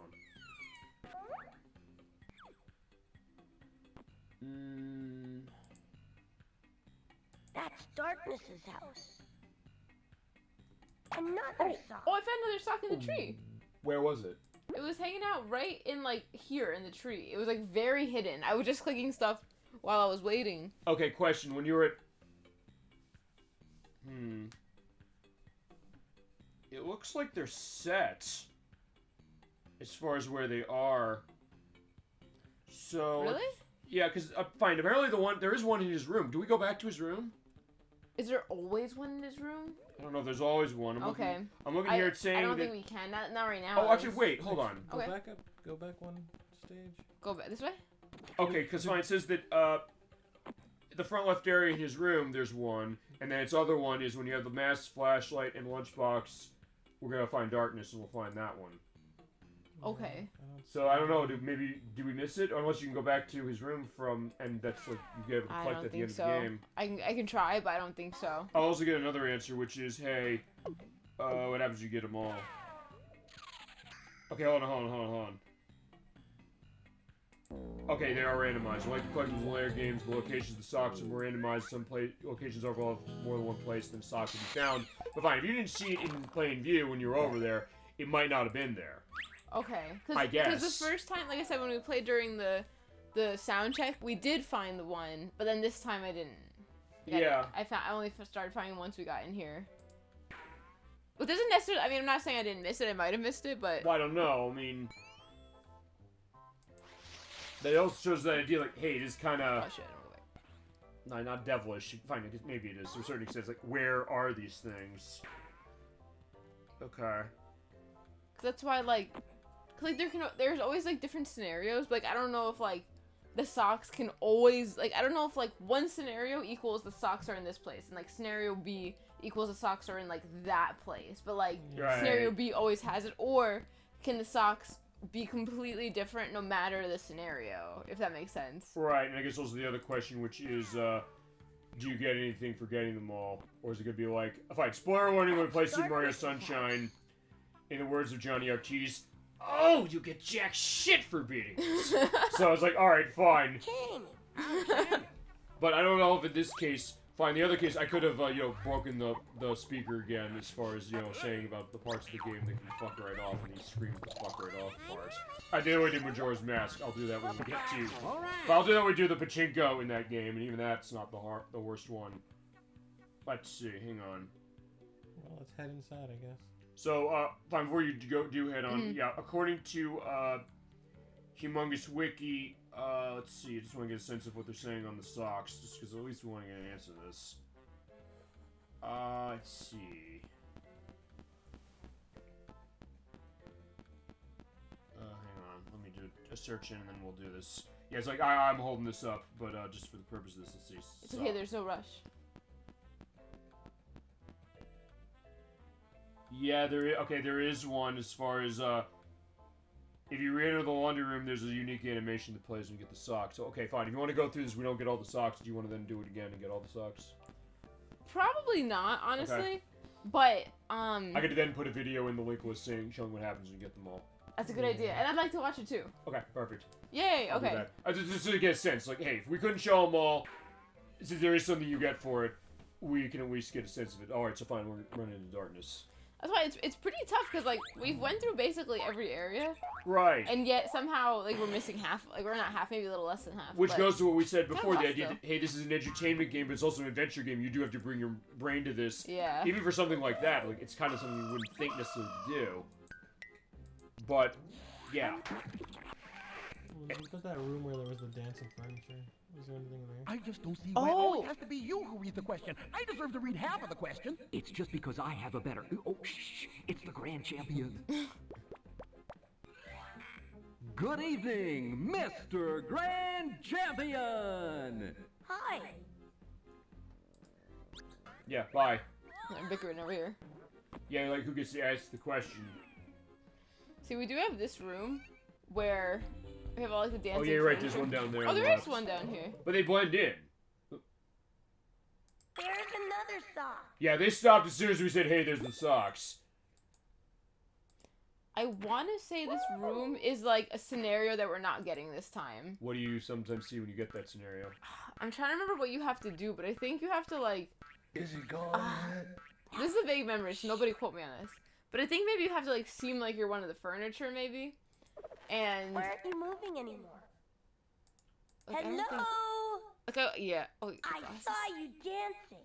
Gosh, I just can't remember. Oh, wait, hold on. One of the... Oh, wait a second. Go ahead. Before you leave. Is that clock based on your Windows clock? Yes. No, is it? I never knew yes, that. It was 9 something last time we were here. Oh, that's so cool. It's like the real time. Okay. What the heck? At first, like, wait a second. 10:45. Wait, it's 10:45 over here as far as I'll look it up. Took a bath last week. Which also means then, as we're in this room, when it gets to 10:46, it means it's going to change that element on the clock, I would think. That is so bizarre. All right, he's gone. Yeah, so it is 10:40. Is it another time? We'll be in just a second. Oh, rats. Oh, we should see if it, like... Oh, fine, like, yeah, does it they'll change in real they'll time? stop. Yeah, they'll stop. Oh, fine. No, it is changing. Wait, is it? No, that's part of the animation. So, yeah, get them to stop, I guess. Oh, no, it's 45 still. Yeah, hang on. Let's see. I don't know. Click the clock. I'm curious about that.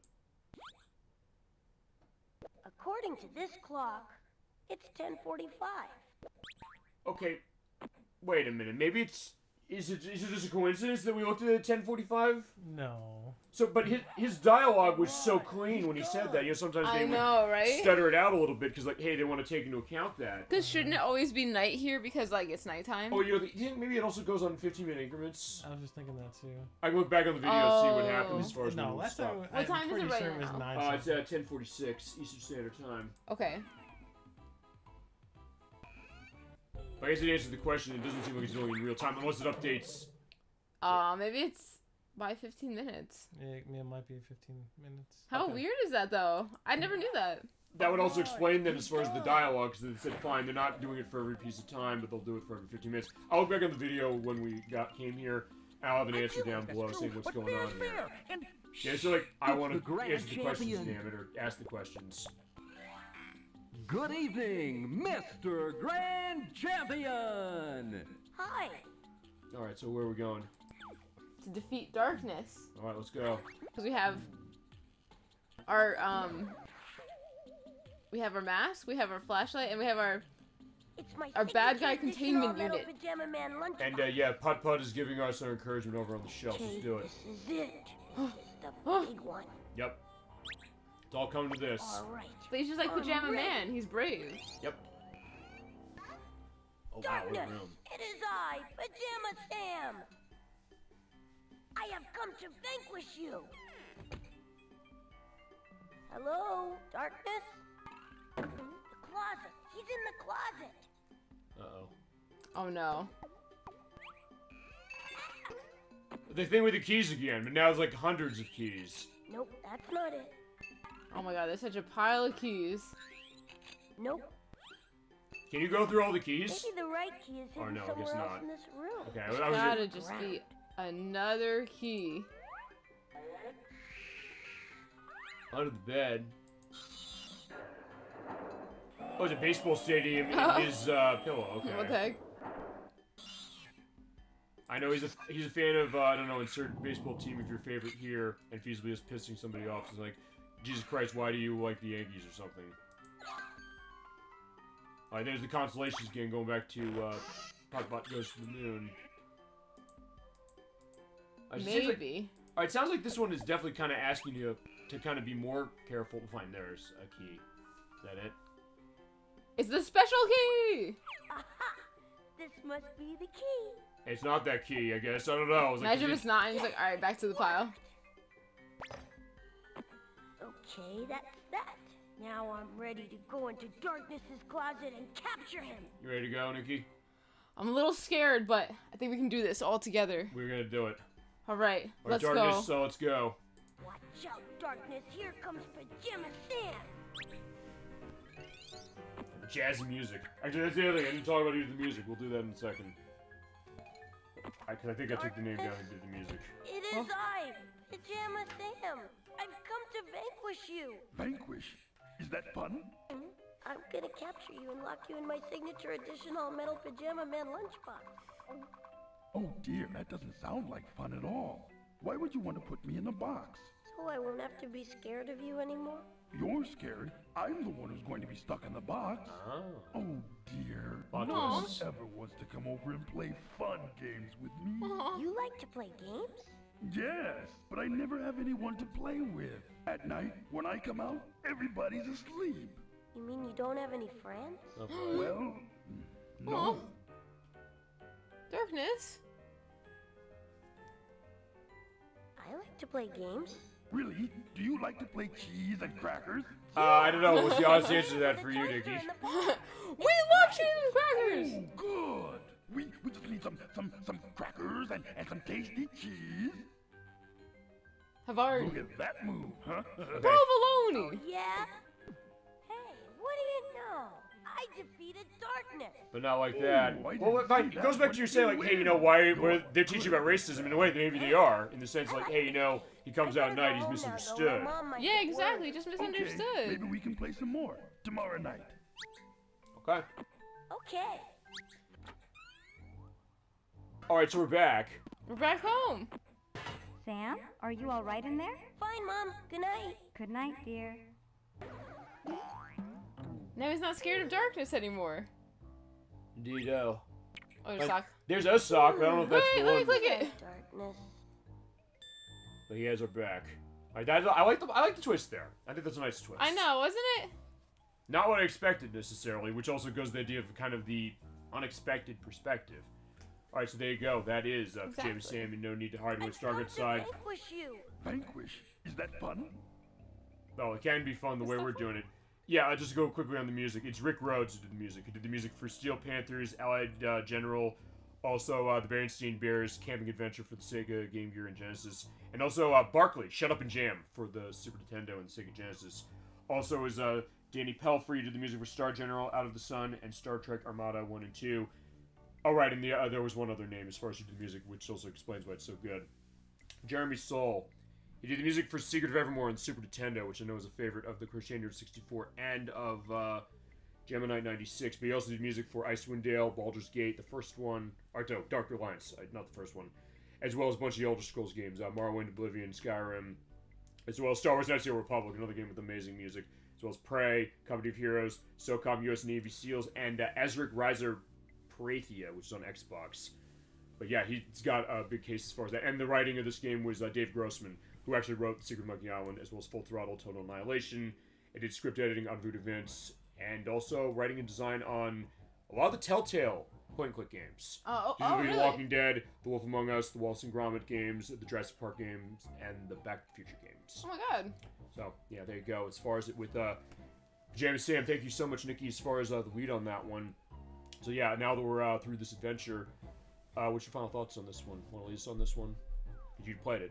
Oh yeah. First we need Bro's final thoughts. Okay, fine. Slow Bro, run us. Oh yeah, that one was heckin' awesome. Even better than the first one. This season, even better than the last. Much better for adult children, such as myself. You know, Pajama Sam is an inspiration to me, and I think he also likes Doritos and Mountain Dew, such as I. Okay. And for me, it was so cute. I loved it. It's like more sassier, you know what I mean? It's like a little more funnier than the other ones. Like the other ones are more like sweet and cute, like Putt-Putt. Mm-hmm. But Pajama Sam's a little bit more like funny, I think, and like the characters maybe even have like a little bit more personality, I would say.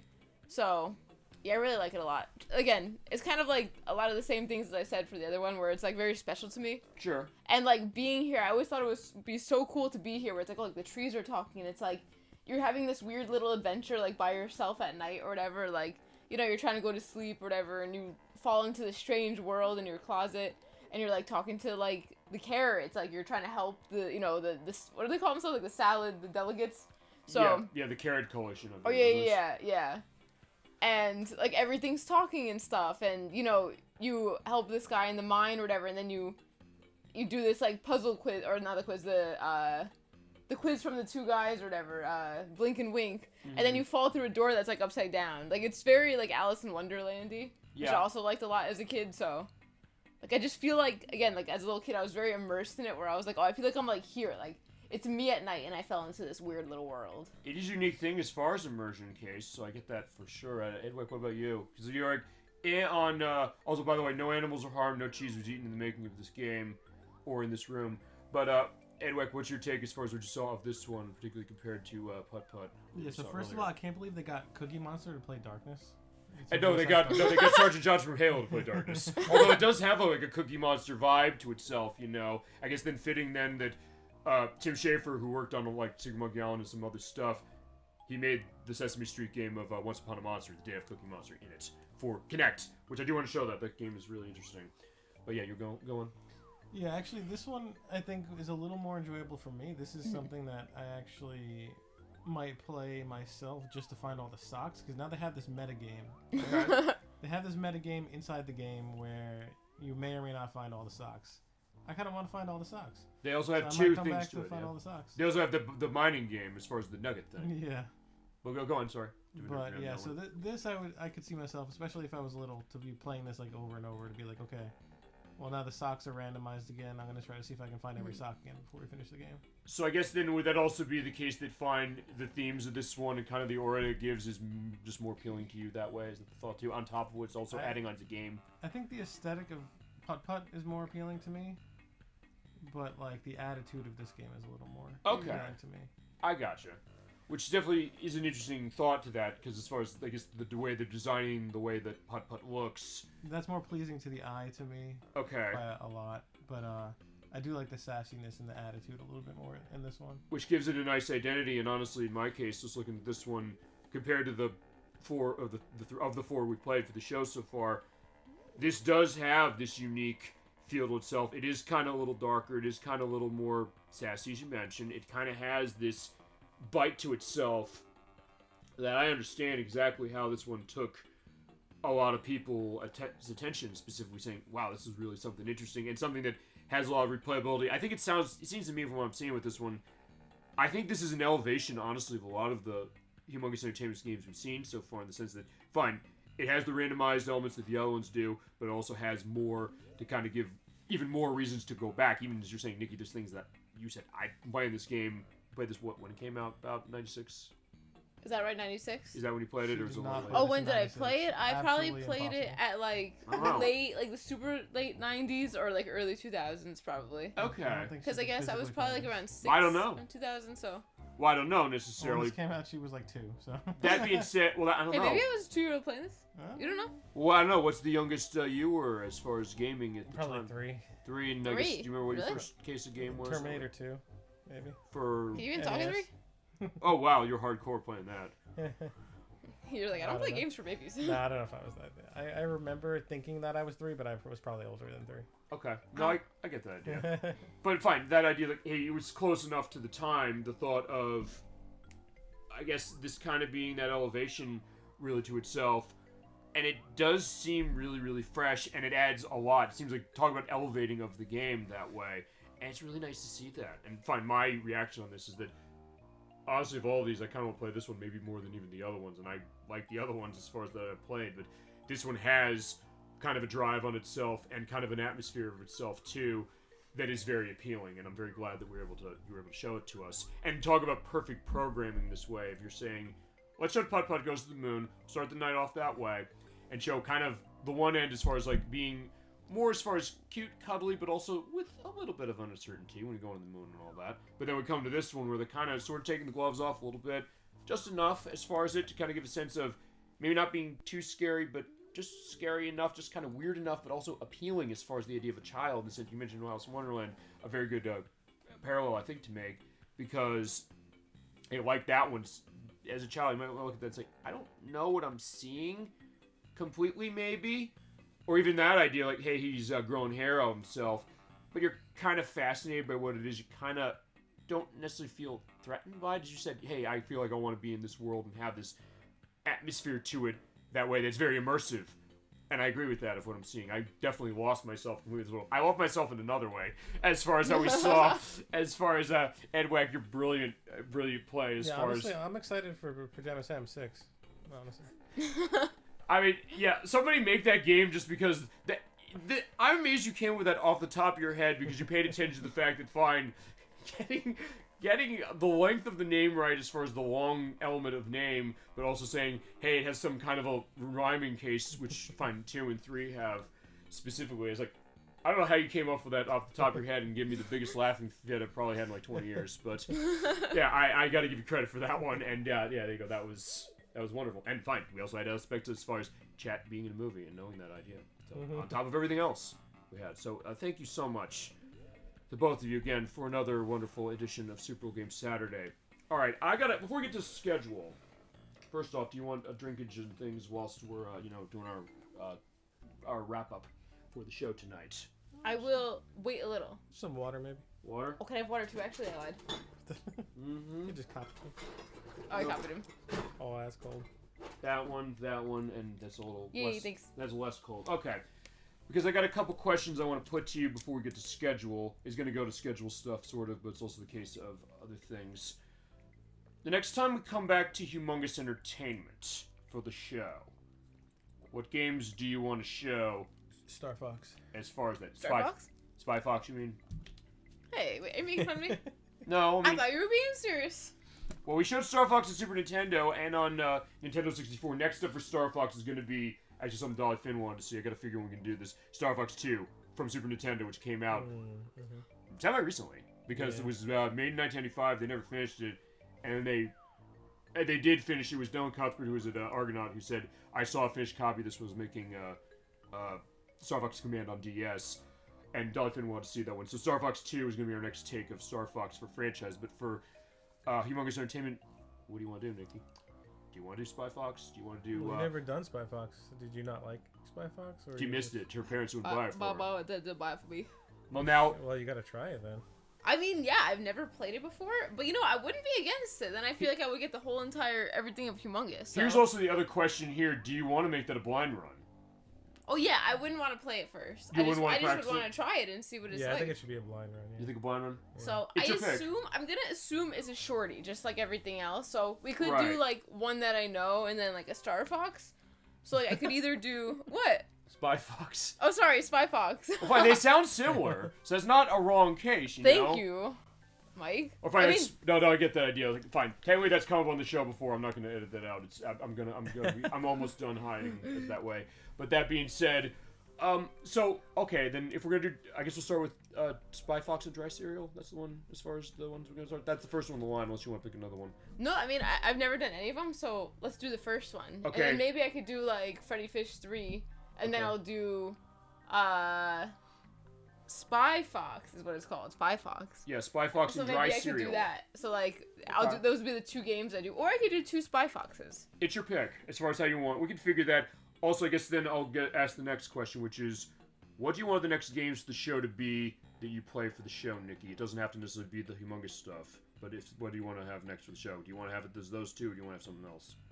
It could be those 2. If it's not, I'd have to think of something else. Okay, and you're not locked in. I'll have the idea as far as, that idea as far as when we come back to Humongous Entertainment, as far as what that's going to look like. So, what's Edwak going to do next is the question. I was going to ask that question next. Edwak, what's your next game? Mine is either... You know what? We could do Smart Ball. Actually. You want to do Smart Ball? Yeah. Okay. How long? How's scope on that? How long is that game? It's fairly short. Is it something we can do in one part? How many parts we need for that? Do you know? Probably just one. Okay. Let me look up Let's see how long to beat. Okay. Yeah, because I'm not familiar with that one whatsoever, so in that case, that's going to be him knowing it, him sharing the memory. It's definitely a one-sitting kind of game. Okay. Smart Ball. Yeah, because there was confusion. We were talking about this off-screen that we thought it was connected to Jelly Boy, which is on... It was on Super Nintendo for Europe from Ocean, but it's also... And I think it was Probe Software who made Mortal Kombat 1 and 2 on Sega Genesis who made that. Story 2 hours. 2 hours. Okay, is that right? Okay. We can run one show on that. Unless there's extra stuff you want to show on that game that it has. I don't know what anything else. I don't remember extras, but it says main plus extra 2.5 hours, but I don't know what that entails. Okay. Yeah, whatever you want to do. If you want, I guess the question is, you said it's either going to be that or it's going to be or Banjo Kazooie. But yeah, I haven't. Which do you want to do first? I'm thinking Smart Ball. You want to do Smart Ball? Something small. Gotcha. Okay. Because you did say hey, you want to have, generally speaking, you want to have shorter runs of games. Although fine, we know you're not going to be able to avoid that with Banjo-Kazooie. We know you're not going to be able to avoid that when we get to Phoenix. You're not going to speedrun it? Well, that doesn't mean necessarily he doesn't do it in one show. I want to practice speedrunning. Let's see how fast I can get my time. Question this also, when it comes, let's talk Banjo-Kazooie a little bit this way, because when we play this, we're going to run it on the Xbox 360 or that version. I can pull my Series X out so we can just make sure it's fine. It runs fine on Xbox One as well, but point is that we can run it that way as far as it. But question to you, do you want to make like Gemini 96 on that one, where with EarthBound we played that through 100% normally, and then we did speedrun as far as the last part, and then the finale we're having in a couple weeks. Well, I would just do probably 100% run. Or just do 100%, or I don't do as quickly. Would you want a Okay, so because I guess let me phrase it this way. If you want to show every aspect of the game, you've been on record, I think, saying that is one of, or if not your favorite game of all time. Do you want to give that the love that way entirely, and then say, hey, I'm going to speedrun it as far as the finale? I can do that. I'll let you do that as far as how you want to do it. I'll just run it quickly, doing 100%. It's not going to be an actual speedrun. I just mean I want to. But if you do want to speedrun, don't say to me no. Don't think to me no. I'm not going to let you do that, or I'll say no. That's a problem. No, I can do that. Fine. Gemini 96 knows that. I said, how do you want to handle this? He said, I'd like to do this. I just want to be able to do a quick run, like Okay. of 100%. Okay, but in that case, then his next game is going to be what was it called? Smart Ball. Smart Ball. I don't call it Speedball. Speedball is another game, but it's also something else if you're a drug addict. But that being said, rest in peace, Phil Seymour Hoffman. That being said, so see, I'm getting the name wrong too. Smart Ball for the Super Nintendo. Jerry Boy. Right, they call it Jerry Boy as well. It's by Game Freak, who made Pokemon. They also made Temple of the Badass Elephant. They made Drill Dozer on Game Boy Advance. They made Pulse Man on Sega Mega Drive. A couple I want to show as far as in that list, particularly Pulse Man. You ever play that? No. It's on Switch Online Expansion Pack, please. It's awesome. That's unfortunately the only US release of it, because on Sega Channel in the US, which was basically downloading games to your cable box for it, but they didn't do a physical release. So the only way it's playable now is on Switch Online. As far as legitimate aspect. I have it on the Wii. When they released it on the Wii, I downloaded that right away. I was like, I want this. But that's an interesting one. But yeah, we'll play that as far as your next game. We'll figure as far as what schedule is going to look like for that. I'm trying to think. Right. Let's get to schedule then, because we've got a couple things I want to talk about with that. As you saw here, we are Super Bowl game almost Saturday, because it's not Saturday yet. But we're going to have to be that way, actually, for tonight and for the next 2 weeks. So next week's show is going to be March 1st at 7 p.m. Eastern Standard Time, Friday. We are going back to Metal Gear Solid 2 for the PlayStation 2. I'm running Metal Gear Solid 2 Substance.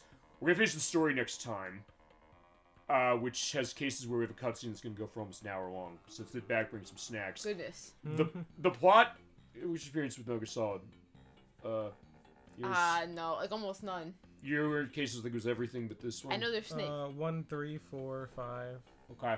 Yeah, 2 was the one I started with. ElecVerse wanted to see 2, who's in chat tonight. He's like, hey, I've been playing it for him. He wanted to see it. Like, hey, he's going to catch up that way. I know he wants to. He's clearly has stuff going on. So glad to see, of course, ElecVerse. It's so good to have you back on the program. And, of course, Dolphin and Chasm 22 as it is. But, yeah, we're playing through that. We're going to finish the story. I think it's going to be about 2.5 hours for that part of it, which almost half of that, maybe over half of that, is going to be cutscenes. Wow. Well, fine, you played Metal Gear Solid 4, so you said, and you know the cutscenes in that game get long, and 3 as well, and get to 3.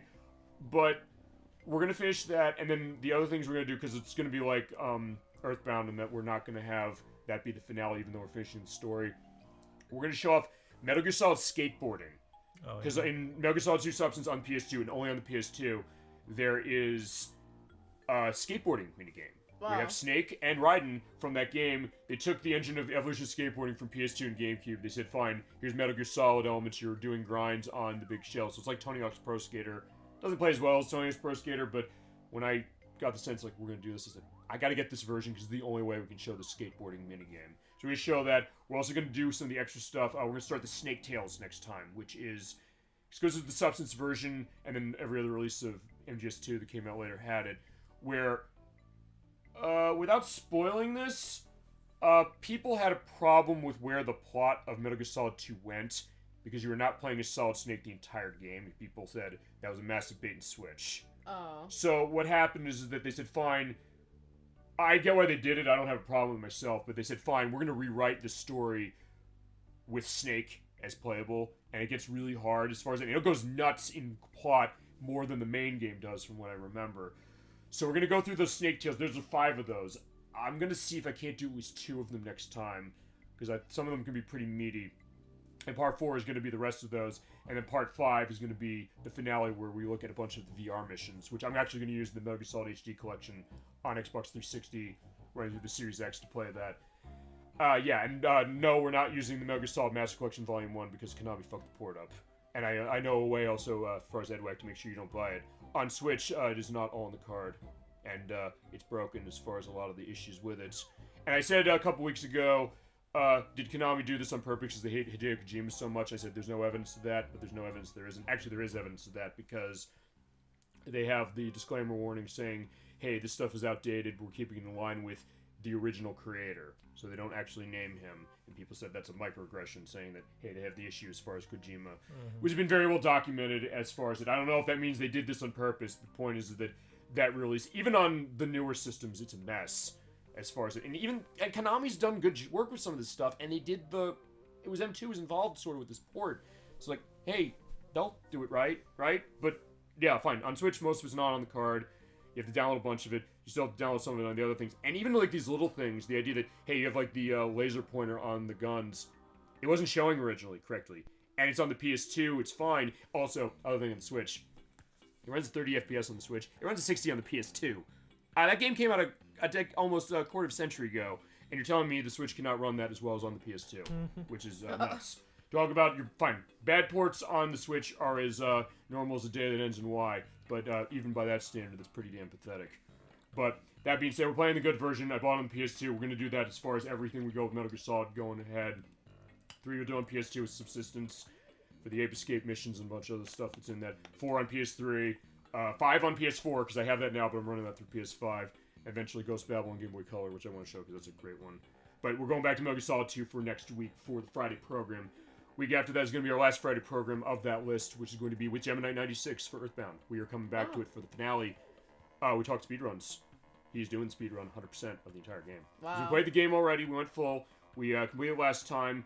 He did the any percent speedrun where he had to manipulate the RNG massively for the purpose of how that operates. Have you ever seen how that game speedruns that way? Go back and watch that part. I'll have it in the link list of this.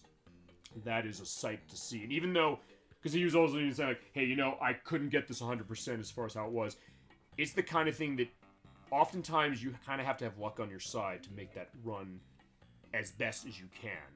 But he did an amazing job. That might be the most amazing set of skill that's ever been shown on this program because of how unbelievably specific that is. How he understands so much on the RNG manipulation of that game. It is insane. Wow. And he's going 100% for which is actually easier to do than going any percent, weirdly enough, because of the fact that you have to...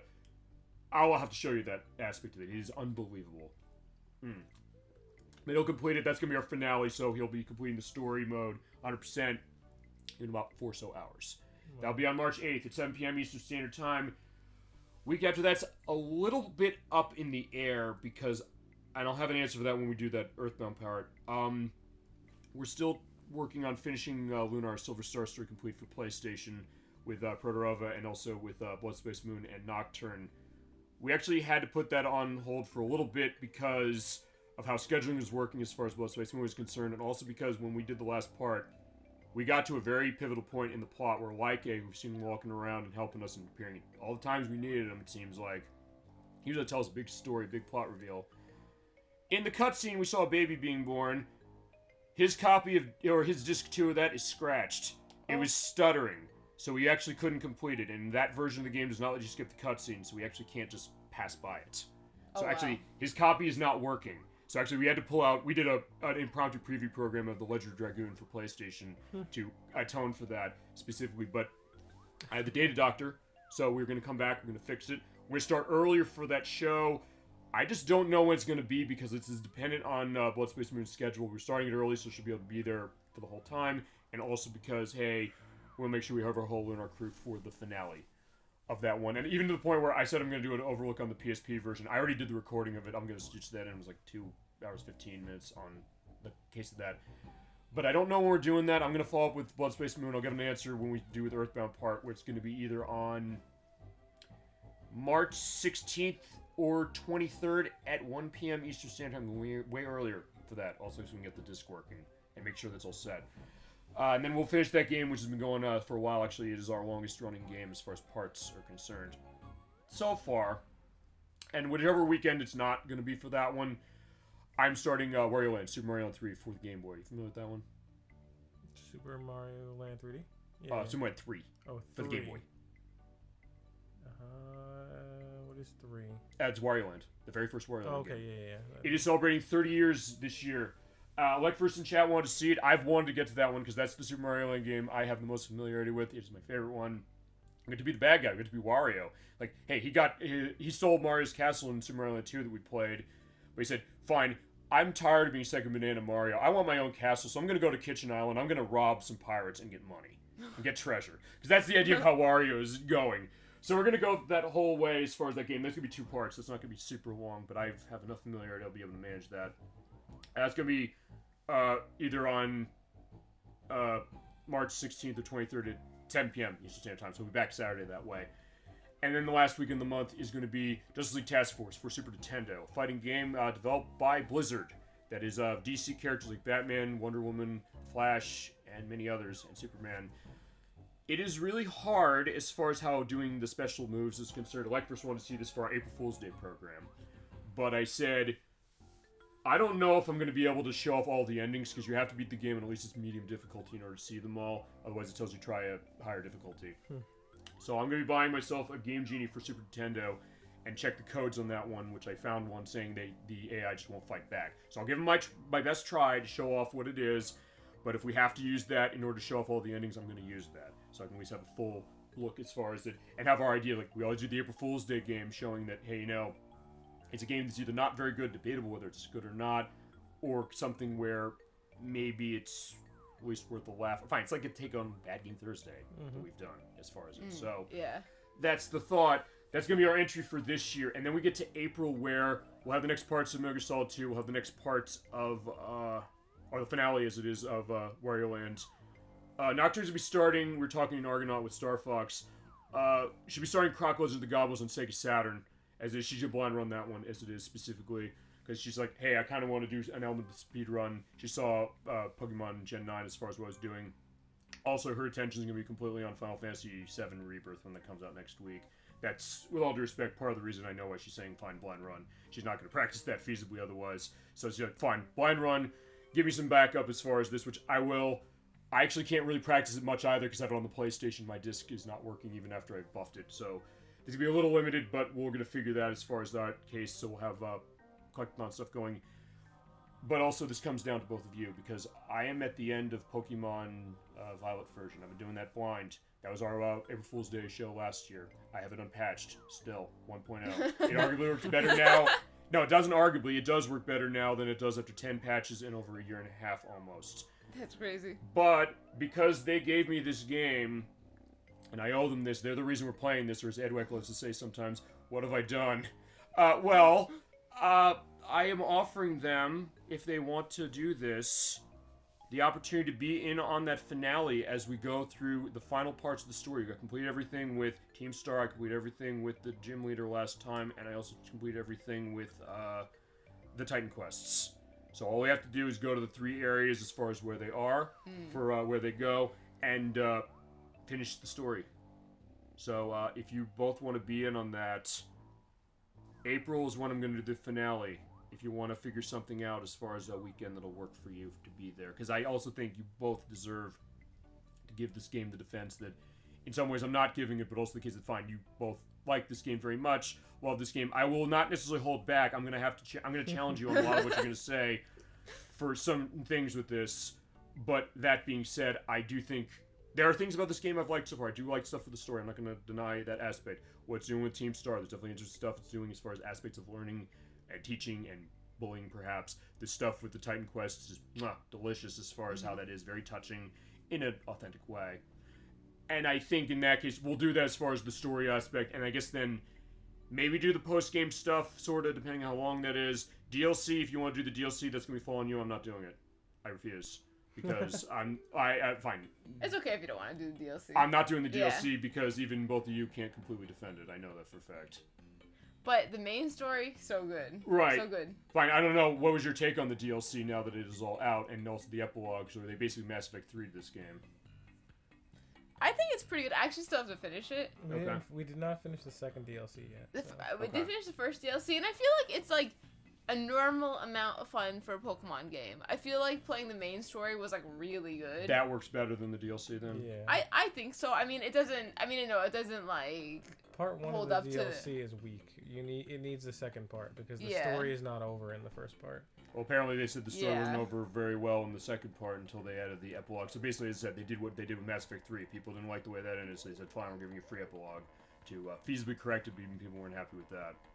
Yeah. I don't know, but you said you haven't beaten it yet, so that's only what I've heard. Because I don't know anything. I've been going this entire game blind. I don't know where the plot's going, so everything I've had going on with that game, I've been totally blind with what's I'm seeing on the plot. So everything you saw when it came with that was me seeing that all for the first time. I'm down to be on the last part because the end is. I mean, I'm not gonna spoil it, but it was like real. Like in my opinion, so good. Like okay, It was so good. I also, I think I mentioned this to Edwak, I'll mention this to you too.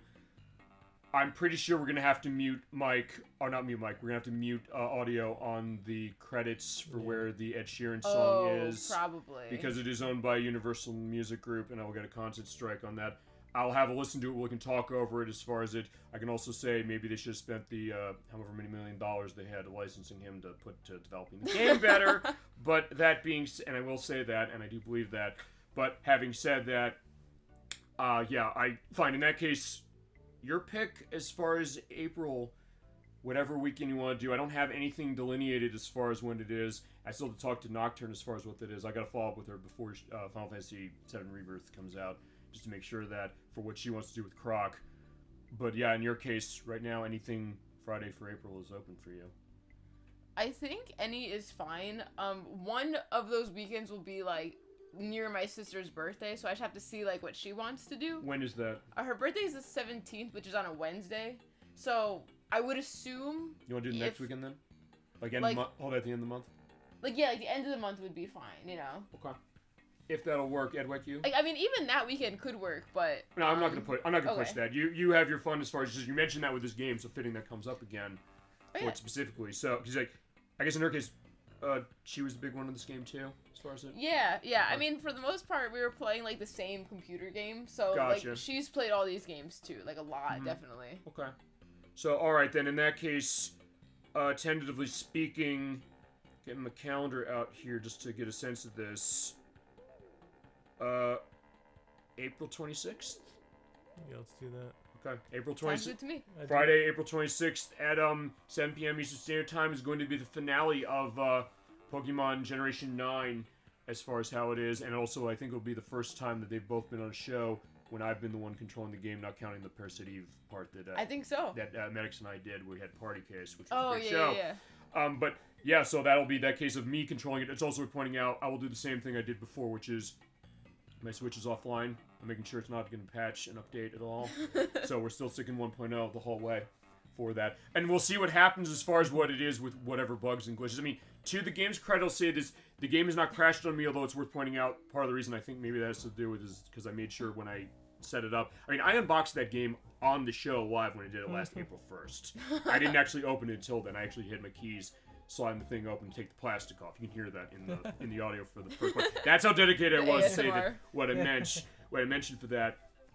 But yeah, for that shit, where was I going with that? You were talking about the schedule and about playing Pokemon. Right, it's offline. And how much you love it and you think it's so good. Well, fine, I like the franchise. And there's parts of that game I'll say they're good. No, the other thing, which is the fact the Switch is offline and why I don't think it's crashing, because I made sure to install it to the internal drive, which I've understood that apparently makes the game run better. I don't know how that went. I'm not sure. Yeah. Fine. Although I know, fine. You both got the day one patch. I didn't even take that. Yeah. Oh yeah, I did. Yeah, I mean, yeah, I always update it. Yeah, I didn't even download that. I said, fine, we're running 1.0 specifically. Like, rejected. Well, no, I'm saying, what's the game that they sold you for $60 before that? Because fine, we also had that with Pokemon Brilliant Diamond and Shining Pearl, where fine, they had a day one patch to add the opening cutscene. I was like, oh, that was what it added. That was what it added. It also remember when added. It crashed at somewhere we were at together. Yes, but I did correct the record. At first, I was going nuts, saying, "Oh my god!" Fine, I was preemptively warning about the next game. But that being said, it was also something that I then realized, no, that was an isolated incident because it crashed on something else that I never had crashed on that I own, which was Super Monkey Ball Banana Mania. So like, fine, that I went into it, and fine. If we heard something about that, there would have been stuff blowing up all over the internet over that, but there was not. So, in that case, that was the idea. So, point is, it'll still be offline and all that in the case of that. So, all right, April 26th, 7 p.m. Eastern Standard Time Friday, we're doing that for finale of that. And then we'll get to May, when May is going to be the finale of Metal Gear Solid 2. We are going to have our next compilation program. We do the annual May compilation program. We're doing Title Legends on Xbox. So, Space Invaders, Puzzle Bobble, I think is in that. No, Bubble Bobble is at least. Amongst other things, Operation Wolf, Water Ski. Many other classic Taito games. We play a classic game compilation every May to give a sense of like a little taste of everything that's in it. It's kind of in between of the compilation, not the compilation program, the showcase we're doing Thanksgiving. But yeah, ElecVerse wanted to see that. We're playing the Xbox version of that one, and then we'll have the next part of Croc. I mentioned in Metal Gear Solid 2, and I'm putting this Memorial Day weekend on Saturday, 7 p.m. Eastern Standard Time. We're finally starting it. Super Mario Sunshine for the GameCube. Although we're running the Switch port because of a bit of graphics and also because it fixes a glitch with the Noki Bay Blue Coin. Yeah, that has been an adventure for that. Brixby wanted to see this game. Going 100%, going 120 shines. Edwak has been instrumental in this operation, as has the Crusader 64, as has Gemini 96, who had a ton of stuff. Everybody I know, as far as work break has been, they've been seeing me bring this game in for like the past month and a half. Oh, like okay. 83 shines now. They were there when I did Poison River with 99 lives, and had that all set. All these weird things happening. Tons of content that I have as far as clips of videos, to the point where I'm going to actually have an extra part at some point of just myself live on camera with the DK bongos and other weird accessories and controllers to show that game, including the CDI controller they're putting out for the Switch that's coming out in November. You bet your ass I pre-ordered that for that RZ Quest for Fairmore, which just came out last week. Can you please play Elden Ring on a Guitar Hero guitar? Mine doesn't work actually anymore as far as the one I have for Xbox One. So actually, they're releasing a new one. PDP is releasing a new one that's going with Rock Band 4, which they just ended the DLC of about a month or so ago. And Fortnite Festival, which is basically the new take as far as Guitar Hero. No, Rock Band, I should say, not Guitar Hero. They're releasing a new guitar. I'm buying that. So actually, I do have Elden Ring on Xbox One Series X, so I can see how Am it I runs. hearing a yes? That is a yes. Yes! That is a yes. If I had a case of being able to connect one of those to Switch, that would work. Although, remember, there's no Guitar Hero Rock Band game that's been on a Nintendo system that can be connected to the Switch directly. There wasn't one on GameCube. And also, fine, my mileage might vary. I was saying with him, playing that game with DK Bongos, it's very weird how it maps the buttons. The microphone is the R button, so you can easily use that for hovering. But I'm going to have to get really, really fancy with that. So funny.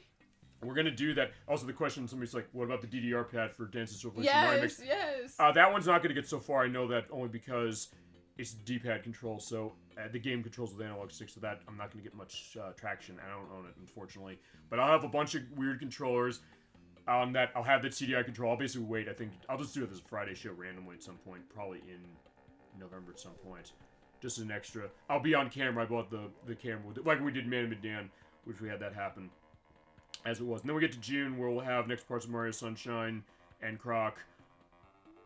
I don't know, Edwak, do you want to do Christ, see, you make fun of Nikki maybe as far as Spy Fox. I can't remember the name of the ball game. I'm calling it Speedball, but it's not that. See, anyone can make these mistakes. Fine, it's like June we have some stuff to do in June. That's fine. I just want to get a sense of whenever you want to do that. What's it called again? The game, the Smart Ball. It's up there. I'm looking at it right there. Fine. I mean, it's like I'm trying to remember. I think there's something you were saying as far as like a weird case. Somebody was saying, oh, fine, that was me with there's Unicorn Overlord that's coming out by Vanillaware in a few weeks, and they put a demo of that on Switch. I called it Unicorn Overload by accident. First time that's the name of it officially. Her sister did that too when the video. Oh came yeah. Out. She said Unicorn Overload. Oh really? Yeah, the same so thing. It's not just me. Okay. All right. But yeah, point is that we'll figure that stuff as far as how schedule's concerned. I think July. I think I start Rhapsody Musical Adventure on PlayStation. I'll figure that out, and other stuff. And the Crusader 64 just is one other update. I think he said he wants to start Shadowheart's Covenant in August with him and Chasm 22 joining. I don't know. I'll figure what that's looking like. I have other stuff coming out, and then also eventually in November the showcase program. Delisted Xbox Live Arcade games because the Xbox 360 store is shutting down in July. So anything that's not backwards compatible with the later Xbox consoles is going bye-bye. As far as DLC, as far as downloadable games. So I'm collecting a massive amount of demos or other games that feasibly might be worth showing off. I know there's cases like first wanted to see stuff. You wanted to see Poker Night 2 by Telltale. You want to see Poker Smash. I want to show Poker Smash. I've been asked for Marble Blast Ultra. Would show that. I know Death Spank. We're going to have a brief preview, which I know that Bloodstone Human called dibs as far as playing that for the show. Which actually, Ron Gilbert, who's involved in this game, was involved with character creation and a lot of the writing and the creation of the main characters. So there actually is connected tissue to this. Oh wow! In that game, it's an interesting one. You play that? No. He's on PC in particular, and it's also on PS3. And then the 360 version, that one's going away. its sequel, Thongs of Virtue, is backwards compatible, so that's fine. But basically, I'm going to pick anything that's not backwards compatible for that to show off through 360, but it doesn't necessarily mean it's completely gone forever because it might have been released somewhere else, like Triggerheart Excelica, which is coming on Switch soon, which was a Dreamcast game initially, because it's gone on 360, but it's out on Switch semi-soon. So, ideas, suggestions as far as chat for that. Edwak, Nikki, you, as far as their experience with Xbox Live Arcade or downloadable games of that era, like the 2000s. Geometry Wars. Geometry Wars is technically would be out of scope of that because that is not being delisted. Although... Scott Pilgrim. Oh. Yeah, fine. That would count. I do have the demo of that. And we have the original version as far as I have it on the Switch for it. So fine, Scott Pilgrim. Would I get Ilo Milo. What? Ilo Milo. Ilo Milo. Is it Ilo Milo or Ilo Milo? I'm not sure. Yeah, you meant that me is so. the only way to play that game that I can think of. I don't remember if they made that backwards compatible. They did. Fine. I might make some exceptions on some of that just for it. But I mean, in Scott Pilgrim's case, and do it. Although one question on Scott Pilgrim: would I get content flagged on the Ena Monoguchi music in that? I don't know who owns that. I can do. I'll tell you what I'll do. I will do a test audio check on that because actually, this is the last thing, and I'll stop this. Before we did the Guitar Man part last year, the show for that, I recorded footage of Rock Band Blitz. I was like, how the hell can I show this? Well, I had tons of stuff from Rock Band Network from 360 because everything from Rock Band Network was released that way. It included stuff from games, included Still Alive from Portal, which I did check on that. Uploading to the YouTube site is just like a thing to see if it pulled anything. It pulled the content question, but not the case like, hey, they're preventing it. It's like we play Guitar Man. Guitar Man did that as well. And other stuff out of Super Meat Boy and Explosion Man, and some of the classical music that came out that I own for that. And even a song by Ron Wasserman of did the theme for the Mighty Morphin Power Rangers. There's some songs he did. Fight Back in particular. I recorded that as far as a video, so I can do a check on that with Scott Pilgrim just to get a sense as far as what that's going to be. And since a lot of that stuff's going to be demos, some of it might already have been delisted. Some other stuff that's not, that I'm thinking, hey, I want to pick this up. I will pick it up and have that in line so we can show a little bit of it. This is a little bit of a taste. So the point is, I'll be able to have even more games because in some ways might be limited on demos. Because like, hey, they might be time-based, they might be not a whole lot to them, or something else. Even the case where, fine, we'll show some bad games in there for sure. I will definitely show off Teenage Mutant Ninja Turtles, Turtles in Time Reshelled, which I don't like very much. I will just show perhaps the worst game on the Xbox Live Arcade. I will leave you in suspense about what that is. It's something that got delisted within less than a year.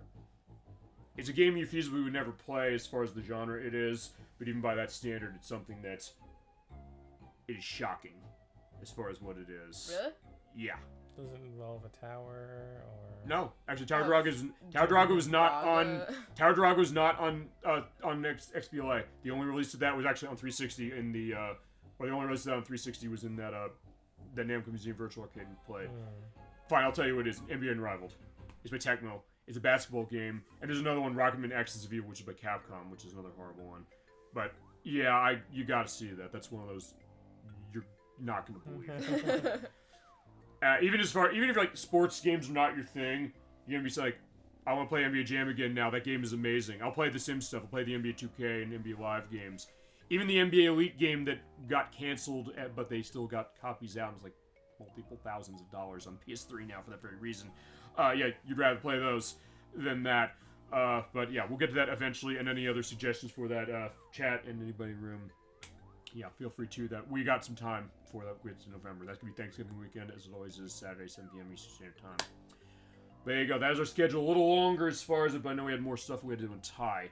So I think it's a good case of that. Thank you so much, Nikki, for coming back and leading us through both Putt-Putt Goes to the Moon and Pajama Sam. No need to hide when it's dark outside.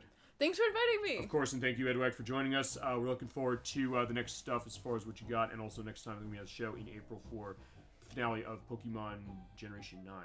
Of course. Thank you. Of course, anytime. All right. So with that, thank you so much for watching Super Bowl Game Saturday. We are feasibly almost, no, not quite, at Saturday yet. Because of that, yeah, this is going to be like half an hour for this part of it alone, but fine, there's a lot of stuff to update.